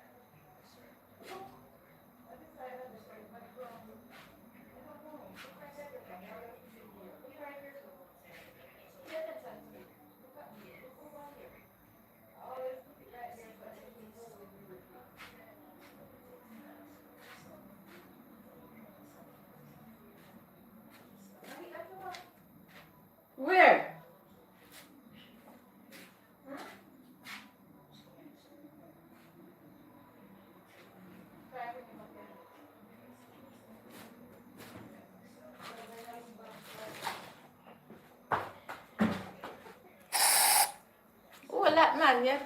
Bright. Bright.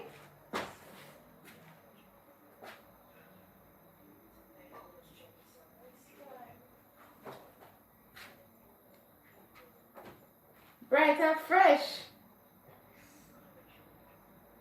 I went down, guys. I don't see him.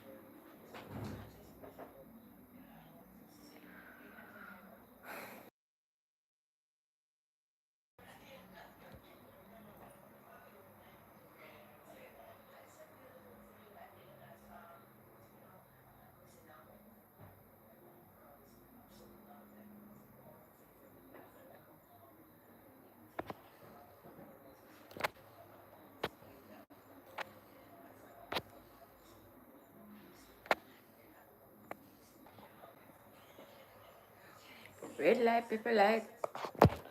Rolling. Bills, sent money for her training, and asked questions about every step of her work. When she needed new equipment, Emeka helped her buy it. When her mother became sick for a short time, Emeka sent money for medicine and called the family several times to ask about her condition. Sonia's father respected him more because of that. Her mother often said, "This man may not be standing beside you physically, but his heart is here.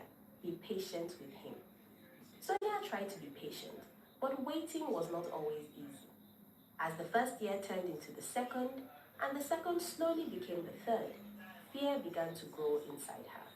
She sometimes wondered whether another woman had entered Emeka's life in Thailand. She wondered whether he had changed his mind and was only keeping her because he did not know how to end the relationship. On lonely nights, she sat in the apartment and stared at the empty chair opposite her. The house that once made her feel secure sometimes made her feel abandoned. Her friends asked when Emeka was coming. Some teased her that she had been calling herself a future bride for too long. Others warned her not to waste her youth waiting for a man abroad. Sonia laughed whenever they spoke, but their words followed her home. One evening, after waiting for Emeka's call for almost 2 hours, Sonia became angry. When he finally called, she did not greet him warmly. "So you have remembered me?" Emeka looked tired on the video call. "I am sorry, I was at work and we had a problem that took longer than I expected." There is always a problem. "What do you mean?" "It is work today, business tomorrow, one problem next week, another problem the following month. Emeka, do you still want this marriage?" Emeka became calm a moment. "Why are you asking me that?" "Because it has been years. You keep saying you are coming, but you do not come. I am here waiting while people are asking me questions I cannot answer." "Sonia, I have explained everything to you. I am working to put things in order." "How many years does it take to put things in order?"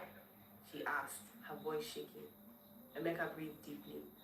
"I understand that you are tired. I am tired too. Do you think I enjoy staying far away from you? Do you think I do not want to return? I am not delaying because I do not love you. I am delaying because I do not want us to marry and begin suffering immediately." Sonia looked away from the screen. "Sometimes it feels as if I am alone in this relationship." "You are not alone. I call you every day. I support you. I speak with your family. I have never hidden you from anyone. Phone calls are not the same as having you here." "I know," Emeka said gently. "Please give me a little more time. I am working on something important. When it is settled, I will come home and we will do everything we have planned." His calm voice slowly reduced her anger. I ain't ready to Sonia get wiped the sleep corner yet. of I her ain't ready to eye. sleep yet. "Do not make me wait forever." "I will not," Emeka promised. "You are the woman I want to marry." Sonia nodded, though worry remained in her heart. During their many conversations, Emeka often spoke about a close friend he trusted in Thailand. He talked about the man so often that Sonia began to recognize the stories even though she had never met him. My friend bought another car today, Emeka said during a call. This man never rests. He works as if he has 10 people depending on him. Sonia laughed. Maybe 10 people truly depend on him. That is possible. He knows how to make money and how to invest it. I learned many things from him. You always praise this friend of yours. Is he the only successful person in Thailand? Emeka smiled. He is not the only successful person, but he is my closest friend. We have known each other for years. We have supported each other through difficult times. What is his name? Sonia asked casually. Emeka paused briefly before answering. Do not worry about his name. One day you will meet him. Sonia did not think deeply about the answer. So Here we Emeka's go friend was simply another again. man living abroad, someone connected to business matters that did not concern her. Whenever Emeka began describing a deal his friend had made or he did not know, instead of telling me about your friend's success every day, tell me when you are coming home. Emeka laughed. You are jealous of my friend. Why should I be jealous of a man I have never seen? Because I talk about him too much. Then stop talking about him and talk about our wedding. Our wedding will happen, Emeka assured her. Do not worry. Sonia believed that Emeka's friend had no place in her personal life, and she never imagined that the man was connected to a part of her past she had struggled for years to forget. One afternoon, Emeka called while Sonia was returning from her workplace. His voice was cheerful. My wife, where are you? He asked. Sonia smiled despite herself. He often called her his wife, even though the marriage had not yet happened. I'm on my way home. Did you have a good day? It was stressful, but I'm fine. I need you to help me with something. What is it? Emeka explained that he missed Nigerian food badly.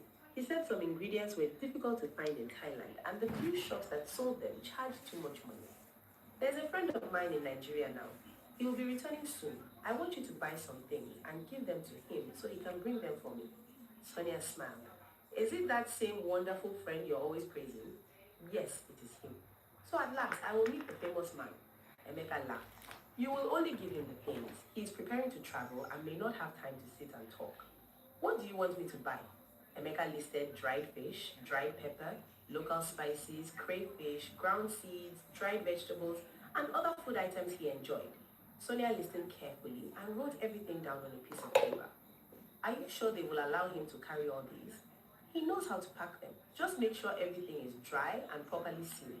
When does he need them? He will call you. I have already given him your number. Sonia frowned slightly. You gave my number to him without telling me first? He's my closest friend, Sonia. There is nothing to worry. I understand. I am sorry. He will only contact you about the items. Sonia accepted the apology and promised to begin shopping the next morning. If your Jamaican surname is Brown, there is a possibility that your family history reaches much deeper into Jamaica's colonial past than you ever imagined. Oh, gosh. Because Brown is not just another Jamaican last name. It is... She spent 2 days moving from one market to another to find everything Emeka requested. She checked the quality of the dried fish, selected fresh-looking spices, and made sure all the ingredients were properly packed. She even bought a few extra things she knew Emeka liked but had not mentioned. As she walked, she felt like a caring wife preparing food for her husband. The thought made her smile. She placed everything in a large travel bag and sent Emeka pictures. See what your wife has done for you, she said proudly. Emeka was pleased. This is why I love you. You always take care of me. Then come home and allow me to take care of you properly. Soon, he promised again. 2 days later, Sonia received a call from an unfamiliar Nigerian number. She answered carefully. Hello. A deep male voice replied. Good afternoon. Am I speaking with Sonia? Yes. Who is this? I am Emeka's friend. He said you have some items for me to take back to Thailand. Sonia did not recognize the voice, but she had no reason to be suspicious. Yes, the things are ready. Good. My flight is tomorrow and I am still arranging my luggage. Can you bring them today? Where are you staying? The man mentioned the name of a hotel in the city and told her he would send the full address by message. I may not be able to come downstairs because I'm expecting someone and packing at the same time. When you arrive, call me and I will direct you to my room. Sonia paused. She did not like the idea of going to a strange man's hotel room, but she reminded herself that this was Emeka's trusted friend. Cannot you meet me at the reception?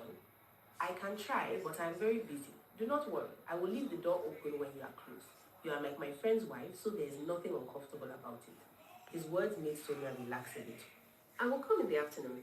She informed Emeka that his friend had called and that she would deliver the items. Emeka replied with a thumbs up sign and thanked her. Sonia dressed simply, placed the travel bag in a hired car and left for the hotel. The journey took longer than she expected because of traffic. She sat in the back seat, looking through the window and thinking about how happy Emeka would be when the food arrived. She had no idea that every kilometer she traveled was taking her closer to the greatest test of her loyalty. When she reached the hotel, she paid the driver and dragged the heavy bag toward the entrance. The hotel was large, quiet, and expensive. A security guard opened the door for her, and cool air touched her face as she entered the reception area. Sonia called the number again. I'm outside, she said. Are you at the reception? The man asked. Yes. Take the lift to the 4th floor. My room is number 408. Can you not come down and help me with this bag? It is heavy. I'm sorry. Give me 2 minutes. I'm trying to close another bag. The lift will bring you close to the room. Sonia sighed, but agreed. One of the hotel workers helped her place the bag inside the lift. When the doors opened on the 4th floor, she dragged it along the quiet corridor, looking at the numbers on each door. Her heart beat normally because she expected nothing unusual. She stopped in front of room 408 and called again. I'm at the door. All right, the man answered. I'm coming. Sonia heard footsteps from inside. The lock turned and the door slowly opened. For 1 second, she thought her eyes were playing a cruel trick on her. The man standing before her looked older and more mature than the person she remembered. But the face was the same, the eyes were the same, the confident posture, the neat beard, and the expensive wristwatch were all familiar. Sonia's hand slipped from the handle of the travel bag. Her mouth opened, but no sound came out. Philip stood frozen in the doorway, staring at her with equal shock. The smile that had been on his face disappeared. He looked at Sonia from head to toe as if he was trying to be certain she was real. Sonia, he whispered. Hearing him call her name broke something inside her. Her eyes filled with tears immediately. Philip, she answered. Neither of them moved. The quiet hotel corridor seemed to disappear around them. Sonia forgot about the food items, the wedding plans, and the man waiting in Thailand. She saw only the stranger from that Christmas season, the man whose memory had lived inside her for years. Philip looked behind her and then stepped aside. Come in, he said softly. Sonia remained at the door. You are Emeka's friend? Come inside first, people are passing. Sonia slowly dragged the bag inside the room. The doors closed and the sound made her heart beat faster. The room was neat, with an open suitcase on the bed and clothes folded beside it. Sonia stood near the door, staring at Philip as if he might disappear again. Philip shook his head in disbelief. I cannot believe this. Neither can I, replied Sonia. You are the woman Emeka has been talking about? He asked. Sonia swallowed hard. Yes, I am his fiancée. Philip turned away for a moment and rubbed his forehead. This is unbelievable. And you are the friend he's always praising? Yes. Sonia felt dizzy. She sat on a chair without being invited because her legs had become weak. Philip remained standing, watching her closely. What happened to you? He asked. What do you mean? You disappeared. I gave you my card. I waited for your call. Sonia looked at him in pain. I called. Your number did not connect. Then I lost the card. You lost it? Yes. I searched everywhere. A lot of problem in the my world. phone many times, but it stopped working. Wahala. Philip slowly sat opposite her. I changed that line after I returned. There was a problem with it. Then why did you not call me? Sonia demanded, her voice rising. You had my number. You knew my village. You visited my parents. Why did you disappear? Philip looked away for a moment, appearing troubled. I lost my phone during a trip. Many contacts were gone. I tried asking some people about you, but nobody gave me a clear answer. That cannot be true, Sonia said.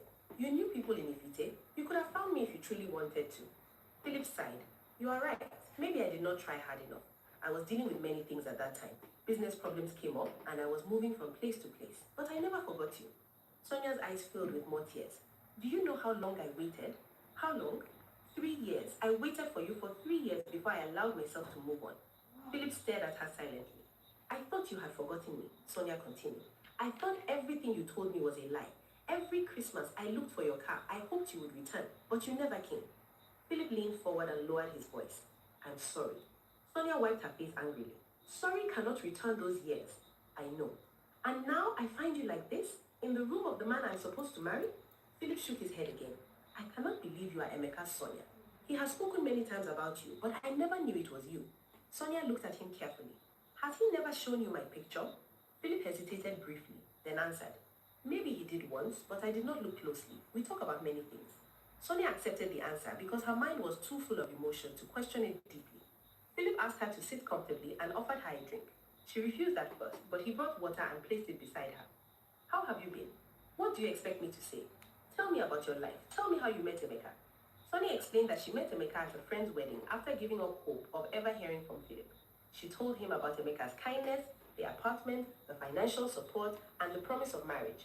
Philip listened without interrupting. His face remained calm, but his eyes studied every change in Sonia's expression.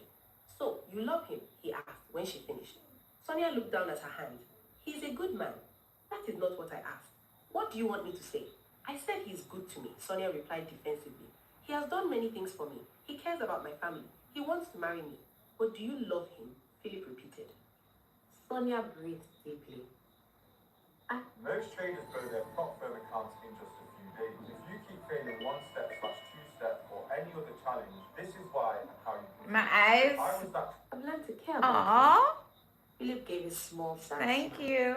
That is still not love. What difference does it make?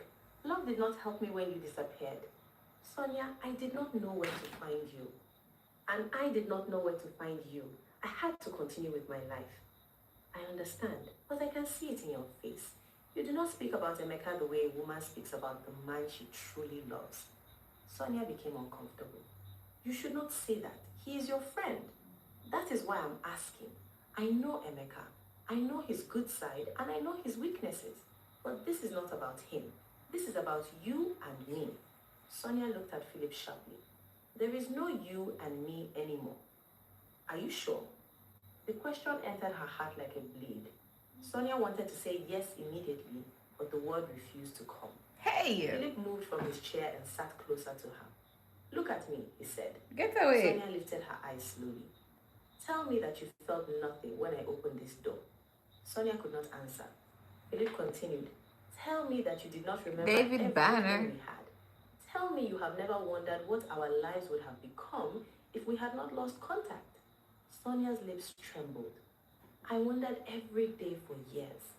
And now? Now I am with Emeka. That is not an answer. Tears rolled down Sonia's cheeks. Why are you doing this to me? Because seeing you again has brought back everything I buried. Sonia, I loved you. Then why did you not look for me? She cried. Why did you allow me to believe you abandoned me? Philip reached for her hand. Sonia allowed him to hold it. I made a mistake, he said softly. I should have tried harder. I should have returned. But I'm here now. Sonia pulled her hand away. You are here as my fiancé's friend. And you are here as the woman I once wanted to marry. The room became quiet. Sonia's mind told her to stand up, leave the bag, and walk away before anything happened. But her heart remained tied to the memories of Christmas, expensive gifts, laughter, and dreams of living abroad with Philip. Philip still carried the same confidence that had first attracted her. Compared to him, Emeka suddenly seemed too quiet and ordinary. The thought made her feel guilty, but she could not stop it. Philip noticed the struggle on her face. Be honest with me, he said. If I had not disappeared, would you have married Emeka? Sonia shook her head slowly. Who would you have married? You know the answer. Say it. Sonia looked into his eyes. I would have married you. Philip smiled gently. Then maybe life has brought us together again for a reason. No. Sonia stood up quickly. No. Do not Yes. say that. Emeka has been good to me. I'm not saying he is bad. He rented a house for me. He supports my work. He has waited for me. And you should marry him because he paid rent? Philip asked. Sonia frowned. That is not what I said. Then why do you speak only about the things he has done? You have not said once that you cannot live without him. Sonia became angry because Philip's words touched the truth she did not want to face. At least he did not disappear for years. I already told you I made a mistake. A painful mistake. And I want to correct it. Sonia stared at him. How? Philip rose and stood close to her. Leave Emeka. Sonia stepped back. What? Leave him and come back to me. You are talking about your best friend. I know. You want me to break the heart of a man who trusts you? I want you to choose the person you truly love. If that person is Emeka, then walk out of this room and forget what I have said. But if it is me, do not marry him because you feel grateful. Sonia's breathing became unsteady. You cannot ask me to make such a decision in one day. I'm not asking you to answer immediately. I'm asking whether you still love me. Sonia closed her eyes. Yes, she whispered. Philip moved closer. Say it again. Sonia opened her eyes and looked at him. I never stopped loving you. I only forced myself to move on because I thought you were gone. Philip held her face gently. I never stopped thinking about you either. Sonia knew she should pull away, but she did not. All the years of waiting, anger, unanswered questions, and hidden feelings rose inside her at once. Philip embraced her, and Sonia rested against him, as she had done on the night before he left Ifiti. She began to cry. You hurt me, sharp she said. I know, Philip replied. I am sorry. He lifted her face and wiped her tears. Their eyes met, and the distance between them slowly disappeared. Sonia's conscience warned her about Emeka, but the warning became weak under the power of old emotions. Philip kissed her, and after a brief moment of resistance, Sonia kissed him back. What began as a reunion filled with tears soon became a terrible betrayal. The food items Emeka had asked her to bring remained forgotten beside the door, while Sonia crossed a boundary she could never easily erase. Later, when the room became quiet again, Sonia sat at the edge of the bed, unable to look at Philip. Shame settled heavily on her heart. She thought about Emeka calling her his wife. She remembered the apartment, his patience, and the way he had supported her family. What have I done? She whispered. Philip sat beside her and touched her shoulder. Do not regret it. Sonia pulled away. How can I not regret it? Emeka trusts both of us. Listen to me, Philip said. You did this because you still love me. That truth would have come out one day even if we had not met here. That does not make it right. Maybe not, but marrying a man you do not truly love would also be wrong. Sonia covered her face with her hands. What happens now? Philip remained quiet for a few seconds before answering. That me want know what up now. Sonia looked at him with fear. You are serious? Yes. End the relationship and marry me. How do I know you will not disappear again? I will not. I am more settled now. I have enough money, strong businesses, and a clear plan for my future. I came home because I was thinking about marriage. Seeing you again has made everything clear. You said that before. This time, I will prove it. Philip promised to send her money for another apartment so she would no longer live in the house Emeka rented. He told her he would speak to his family and return to Nigeria to marry her. You still a fall for that bullshit. Sonia listened, still frightened by what she had done. But the thought of finally becoming Philip's wife slowly covered her guilt. Before she left the hotel, Philip held her and said, Do not tell Emeka that you saw me today. Sonia stared at him. Why? Because I want you to end the relationship peacefully. There's no need to tell him details that will only hurt him. But you are taking his food to Thailand. I will carry it. Nothing has changed about the journey. Sonia felt uncomfortable, but she agreed. She left the hotel with empty hands and a heart full of confusion. On her way home, Emeka called. Sonia stared at his name on the screen for several seconds. They said, no way there is a platform for single senior women. But here it is. Before answering. Hello, she said weakly. Did you deliver the things? Yes. Was my friend there? Yes. Did everything go well? Sonia closed her eyes. Everything went well. Thank you, my wife. You have made me happy. The kindness in his voice almost made her confess, but fear stopped her. You are welcome, she replied. You sound tired. Are you all right? I had a long day. Go home and rest. I love you. Sonia struggled to answer. All right, good night. She ended the call without saying that she loved him too. That night, she could not sleep. She moved from one side of the bed to the other, remembering both men. She remembered Emeka's steady care and Philip's passionate promises. She felt guilty, but she also felt alive in a way she had not felt for years. The next morning, Philip sent her a message before traveling. I meant everything I said. I want you. Do not be afraid. He also sent a large amount of money to her bank account. Sonia stared at the alert in shock. It was far more than Emeka usually sent for her needs. Philip called shortly after. Use some of it for yourself, he said. Keep the rest. When you are ready to leave Emeka's apartment, I will send more. You do not need to send this much, Sonia replied. I want you to know that I can take care of you. Money is not the only thing I need. I know, I will give you love, marriage, and the life we should have had from the beginning. Those words weakened her resistance. After Philip returned to Thailand, Philip called Sonia often. At first, their conversations were secret and brief. She deleted his messages and saved his number under a woman's name so Emeka would not suspect anything if he ever saw her phone. Philip sent her pictures of expensive cars, business places, and beautiful locations. He spoke about the kind of house they would have and the life she would enjoy as his wife. You will not struggle. You will have your own business. I will buy you a car. You will travel with me. Sonia began to dream again. Whenever she compared Philip's bold promises with Emeka's repeated requests for patience, she became more impatient with Emeka. Her attitudes changed slowly at first. She no longer answered his calls immediately. She sometimes ignored video calls because she had just spoken with Philip and did not want Emeka to see the confusion on her face. When Emeka asked about her day, she gave short answers. When he discussed wedding plans, she changed the subject. One evening, Emeka called and found her unusually cold. Sonia, what is happening? He asked. Nothing. You have been saying nothing for weeks, but you are no longer the same person. I am tired. Tired of work or tired of me? Emeka became irritated. Why are you asking me too many questions? Because I care about you. You no longer smile during our calls. You avoid me. Sometimes I call and you do not answer until the following day. I have a life, Emeka. I cannot hold my phone every minute. I know, but this is different. Did I offend you? No. Is anyone troubling you? No. Then what is wrong? I said nothing is wrong, Sonia snapped. Emeka became quiet.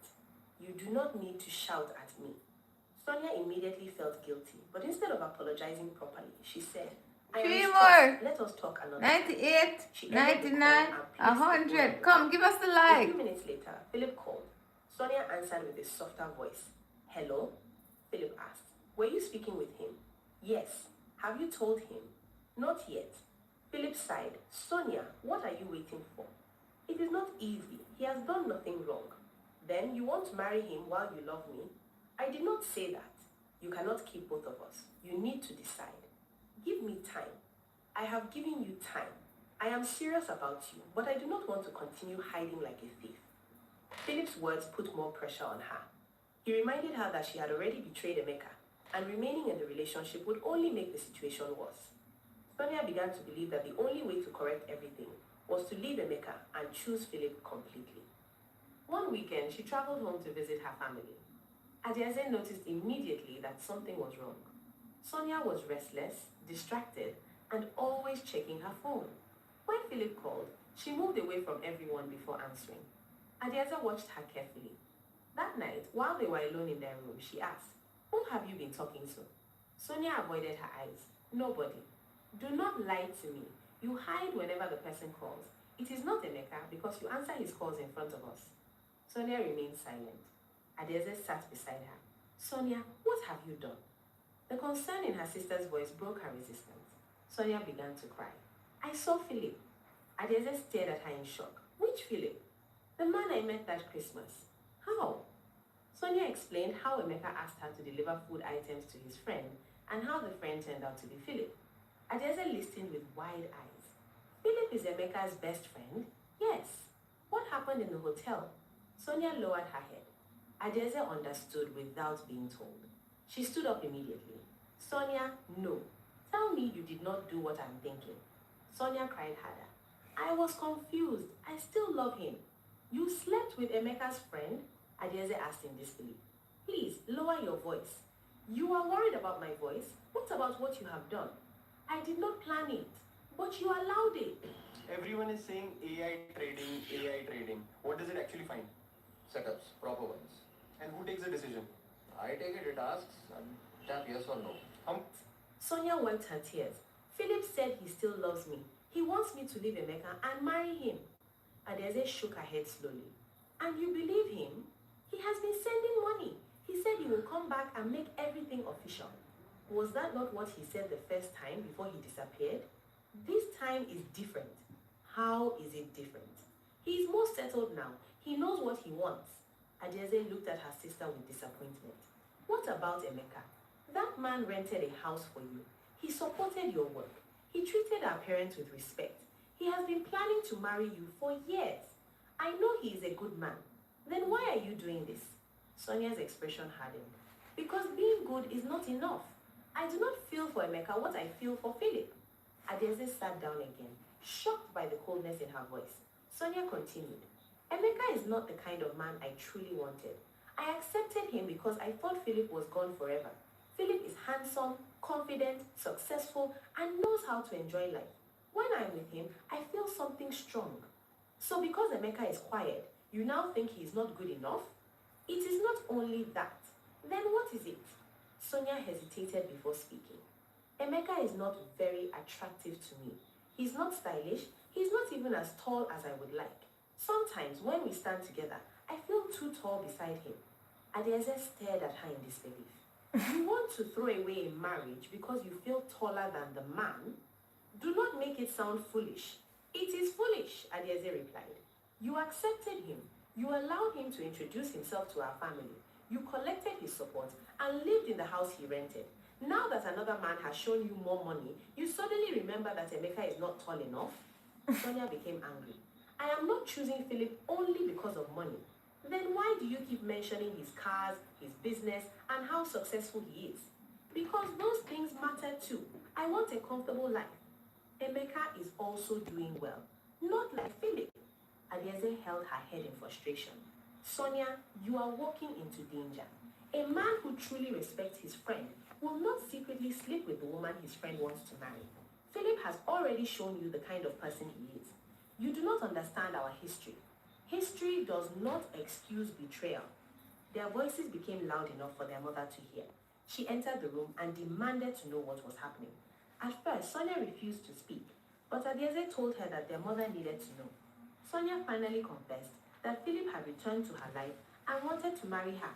She did not give every detail about what happened in the hotel, but her mother understood that the situation was serious. This Philip is Emeka's friend, her mother asked. Yes. And you are thinking of leaving Emeka for him? Sonia nodded. Her mother sat down slowly, looking deeply troubled. My daughter, do not do this. Mama, I love Philip. Love does not ask you to destroy an innocent person. I cannot marry a man I do not truly love. Then why did you accept Emeka's proposal? Why did you allow him to carry your responsibilities? Why did you live in the house he rented? Sonia had no good answer. Her father was later called into the discussion. When he heard what had happened, anger filled his face. I warned you about men who return from abroad and make big promises. Now you want to leave a responsible man because the first one has returned with more money? Papa, it is not like that. Then explain it. Philip was the man I loved first. We only separated because we lost contact. And now he found you through his friend, and instead of respecting that friend, he is asking you to leave him? Her father answered. Sonia remained silent. That should tell you everything about Philip's character, her father continued. A good man does not build his happiness on the pain of someone who trusts him. Sonia shook her head. You people do not understand. Philip said he wants to correct what happened between us. What happened between you was finished.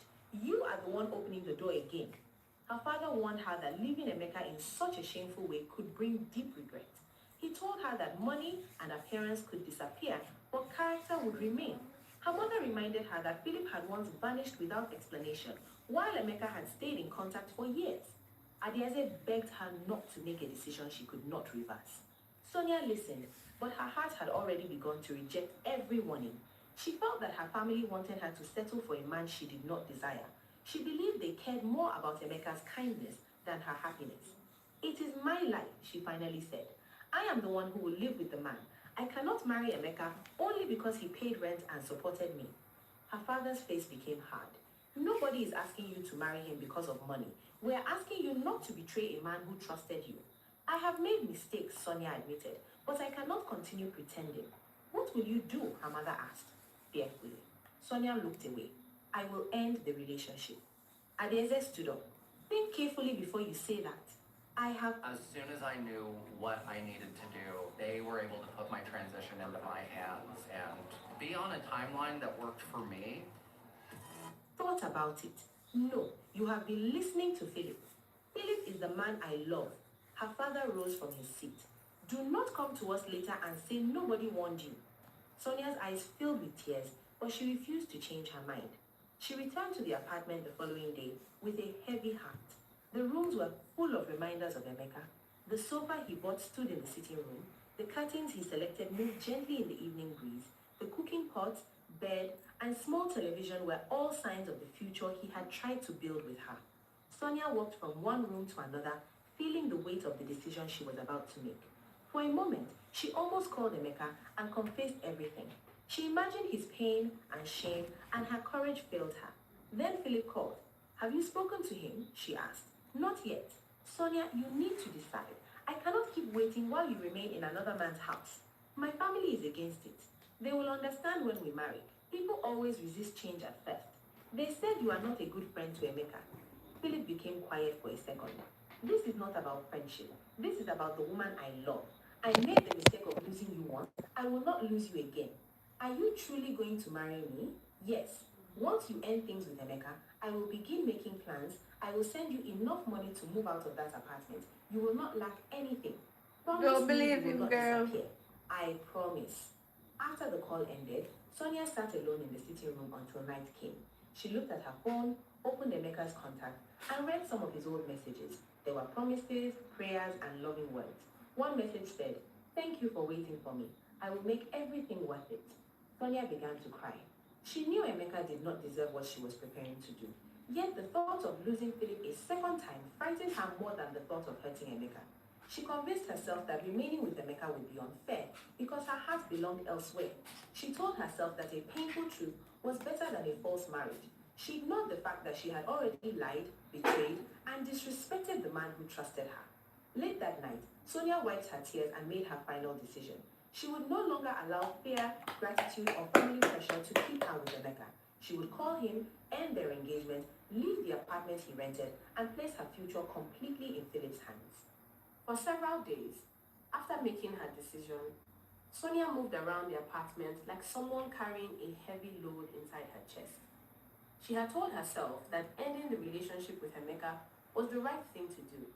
Yet each time she picked up her phone to call him, her courage disappeared. She remembered the calm way he spoke to her, the support he had given her, the apartment he had rented, and the many promises they had made to each other. She knew he would ask questions, and she knew she had no honest answer that would not expose her betrayal. Philip called her every day and kept reminding her that she had to choose. "Sonia, you cannot continue living in another man's house while telling me that you love me," he said during one of their calls. Sonia sat on the edge of the bed, staring at the floor. "I know. I am trying to find the right way to tell him." "There is no perfect way to end a relationship," Philip replied. "You just have to be strong. Tell him you are no longer interested. You do not need to explain everything. He will ask me what happened. Tell him you are tired. But that is not the only reason. He does not need to know every reason. The important thing is that you do not love him the way you love me." Sonia closed her eyes. "I feel guilty." "You will feel worse if you marry him and spend the rest of your life wishing you are with me." Philip's words settled in her mind. He made her believe she was not betraying Emeka, but freeing herself from a future she did not truly want. Each time her conscience troubled her, Philip covered it with promises of marriage, wealth, travel, and a beautiful life abroad. Promise. He told her that when they married, he would help her open a large business. He promised to buy her a car and build a house that would make people respect Don't fall her. for the trap. Sonia listened until her fear began to look smaller than her dreams. One evening, after Philip had called again and demanded to know when she would act, Sonia finally decided she could no longer delay. She sat alone in the sitting room while rain fell lightly outside. The apartment was quiet, and the soft sound of water against the windows made the room feel colder. She held her phone for a long time and stared at Emeka's name. Her fingers trembled as she pressed the call button. The phone rang several times before Emeka answered with his usual warm voice. "My wife, good evening." Sonia felt pain when he called her that, but she forced herself to remain strong. "Good evening, Emeka. How are you? You sound serious." "I need to talk to you." Emeka became quiet for a moment. "All right, I am listening." Sonia took a deep breath. "I do not want this relationship again." Silence followed. Sonia could hear faint sounds in the background, but Emeka said nothing. Did you hear me? She asked. I heard you, he replied slowly. I am trying to understand what you just said. I said I am tired. I do not want to continue. Emeka, what happened? Nothing happened. People do not wake up and end a marriage plan for no reason. We are not married yet. We have been planning to marry for years. I rented a home for us. I have spoken with your family. You agreed to everything. Why are you suddenly speaking like this? Sonia looked around the apartment and felt trapped by every item Emeka had bought. You have taken too long to return. I have been waiting and waiting. I am tired. We have discussed this many times, Emeka replied. His voice was calm, but the pain inside it was clear. I explained why I was delayed. I never abandoned you. I called you every day. I supported you. I kept you informed about my plans. Phone calls are not enough. I know they are not enough, but I was preparing for us. I do not want to wait anymore. Emeka breathed deeply. If the waiting is the problem, then let us fix it. I can come home sooner than planned. We can speak with both families and choose a date. Sonia's heart tightened. A part of her wanted to accept, but Philip's face came into her mind. No, she said firmly. I do not want it again. Sonia, look at what you are saying. Yesterday we were discussing our future. Today you are telling me it is over. Did I offend you? No. Did I fail to send something you needed? No. Did people not tell you something bad about me? No. Then what changed? Sonia became irritated because every question made her feel more guilty. Must something happen before a person changes her mind? A person can change her mind, but there should be honesty. You owe me at least that. I have told you the truth. I am tired. That is not the whole truth. Sonia stood up and walked around the sitting room.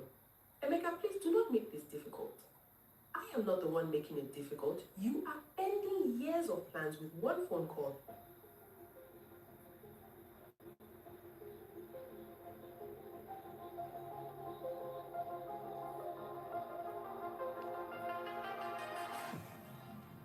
I'm refusing to tell me why. What else do you want me to say? Tell me whether there is another man. The question made Sonia stop moving. Her heart began to beat faster. She looked toward the bedroom as if Philip could somehow be standing there. There is nobody else, she lied. Emeka remained silent. Are you sure? He asked. Yes. Look into your heart before you answer me again. Is another man involved? I said no. Then why are you avoiding my calls? Why do you speak to me as if I am disturbing you? Why did your behavior change after you met my friend at the hotel? Sonia's body became cold. What are you trying to say? I am asking a simple question. I delivered the things you asked me to deliver. That is all. Did anything happen there? No. The lie came quickly, but Sonia's voice shook. Emeka noticed it. You do not sound like yourself. Because you are questioning me like a criminal. I am questioning you like a man whose future is being destroyed without an explanation. Sonia wiped tears from her eyes. I have made my decision. I am moving out of the apartment. Send someone to collect the keys. Sonia, calm down. There is nothing to calm down about. Please do not do something you will regret. I will not regret it. Think about the years we have spent together. Think about everything we planned. Think about the home I prepared for us. That is why I'm telling you now, instead of waiting until after marriage. Emeka's voice broke slightly. So all those years meant nothing to you? I did not say that. Then what are you saying? I am saying I do not feel happy anymore. When did that unhappiness begin? Sonia could not answer. Emeka waited for several seconds before speaking again. When your friend drop I will off the not food. force you to marry me, he said quietly. Marriage cannot survive where one person is hiding the truth. But I want to ask you one final time. Is another man? Sonia closed her eyes and held the phone tightly. Yes, No. it's another man. Are you telling me the truth? It's another Yes. man, your friend. Emeka exhaled slowly. All right. His sudden calmness frightened her more than anger would have. I will ask someone to collect the keys when you are ready. take whatever belongs to you, leave the things I bought for the house. I will. I hope the decision you are making gives you the happiness you are looking for. Dalton for Sonia's a tears fool, I fell just free, need but that. she kept her voice cold. Thank you. Goodbye, Sonia. Goodbye. The call ended and Sonia stood in the middle of the sitting room with the phone still pressed against her ear. Damn. For several moments, she could not move. The apartment seemed to become completely silent. The rain outside continued, but Sonia heard only Emeka's final words in her mind. She had expected him to shout, insult her, or threaten her. Instead, he had released her with dignity, and that made her feel worse. She sat on the floor and cried. She remembered the first time Emeka handed her the keys to the apartment. She remembered the joy on his face when she agreed to marry him. She remembered every time he called her his wife. Yet, even as the guilt broke her heart, another feeling rose inside her. She was free to choose Philip. She quickly wiped her tears and called Philip. Philip answered immediately. My love, I'm have you surprised ended Philip it? did He answer. asked. Sonia's voice was weak. Yes. You have ended it? Yes. I told Emeka I am no longer interested. Philip laughed with joy. That is my woman. I knew you would choose what is right for your heart. Sonia did not share his excitement. He was hurt. He will recover. People end relationships every day. He asked whether there was another man. What did you tell him? I said no. Good. There was no need to create unnecessary trouble. Sonia frowned. You sound too happy. Of course I am happy. The woman I love is finally free. Now we can begin our life without hiding. You have promised that you will marry me, and I will. I have given up everything for you. You have not given up anything. You have chosen something better. The next morning, Sonia received a bank alert that made her sit up in surprise. Philip had sent her several million naira. She called him immediately. Why did you send so much money? You need to move out of Emeka's apartment, Philip replied. Use the money to rent a good place, buy furniture, and take care of yourself. This is too much. Nothing is too much for the woman I want to marry. Sonia smiled for the Why? first time since ending the relationship. When I go find somebody send me too much. I am more serious than you know. I want you to leave that apartment immediately. I do not want my future wife living in another man's property. I will start searching for a place. Good. I will send more if you need it. Philip also told her he had some money he wanted her to deliver to his mother in the village. I have not sent her anything for some time, he explained. I want you to take it to her yourself. Why me? Sonia asked. Because I want her to meet you properly. I have spoken to her about you. Sonia's heart leapt with excitement. You told your mother about me? Yes, I told her there is a woman I want to marry. What did she say? She said she wants to see you. That conversation removed much of Sonia's remaining fear. She believed the man who introduced her to his mother could not be playing with her. She began searching for another apartment and found a clean place in a better part of town. The rent was higher than the first apartment, but Philip told her not to worry. She paid for it, bought new furniture, curtains, cooking items, and a large television. Each purchase made her feel as if she was entering a richer and more beautiful life. She packed her clothes and personal belongings from Emeka's apartment, leaving behind the furniture and appliances he had bought. On the day she moved out, she stood at the door and looked back one last time. Memories rushed through her mind, but she closed the door firmly and handed the keys to the man Emeka sent. The man did not ask questions. He simply collected the keys and left. Sonia felt a small pain in her chest, but she pushed it away and focused on her new home. A few days later, she traveled to the village to see Philip's mother. She dressed carefully because she wanted to make a good impression. She wore a beautiful gown, carried a handbag Philip had once bought for her, and placed the money he sent inside a large envelope. When she arrived at Philip's family compound, his mother welcomed her with curiosity. The older woman was surprised when Sonia introduced herself. You are Sonia, she asked. Yes, Mama. Philip sent me. The woman looked at her from head to toe. He has spoken about you. Sonia's face brightened. He asked me to bring this money to you. She handed over the envelope.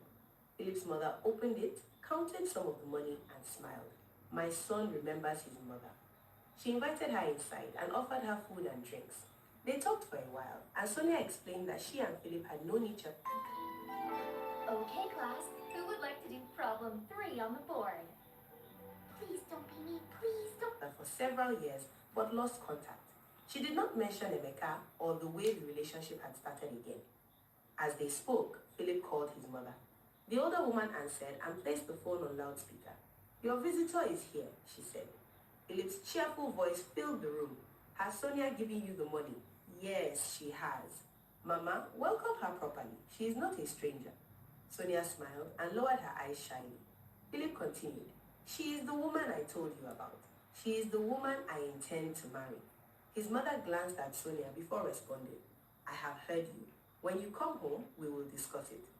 Take care of her for me. Do not allow her to feel uncomfortable. Sonia's heart filled with joy. She had feared Philip might only be making private promises, but hearing him announce his intention to his mother gave her confidence. After the call, Philip's mother spoke warmly to her and advised her to be patient until her son returned. Sonia left the compound feeling like a bride already accepted into her future husband's family. She called Philip as soon as she reached home. Thank you for speaking in front of your mother, I said. Why are you thanking me for telling the truth? Philip replied.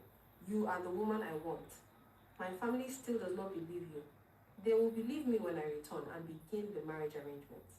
When are you coming? Before Christmas, I'm arranging everything. Sonia carried that promise back to her parents' house. Her mother looked unhappy when she learned Sonia had gone to Philip's family compound. You have already started moving around as if you are married to him, she said.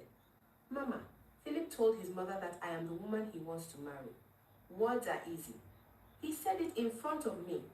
Did his mother say she knows anything about the marriage? She said we would discuss it when he comes home. Sonia's father shook his head. You are rushing because you want to prove that your decision was right. My decision is right, Sonia replied. Adeze looked at her sadly. Do you know whether Philip is truly single? What kind of question is that? A necessary one. He lives abroad. He disappeared for years. Have you asked whether he has a wife or children? Sonia became angry. He would not ask me to marry him if he already had a wife. Men have done worse things, Adeze replied. Stop bringing fear into everything, Sonia said. You people only liked Emeka because he was always sending money and greeting everybody. Her mother frowned. Do not twist the truth. We liked Emeka because he was respectful and responsible. Philip is also responsible. In fact, he is more successful than Emeka. Adeze folded her arms. So now, success is the reason? Sonia smiled with pride. Philip knows how to make money. He owns cars, he invests, he travels, he is confident. He is the kind of man who can give me the life I want.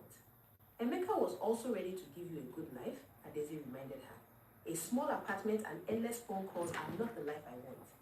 That small apartment was enough when you believed Philip was gone. Sonia's face hardened. I did not know better then. Her words shocked the family. Her father warned her not to insult the man she had already hurt. Do not speak as if Emeka did nothing for you, he said. You accepted his help willingly. I am not denying what he did. I am only saying Philip is more suitable for me. Because he's richer, her father asked. Because I love him, Sonia answered. Though even she knew the money and lifestyle mattered greatly. As the weeks passed, Sonia became more confident in her choice. Philip sent money often and called her at night. He spoke about their wedding and allowed her dream openly. Sonia saved pictures of large wedding halls, expensive dresses, beautiful decorations, and luxury cars. She told Adeze that her wedding would be one of the biggest ceremonies the community had ever seen. People will forget everything they said about me, she boasted. When they see how Philip will marry me, they will understand why I left Emeka. Adeze did not share her excitement. Marriage is not a competition, she warned. You are planning a ceremony with a man who has not even come home to speak with our parents. He is coming before Christmas. He said many things before. Sonia ignored her and continued making plans. She contacted a bridal designer and asked about bridal dresses. She visited shops and looked at jewelry. She even began writing names of people she wanted to invite. Whenever Philip called, she described every detail. He encouraged her, but always told her to wait until he returned before paying for anything important. Sonia saw this as wisdom, not delay. I want everything to be perfect, she told him. It will be. You deserve a wedding people will remember.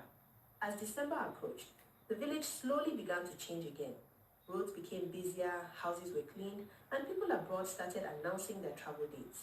Sonia waited anxiously for Philip to confirm his flight. One evening, he called and told her the news she had been expecting. I have booked my ticket. Sonia jumped from her seat. Are you serious? Yes, I will be in Nigeria before Christmas. Thank God. I have been waiting. This time, we will not waste time. You will come directly to see my parents? Yes, I will also speak with my mother and arrange everything. Sonia ended the call feeling victorious. Him seem like a She con told her man family to me. Philip was finally returning. Her mother remained quiet, while her father simply said, let him come, we will see. Adeze warned her not to celebrate until she saw clear actions, but Sonia no longer cared about their doubts. She bought new clothes, fixed her hair, and prepared herself to welcome the man she believed would change her life. Unknown to her, Emeka had also booked a flight to Nigeria. She learned about his return through someone who knew both men.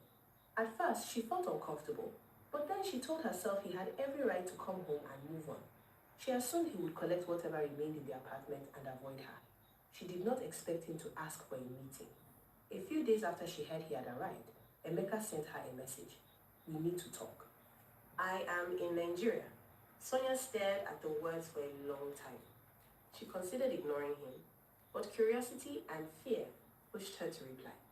What do you want to talk about? Emeka answered, you will know when we meet. Sonia told Philip about the message. Philip became quiet. Do not be afraid, he said. He cannot force you to return to him. Should I meet him? Yes. Here's a quick take from the Yojo Show podcast. Let him say whatever he wants. You have already made your choice. Will you be nearby? Sonia asked. I have things to handle today, but call me when you are done. Sonia agreed to meet Emeka in a quiet outdoor restaurant away from her family home. She dressed carefully because she did not want him to think she was suffering after leaving him. When she arrived, Emeka was already seated at a table in the far corner. Sonia stopped for a moment when she saw him. He looked tired and older than before. He was neatly dressed, but the softness she remembered in his face was gone. His eyes were cold, and he did not stand to welcome her. Sonia walked to the table and sat opposite him. Good afternoon, she said. Good afternoon, Emeka replied. You said you wanted to see me. Yes. I hope you did not call me here to beg again. I have already made my decision. Emeka stared at her for several seconds. I did not come to beg you. Sonia felt uncomfortable under his gaze. Then why am I here? I wanted to see your face when I asked you a question. What question? Emeka leaned forward. How could you do it? Sonia frowned. Do what? How could you betray me with Philip? Sonia's heart stopped for a moment. She forced herself to remain calm. I do not know what you're talking about. Emeka laughed bitterly. You still want to lie. Philip and I knew each other before I met you. That is not what I asked. Then say what you want to say. You went to his hotel room carrying food I asked you to buy for me. You are there because I trusted both of you. Yet you slept with him. Sonia's face became pale. She looked around quickly to make sure nobody was listening. Lower your voice. Why? Are you ashamed now? Who told you? Does it matter? Philip would not tell you that. So, you admit it happened. Sonia realized she had trapped herself. She sat back and folded her arms. Yes, something happened, but you do not understand. Then help me understand. Philip was my first love, she said. We met years before you came into my life. We lost contact by accident. If that had not happened, I would have married him. Emeka's jaw tightened. So, that gave you the right to betray me? I did not plan it. Seeing him again brought back feelings I had buried. And what about everything we had? I cared about you. You cared about me, Emeka repeated. You lived in the home I rented. You accepted my support. You allowed me to speak with your family and plan a wedding. Then, the moment you saw a man with more money and a better car, you forgot everything. Sonia became defensive. This is not only about money. Then what is it about? I love Philip. I always did. And you could not tell me the truth before sleeping with him? I was confused. You were not confused when you lied to me on the phone. I did not want to hurt you. Emeka laughed again, but there was no joy in it. You did not want to hurt me, yet, like a brother. Sonia lifted her chin. Philip intends to marry me. I chose the man I truly love. You need to accept it and move on. Emeka stared at her as if he could not believe the confidence in her voice. Philip intends to marry you. Yes, he told you that many times. And you believed him? He introduced me to his mother. He sends money. He paid for my new apartment. He is coming to speak with my family. Emeka shook his head slowly, then gave a bitter laugh. Sonia frowned. What is funny? You are. Do not insult me. I do not need to insult you. You have done enough for yourself. What do you mean? Emeka leaned back in his chair. His eyes remained fixed on her face. Philip cannot marry you. You are saying that because you are jealous. I am saying it because Philip is already married. Sonia's expression changed, but she quickly recovered. That is a lie.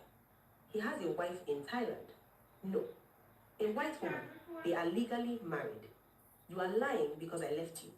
They have 3 children together. Sonia stared with her without blinking. Her hands began to tremble, but she placed them under the table.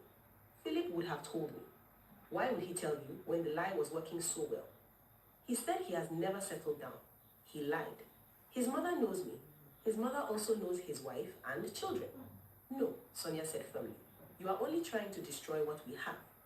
What you have? Asked Emeka. You mean the money, secret calls, and false promises? Philip told his mother in front of me that I am the woman he wants to marry, because he instructed her to play along. Sonia shook her head quickly. I do not believe you.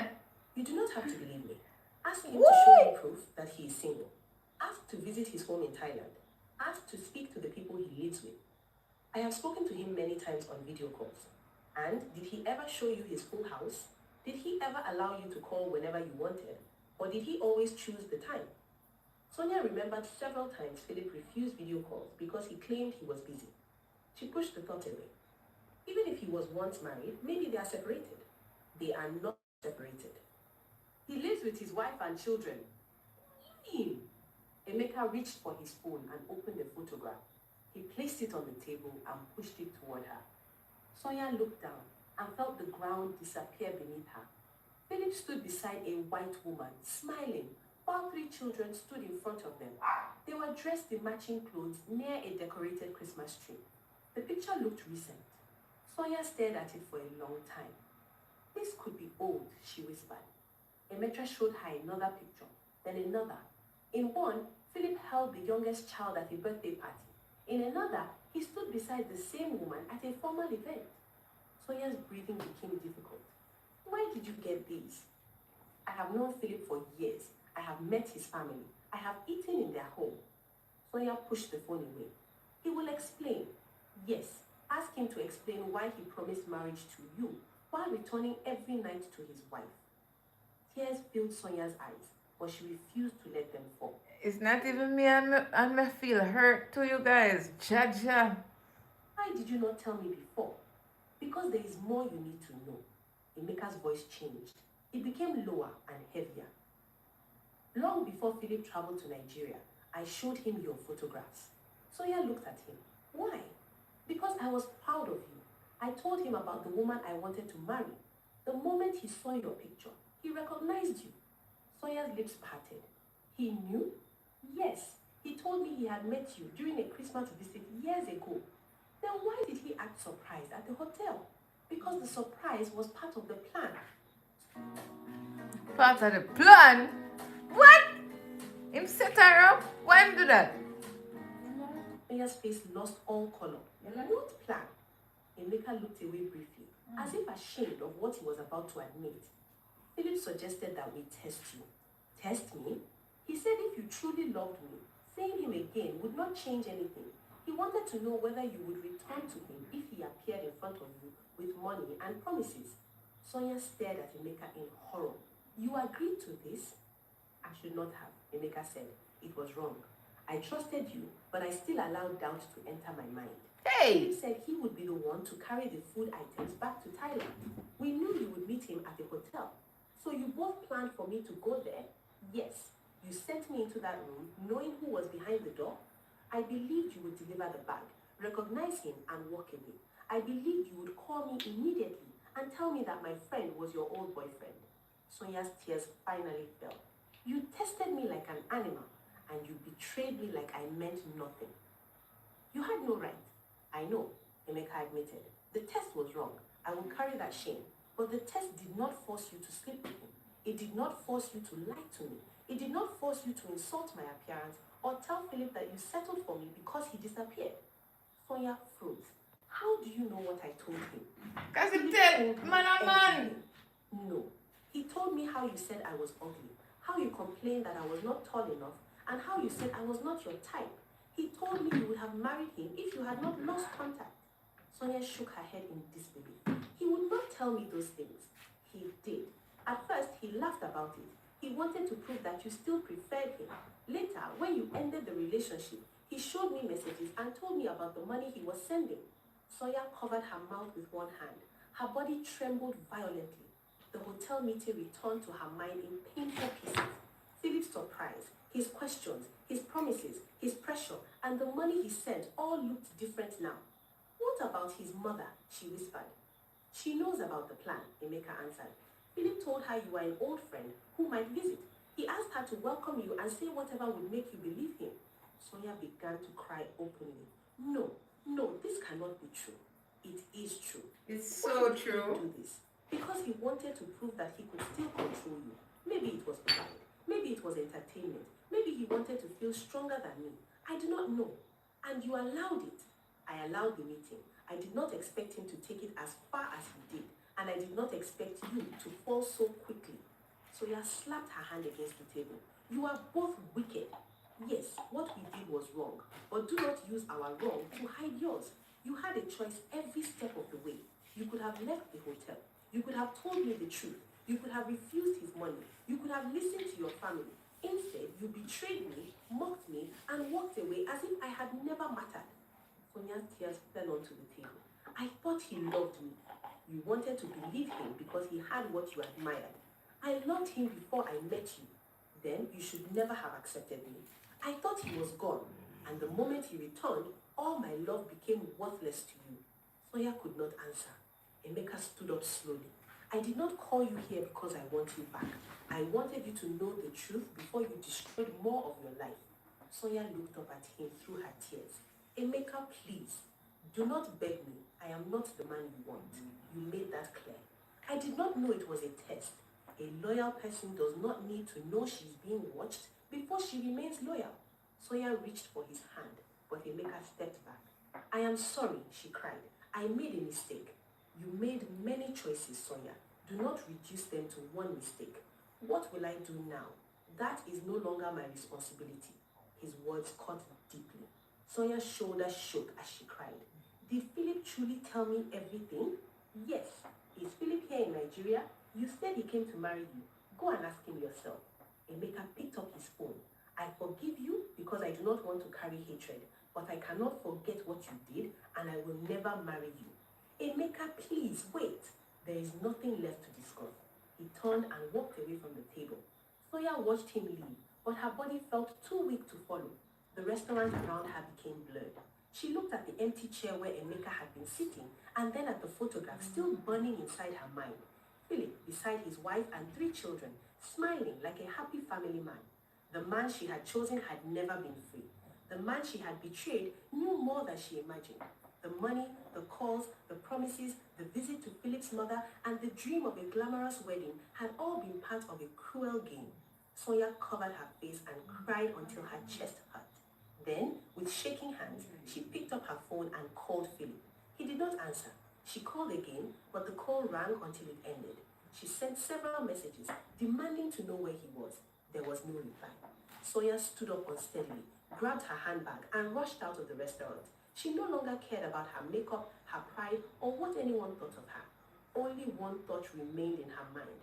She had to find Philip, look into his eyes, and force him to tell her the truth.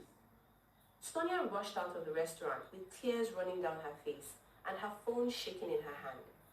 She did not care that people were looking at her or that her makeup had become messy. Emeka's words followed her like a frightening voice she could not escape. Philip was married. Philip had 3 children. The hotel meeting had been planned. The money, the promises, and the call to his mother had all been part of a cruel game. If you have a yellow aura, you are a narcissist. Sonia refused to accept everything immediately because the truth was too painful. She wanted to believe that Emeka was only angry because she had rejected him. She wanted to believe that the pictures he showed her were old, or that the white woman was Philip's former wife. She wanted to believe there was still an explanation that would save the beautiful future she had created in her mind. She called Philip again as she stood beside the road, but he did not answer. She called many more times, but every call rang until it ended. Sonia opened their messages and wrote quickly. Philip, where are you? I need to see you now. Emeka told me something terrible. Please, answer me. She waited, but there was no reply. She sent another message. Are you married? Do you have 3 children? Please, tell me Emeka is lying. Still, Philip said nothing. Sonia's fear grew stronger with every passing minute. She tried to remember the places Philip normally visited whenever he returned to Nigeria. She called one of his friends she had met during their first Christmas together, but the man claimed he did not know where Philip was. Please, I need to speak with him, Sonia begged. It is urgent. The man sounded uncomfortable. I cannot help you. Try calling him again. Sonia knew from the man's voice that he was hiding something. She entered a hired car and gave the driver the address of Philip's family house. During the journey, she kept looking at her phone, hoping Philip would call back. Her heart was beating so hard that she felt pain in her chest. She remembered Philip standing in the hotel room and asking her if she would leave Emeka for him. She remembered how serious his face looked when he promised to marry Told her. her too She easy. remembered the money he sent and the way his mother welcomed her. It all had felt so real. Sonia pressed her head against her hands and whispered, No, this cannot be true. It cannot be true. When she arrived at Philip's family compound, she rushed toward the house without greeting anyone outside. Philip's mother was sitting in the sitting room when Sonia entered. The older woman looked surprised to see her in such a condition. Sonia, what happened? She asked. Where is Philip? I have been calling him. Philip's mother shifted uncomfortably in her seat. Why are you looking for him like this? I asked where he is. You should calm down first. I cannot calm down. Emeka told me that Philip is married in Thailand and has 3 children. He said everything Philip told me was a lie. Is it true? The older woman did not answer immediately, and her silence gave Sonia the answer she feared. Mama, please, tell me the truth. Does Philip have a wife? Philip's mother looked away. You should speak with him. You knew, Sonia said, her voice becoming weak. You knew he was married when I came here. Sonia, this is not something I want to discuss. You collected the money I brought. He called you in front of me and said I was the woman he wanted to marry. You told me to be patient. Why did you do that if you knew he already had a wife? Philip's mother became defensive. I only repeated what my son told me. I did not promise you anything. Sonia stared at her in disbelief. You allowed me to believe I would become your daughter-in-law. Did I collect marriage drinks from your family? Did Philip come here with your parents to discuss marriage? You should not accuse me of something that never happened. But I knew I had left another man because of him. The older woman shook her head. That matter is between you and Philip. I did not ask you to leave anybody. Sonia felt as if another door had been closed against her. She wiped her tears angrily. Where is he? He is not here. Then call him. I cannot force him to answer you. Sonia reached for her own phone and called Philip again. This time, the call connected, but he rejected it almost immediately. Sonia looked at her mother. He is avoiding me. Go home and allow him to contact you when he's ready. No, I will not leave until I speak with him. Philip's mother stood up. Do not create a scene in my house. Your son has destroyed my life and you are worried about a scene? Nobody destroyed your life. You are an adult. Whatever you did it with your own eyes open. Those words hit Sonia deeply. She wanted to shout, but her strength was leaving her. She walked out of the compound in tears and stood outside, not knowing where to go. As she was about to enter another vehicle, her phone rang. Philip was calling. Sonia answered immediately. Where are you? She demanded. Why are you shouting? Philip asked calmly. I need to see you. I am busy. Emeka told me everything. There was a short silence on the line. What did he tell you? Philip asked. Do not pretend. He said you are married to a white woman and have 3 children. He showed me pictures. He said the hotel meeting was planned. He said you knew who I was before I came. Tell me he is lying. Philip breathed out slowly. Where are you now? I am outside your mother's house. Leave there. Meet me at the hotel lounge near the main road. I am coming. Sonia ended the call and quickly entered the vehicle. During the short journey, she felt both fear and anger. A part of her still hoped Philip would laugh and explain that Emeka had misunderstood everything. She imagined Philip telling her he had separated from his wife or that the children were not his. She held on to every weak possibility because accepting the truth meant accepting that she had destroyed a real relationship for nothing. Philip was already sitting in a quiet corner of the hotel lounge when Sonia arrived. He wore dark glasses and looked calm, as if nothing serious had happened.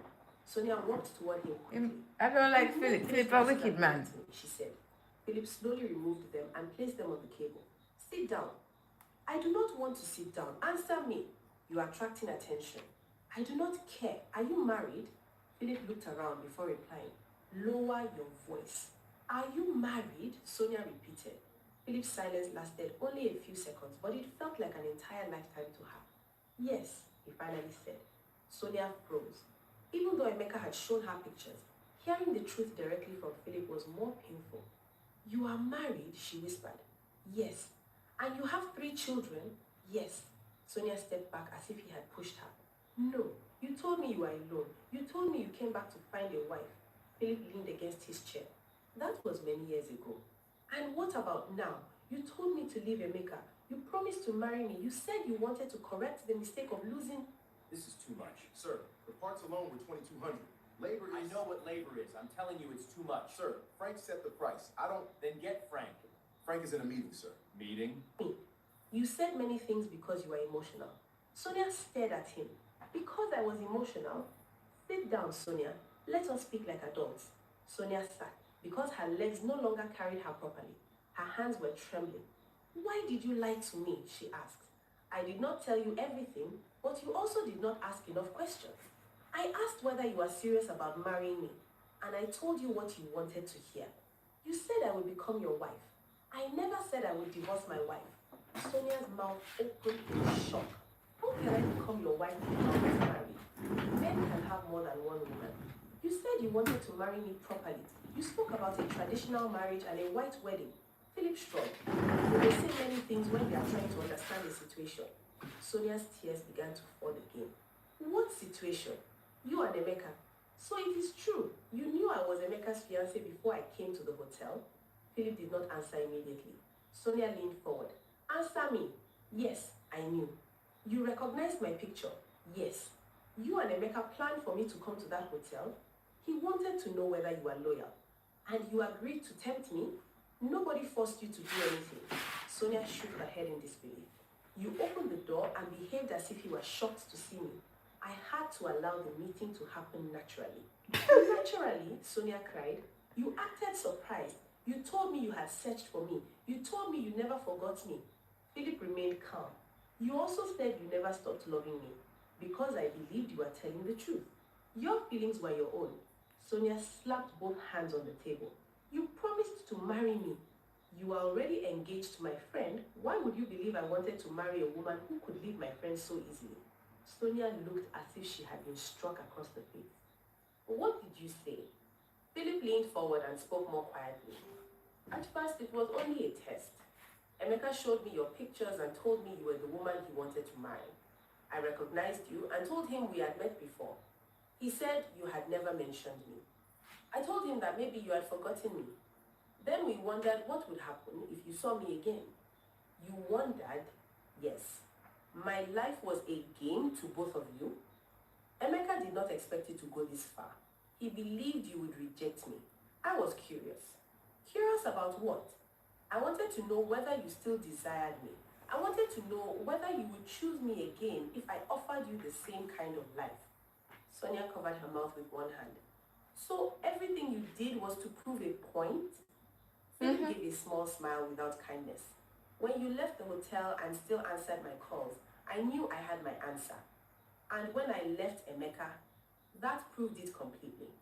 You were happy because you had destroyed your friend's relationship? I was happy because I knew I still had power over you. Sonia stared at him with horror. The man sitting before her no longer looked like the charming person she had admired. She saw pride, fucking selfishness, and narcissist. cruelty in his eyes. The money you sent me, she asked weakly, what was it for? To keep you comfortable. You said it was for our future. It was also a reward. A reward for what? For choosing me. Sonia began to cry harder.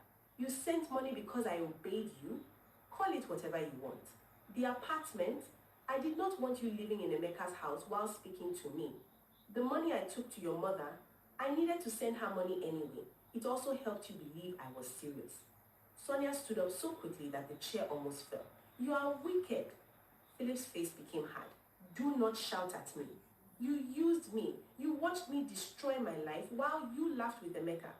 Emeka was not laughing after you left him, but you were. I did not make your decisions for you. You knew I loved you, and you used Emeka while believing I was gone. I did not use him. I tried to move on. You accepted his money, his apartment, and his marriage plans. Then you insulted him the moment I returned. Sonia shook her head. I said those things because you confused me. I did not put the words in your mouth. I did not tell you to say Emeka was ugly. I did not tell you to complain about his height. I did not tell you to say he was below your taste. Sonia felt ashamed because Philip knew every cruel word she had spoken. You told him all that. He deserved to know what you truly thought about him. After sleeping with me, you went back and told him everything. He asked what happened. And you showed him our messages? Philip looked away briefly. Some of them. Sonia slapped him across the face before she could stop herself. The sound drew attention from a few people nearby. Philip stood up immediately and grabbed her wrist. Do not ever touch me again, he warned. Sonia pulled her hand free. You destroyed me. No, Philip replied coldly. You destroyed yourself. I gave you an opportunity to make a choice, and you chose based on money, appearance, and old feelings. Nobody forced you to enter my hotel room. Nobody forced you to become intimate with me. Nobody forced you to lie to Emeka. Nobody forced you to leave the apartment or ignore your parents. Sonia cried openly. You promised me marriage, and you believed me because you wanted the richer man. I loved you. You loved what you thought I could give you. That is not true. Then why did you keep comparing me with Emeka? Why did... Do you take Miss Stella Parker? You talk about my cars, my clothes, my business, and the life abroad. You did not leave him only because of love. You left because you believed you were moving to something bigger. Sonia had no answer because Philip's words contained a painful truth. What happens to me now? She asked. Philip picked up his glasses. That is not my problem. You cannot leave me like this. I have a wife and children. I am returning to them. What about everything between us? It ends here. Sonia stepped in front of him. You will not even apologize? Philip's face became hard. For what? You enjoyed the money and the attention while it lasted. I gave up a man who loved me. That was your decision.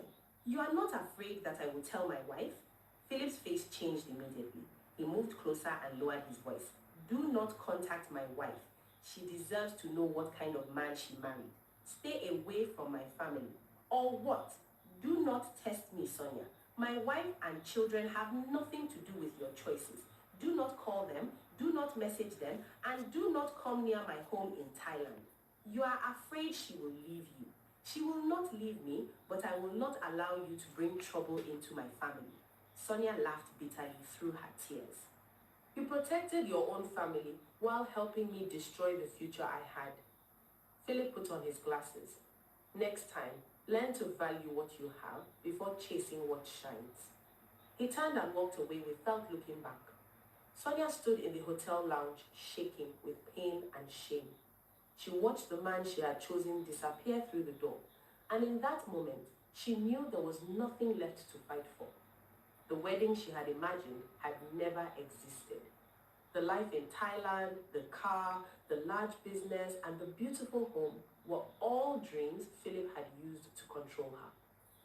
Sonia slowly sat down again and cried until one of the hotel workers approached to ask whether she was all right. She could not answer. She eventually left the hotel and returned to the apartment Philip's money had helped her rent. For the first time, the expensive furniture and new decorations looked empty and ugly. Every item reminded her of the lie she had accepted. She entered the bedroom, sat on the floor, and cried until night came. She called Philip several more times, but he blocked her number. She sent messages through other numbers, but he never replied. Sonia then called Emeka, but he did not answer. She called again and again until her phone battery became weak. She sent a message that read, "I am sorry. Everything you said was true. Please speak with me." Finally came to check on her after their mother said she had not called. When Adaize entered and saw Sonia lying on the bed with swollen eyes, she knew something terrible had happened. "Sonia, what is wrong?" she asked. Sonia turned her face away. Adaize sat beside her and touched her shoulder. "Did you speak with Philip?"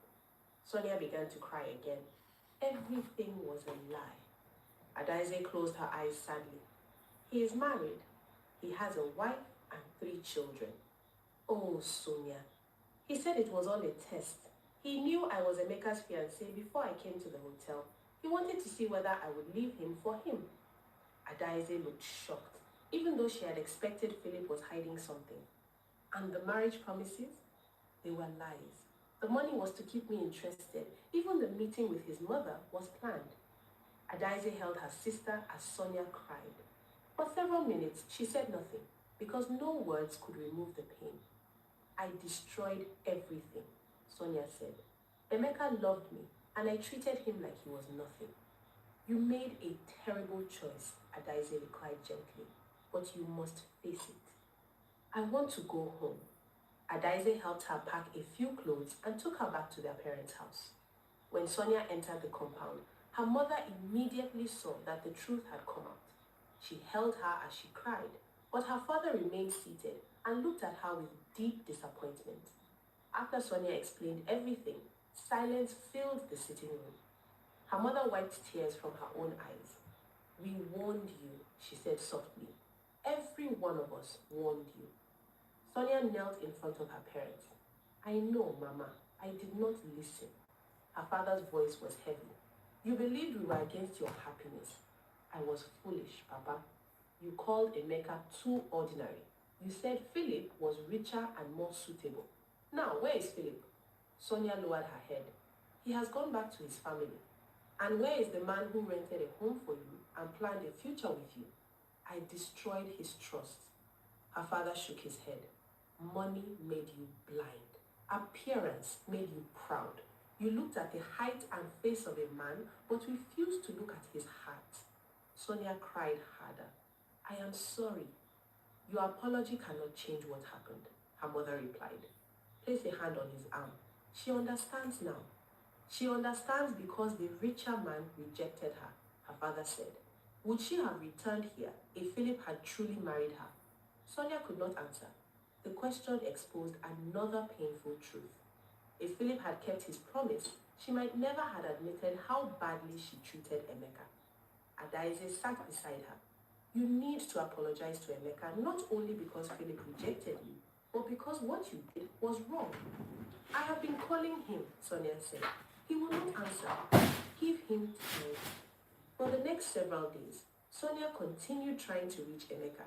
She sent long messages admitting everything. She apologized for lying, for betraying him with Philip, for insulting his appearance, and acting as if the things he did for her meant. If you want to get funded fast and actually receive payouts, this is a video you need to watch. I'm going to show you exactly how GoFundMe Trader works, the plans, the payouts, and the proof, and the real community behind it. So let's go. A lot of traders waste time on prop for Nothing. He supported her work, helped her family, rented a house for her, and planned to marry her. He never treated her badly. He was patient with her. But I threw everything away because I saw a man with more money and a bigger car. Emeka looked away. Sonia's voice broke. "I allowed old feelings and greed to control me. I thought Philip was better because he was flashy. I did not understand that a good heart is more valuable than appearance. Please forgive me." "I have forgiven you," Emeka replied quietly. Sonia looked up with hope. "Then give me another chance." Emeka shook his head. "Forgiveness does not mean we must return to the relationship.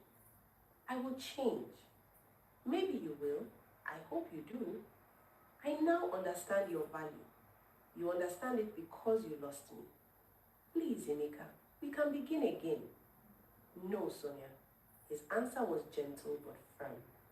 Do not say no so quickly. I have thought about this every day. I loved you. I planned my life around you. I trusted you with everything.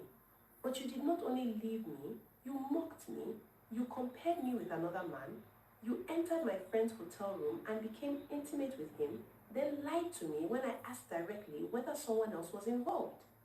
Sonia bowed her head. I was wrong. You were. And I was also wrong to agree to test you. A relationship should not be built on secret tests. I accept my own mistake, but the test only opened my eyes to something that was already inside you. I can remove it from my heart. I hope you do for your own future, but I cannot marry you out of pity. Sonia reached toward him, but Emeka moved his hand away. I still love you, she said. You may be feeling regret, loneliness, and disappointment. That is not the same as love. It is love. When Philip appeared, your love for me disappeared. You remembered my height, my face, and every way I failed to match your dream. What happens if another richer or more attractive man appears after we marry? It will never happen again. I cannot build a marriage on that promise. Sonia cried quietly. Emeka continued. Love without loyalty is dangerous. Marriage cannot survive only because one person is kind and the other person is grateful. There must be respect, honesty, and trust. You broke all three. So, this is truly the end? Yes. You will never forgive me enough to come back? I forgive you so I can live peacefully, but I cannot return. Some things can be repaired, and some things leave a wound that changes everything. Sonia lowered her head until her forehead almost touched her hand. I am sorry. I know. Emeka stood up. Please, learn from this. Do not destroy yourself completely because of one terrible decision. Continue your work. Take care of your family. Become a better person. But do not wait for me. Sonia looked up. Are you leaving Nigeria? Yes. I will return to Thailand soon. And Philip? He is no longer my friend. Emeka's face became harder. A true friend does not tempt the woman another man intends to marry. A true friend does not turn another person's relationship into a game. I have ended everything with him. Sonia slowly stood. I am sorry I came between both of you.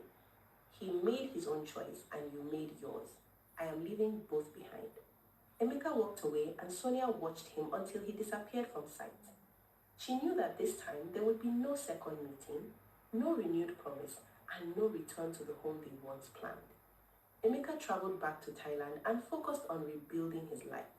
He worked, invested, and surrounded himself with people he could trust. He did not allow Sonia's betrayal to destroy his belief in love forever, but he became more careful about whom he allowed close to his heart. He also ended every business and personal connection he had with Philip. Philip tried to apologize and claimed the test had gone too far, but Emeka refused to continue a friendship with a man who had used his trust for pride and entertainment. Philip eventually returned to Thailand and went back to his wife and children. His life continued as if Sonia had been only a short distraction. He never contacted her again. Back in Nigeria, Sonia struggled to rebuild her own life. The apartment Philip paid for became too expensive for her to maintain. The money he sent gradually finished as she paid bills, bought food, and tried to keep the lifestyle she had started. When the rent expired, she could not renew it. She sold some of the furniture and moved into a smaller room closer to her workplace. The beautiful wedding dresses saved on her phone became painful reminders of a marriage that would never happen. She deleted them one after another, crying as each dream disappeared from the screen. News of what happened slowly spread among a few people in the community.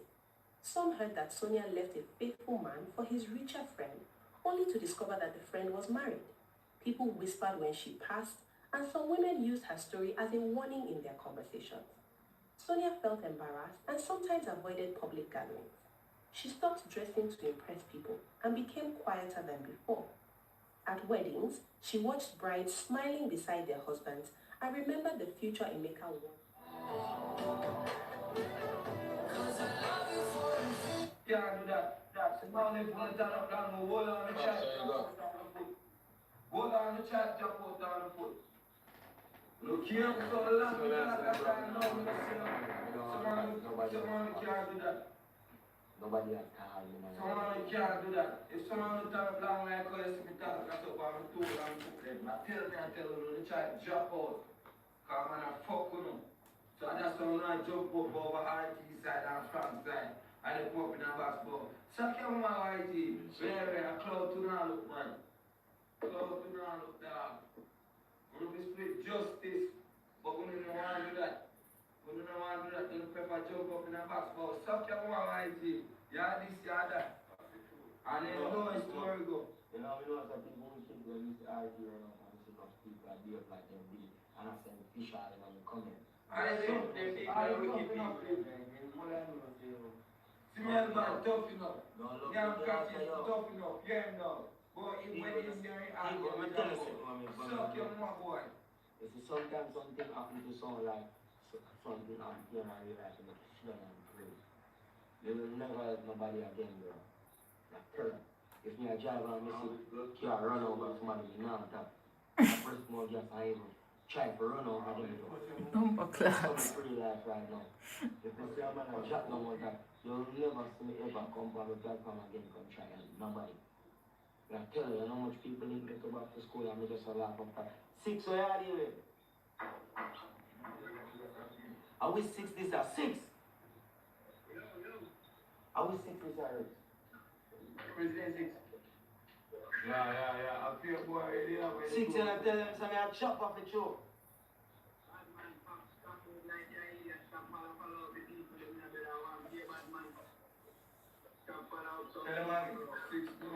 And if you're in there, I put 6, me know you're a mash up a man. Right now, you're a man.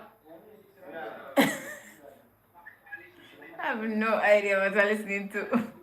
Yeah, of course.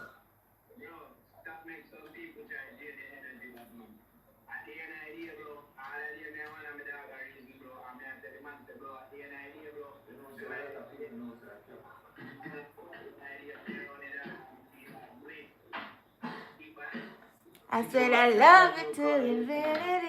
6 members here been there on me, dog. 6 members, you know a big girl right now, man. And I like you don't know, you know.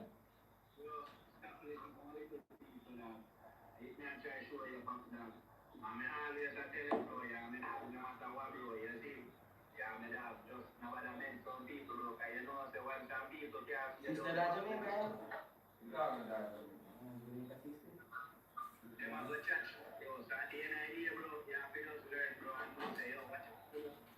Hey, Witchy Master. I'm doing great. How are you? The day I want to hold him, you know.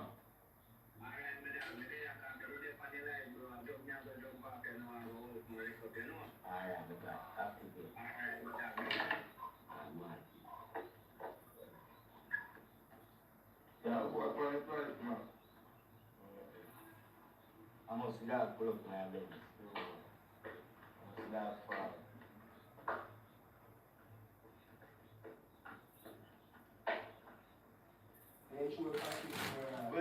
Patrick for the pop. That's what I say. Patrick a good girl. Just raise him up. Send him down for the car and bother people them. Good girl. I will show Patrick. People, I will show Patrick. Nobody don't know how to show Patrick over there. I know you're not. You see? One of the check, but we'll not check for that. Yeah, bro. What if we check for the check for you want to follow the batchy business, batchy story business. You can't manage the people. Batchy can see a checkbook, bro. See batchy did on the road. Last time we checked, I want one fence. Batchy said, lean up around 1 yard. We don't have dogs, I go bite him up. We don't have crown bass go buck him and rape him. We don't know what people. We need to check up on the girl. Cause Patrick a good girl. Yo. Stop calling him, bro. You hear me? Oh, crown box and this and that. Remember the code boss all over that. In everywhere. Yo, these are the things that we shouldn't see. People check up on Nah, talk about, you understand, just come on for check that. up on Patrick people. Patrick them on the street. Or if you go to get place or no, because people them love him too. People them now make him sleep on the road. And there's no rapists out there. Like, oh, man. Me I tell you, man. Here I know. What's that blood clot name, dog? I have no idea what I'm listening to, guys. I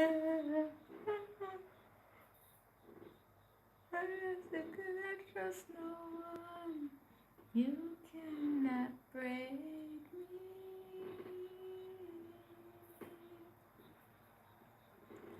I'm still fighting for peace. Well, I got a thick skin and elastic heart.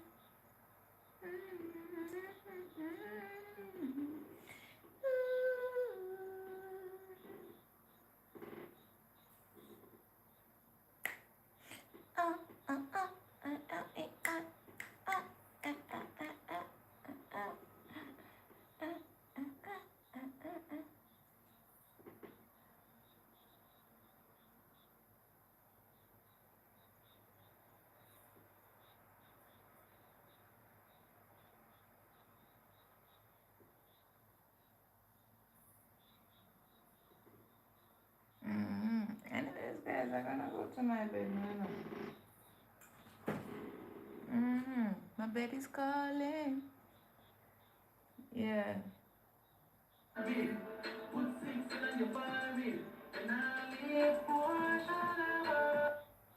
Copyright materials.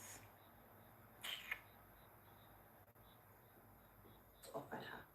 Whenever she saw a man opening a car door for a woman, or heard someone speaking about returning from... There is nothing wrong with this reference. You have your author, year, title, and even a DOI. It's fine, except for the fact that it's been retracted. Abroad, her heart became heavy. She now understood that a person could look successful in public and still carry dishonesty inside. Her family did not abandon her, but her father remained strict. He told her that regret was useless unless it changed her behavior. Her mother encouraged her to focus on her handwork and build a life that did not depend on any man's money. Adiaze remained close to her, but refused to allow Sonia to blame Philip for everything. Philip was wicked, Adiaze told her one day, but you did not remove your power to choose. You must accept your own path if you truly want to change. Sonia nodded. I know. That is the most painful part. I saw every warning and still walked into it. Months passed and Sonia slowly returned to work. She became serious about her training and began taking small jobs. The money was not much, but it was honest and belonged to her. She no longer measured people by cars, clothes, foreign locations, or public spending. She listened more carefully to how they treated others and whether their actions matched their words. Another Christmas season eventually arrived. Ifite became lively again. Music filled the streets, houses were decorated, and people returned from different parts of the world. Expensive vehicles moved along the roads, and young men sprayed money at festive gatherings. One evening, Sonia walked past the same sightseeing spot where she had first met Philip. The place looked almost exactly as it had years earlier. Bright lights shone over the crowd, women wore beautiful dresses, men laughed loudly beside their cars, a large modern vehicle entered, and people turned to look as the driver stepped out and began giving money to those around him. For a brief moment, Sonia saw her younger self standing among the crowd, watching Philip with wonder and believing that wealth, confidence, and public generosity were enough to prove a good heart. She remembered how a Christmas stranger had become the center of her dreams, how she waited for him for years, and how she later destroyed a faithful relationship when he returned. Tears gathered in her eyes, but she did not stop walking. She no longer saw glamour in the loud display. She saw a lesson she had paid for with her peace, dignity, and future. Sonia finally understood that a 100-level vehicle could carry a dishonest man, that a foreign address could hide a secret family, and that gifts could be used as bait, and that sweet promises could be empty. She also understood that quiet love was not weak love. Emeka had not shouted about his plans, but he had shown them through his actions. He supported her, respected her parents, and prepared a home for them. She had mistaken his calmness for lack of value, and Philip's loudness for greatness. Sonia continued walking until the music behind her became faint. She accepted that some opportunities do not return after they are carelessly destroyed. She could not force Emeka to trust her again, and she could not return to the past to make a different choice. All she could do was carry the lesson forward and become better than the woman she had been. Her regret became a warning to everyone who heard her story. Never throw away a faithful partner because someone richer or more attractive appears. Never confuse money with love. Never compare a person's honest effort with another person's public display. And never betray someone who has given you genuine commitment for a fantasy that has not been tested by truth. Sonia entered her family compound that evening with a quieter heart. She had lost the marriage she once expected, but she had finally gained understanding. She knew the price of betrayal because she had paid it herself, and she also knew that for the rest of her life, she would never again judge the value of a person by what could be seen on the outside. The lesson in this story is that we should never allow money, physical appearance, old feelings, greed, or empty promises to make us betray a faithful and responsible person who has shown us genuine love. Because flashy wealth can hide lies, true character is more valuable than outward attraction, and once trust is carelessly destroyed, regret may come when it is already too late to recover the good future we threw away.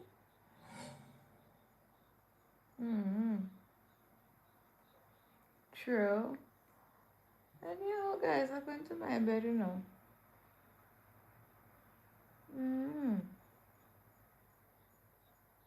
Thank you so much for watching my videos. Thank you so much for streaming with me all day today. Thank you so much. Mwah. I appreciate everything. So, gonna go catch some Z's. I'm tired, so I'm just gonna go catch some Z's. Thank you guys so much for watching.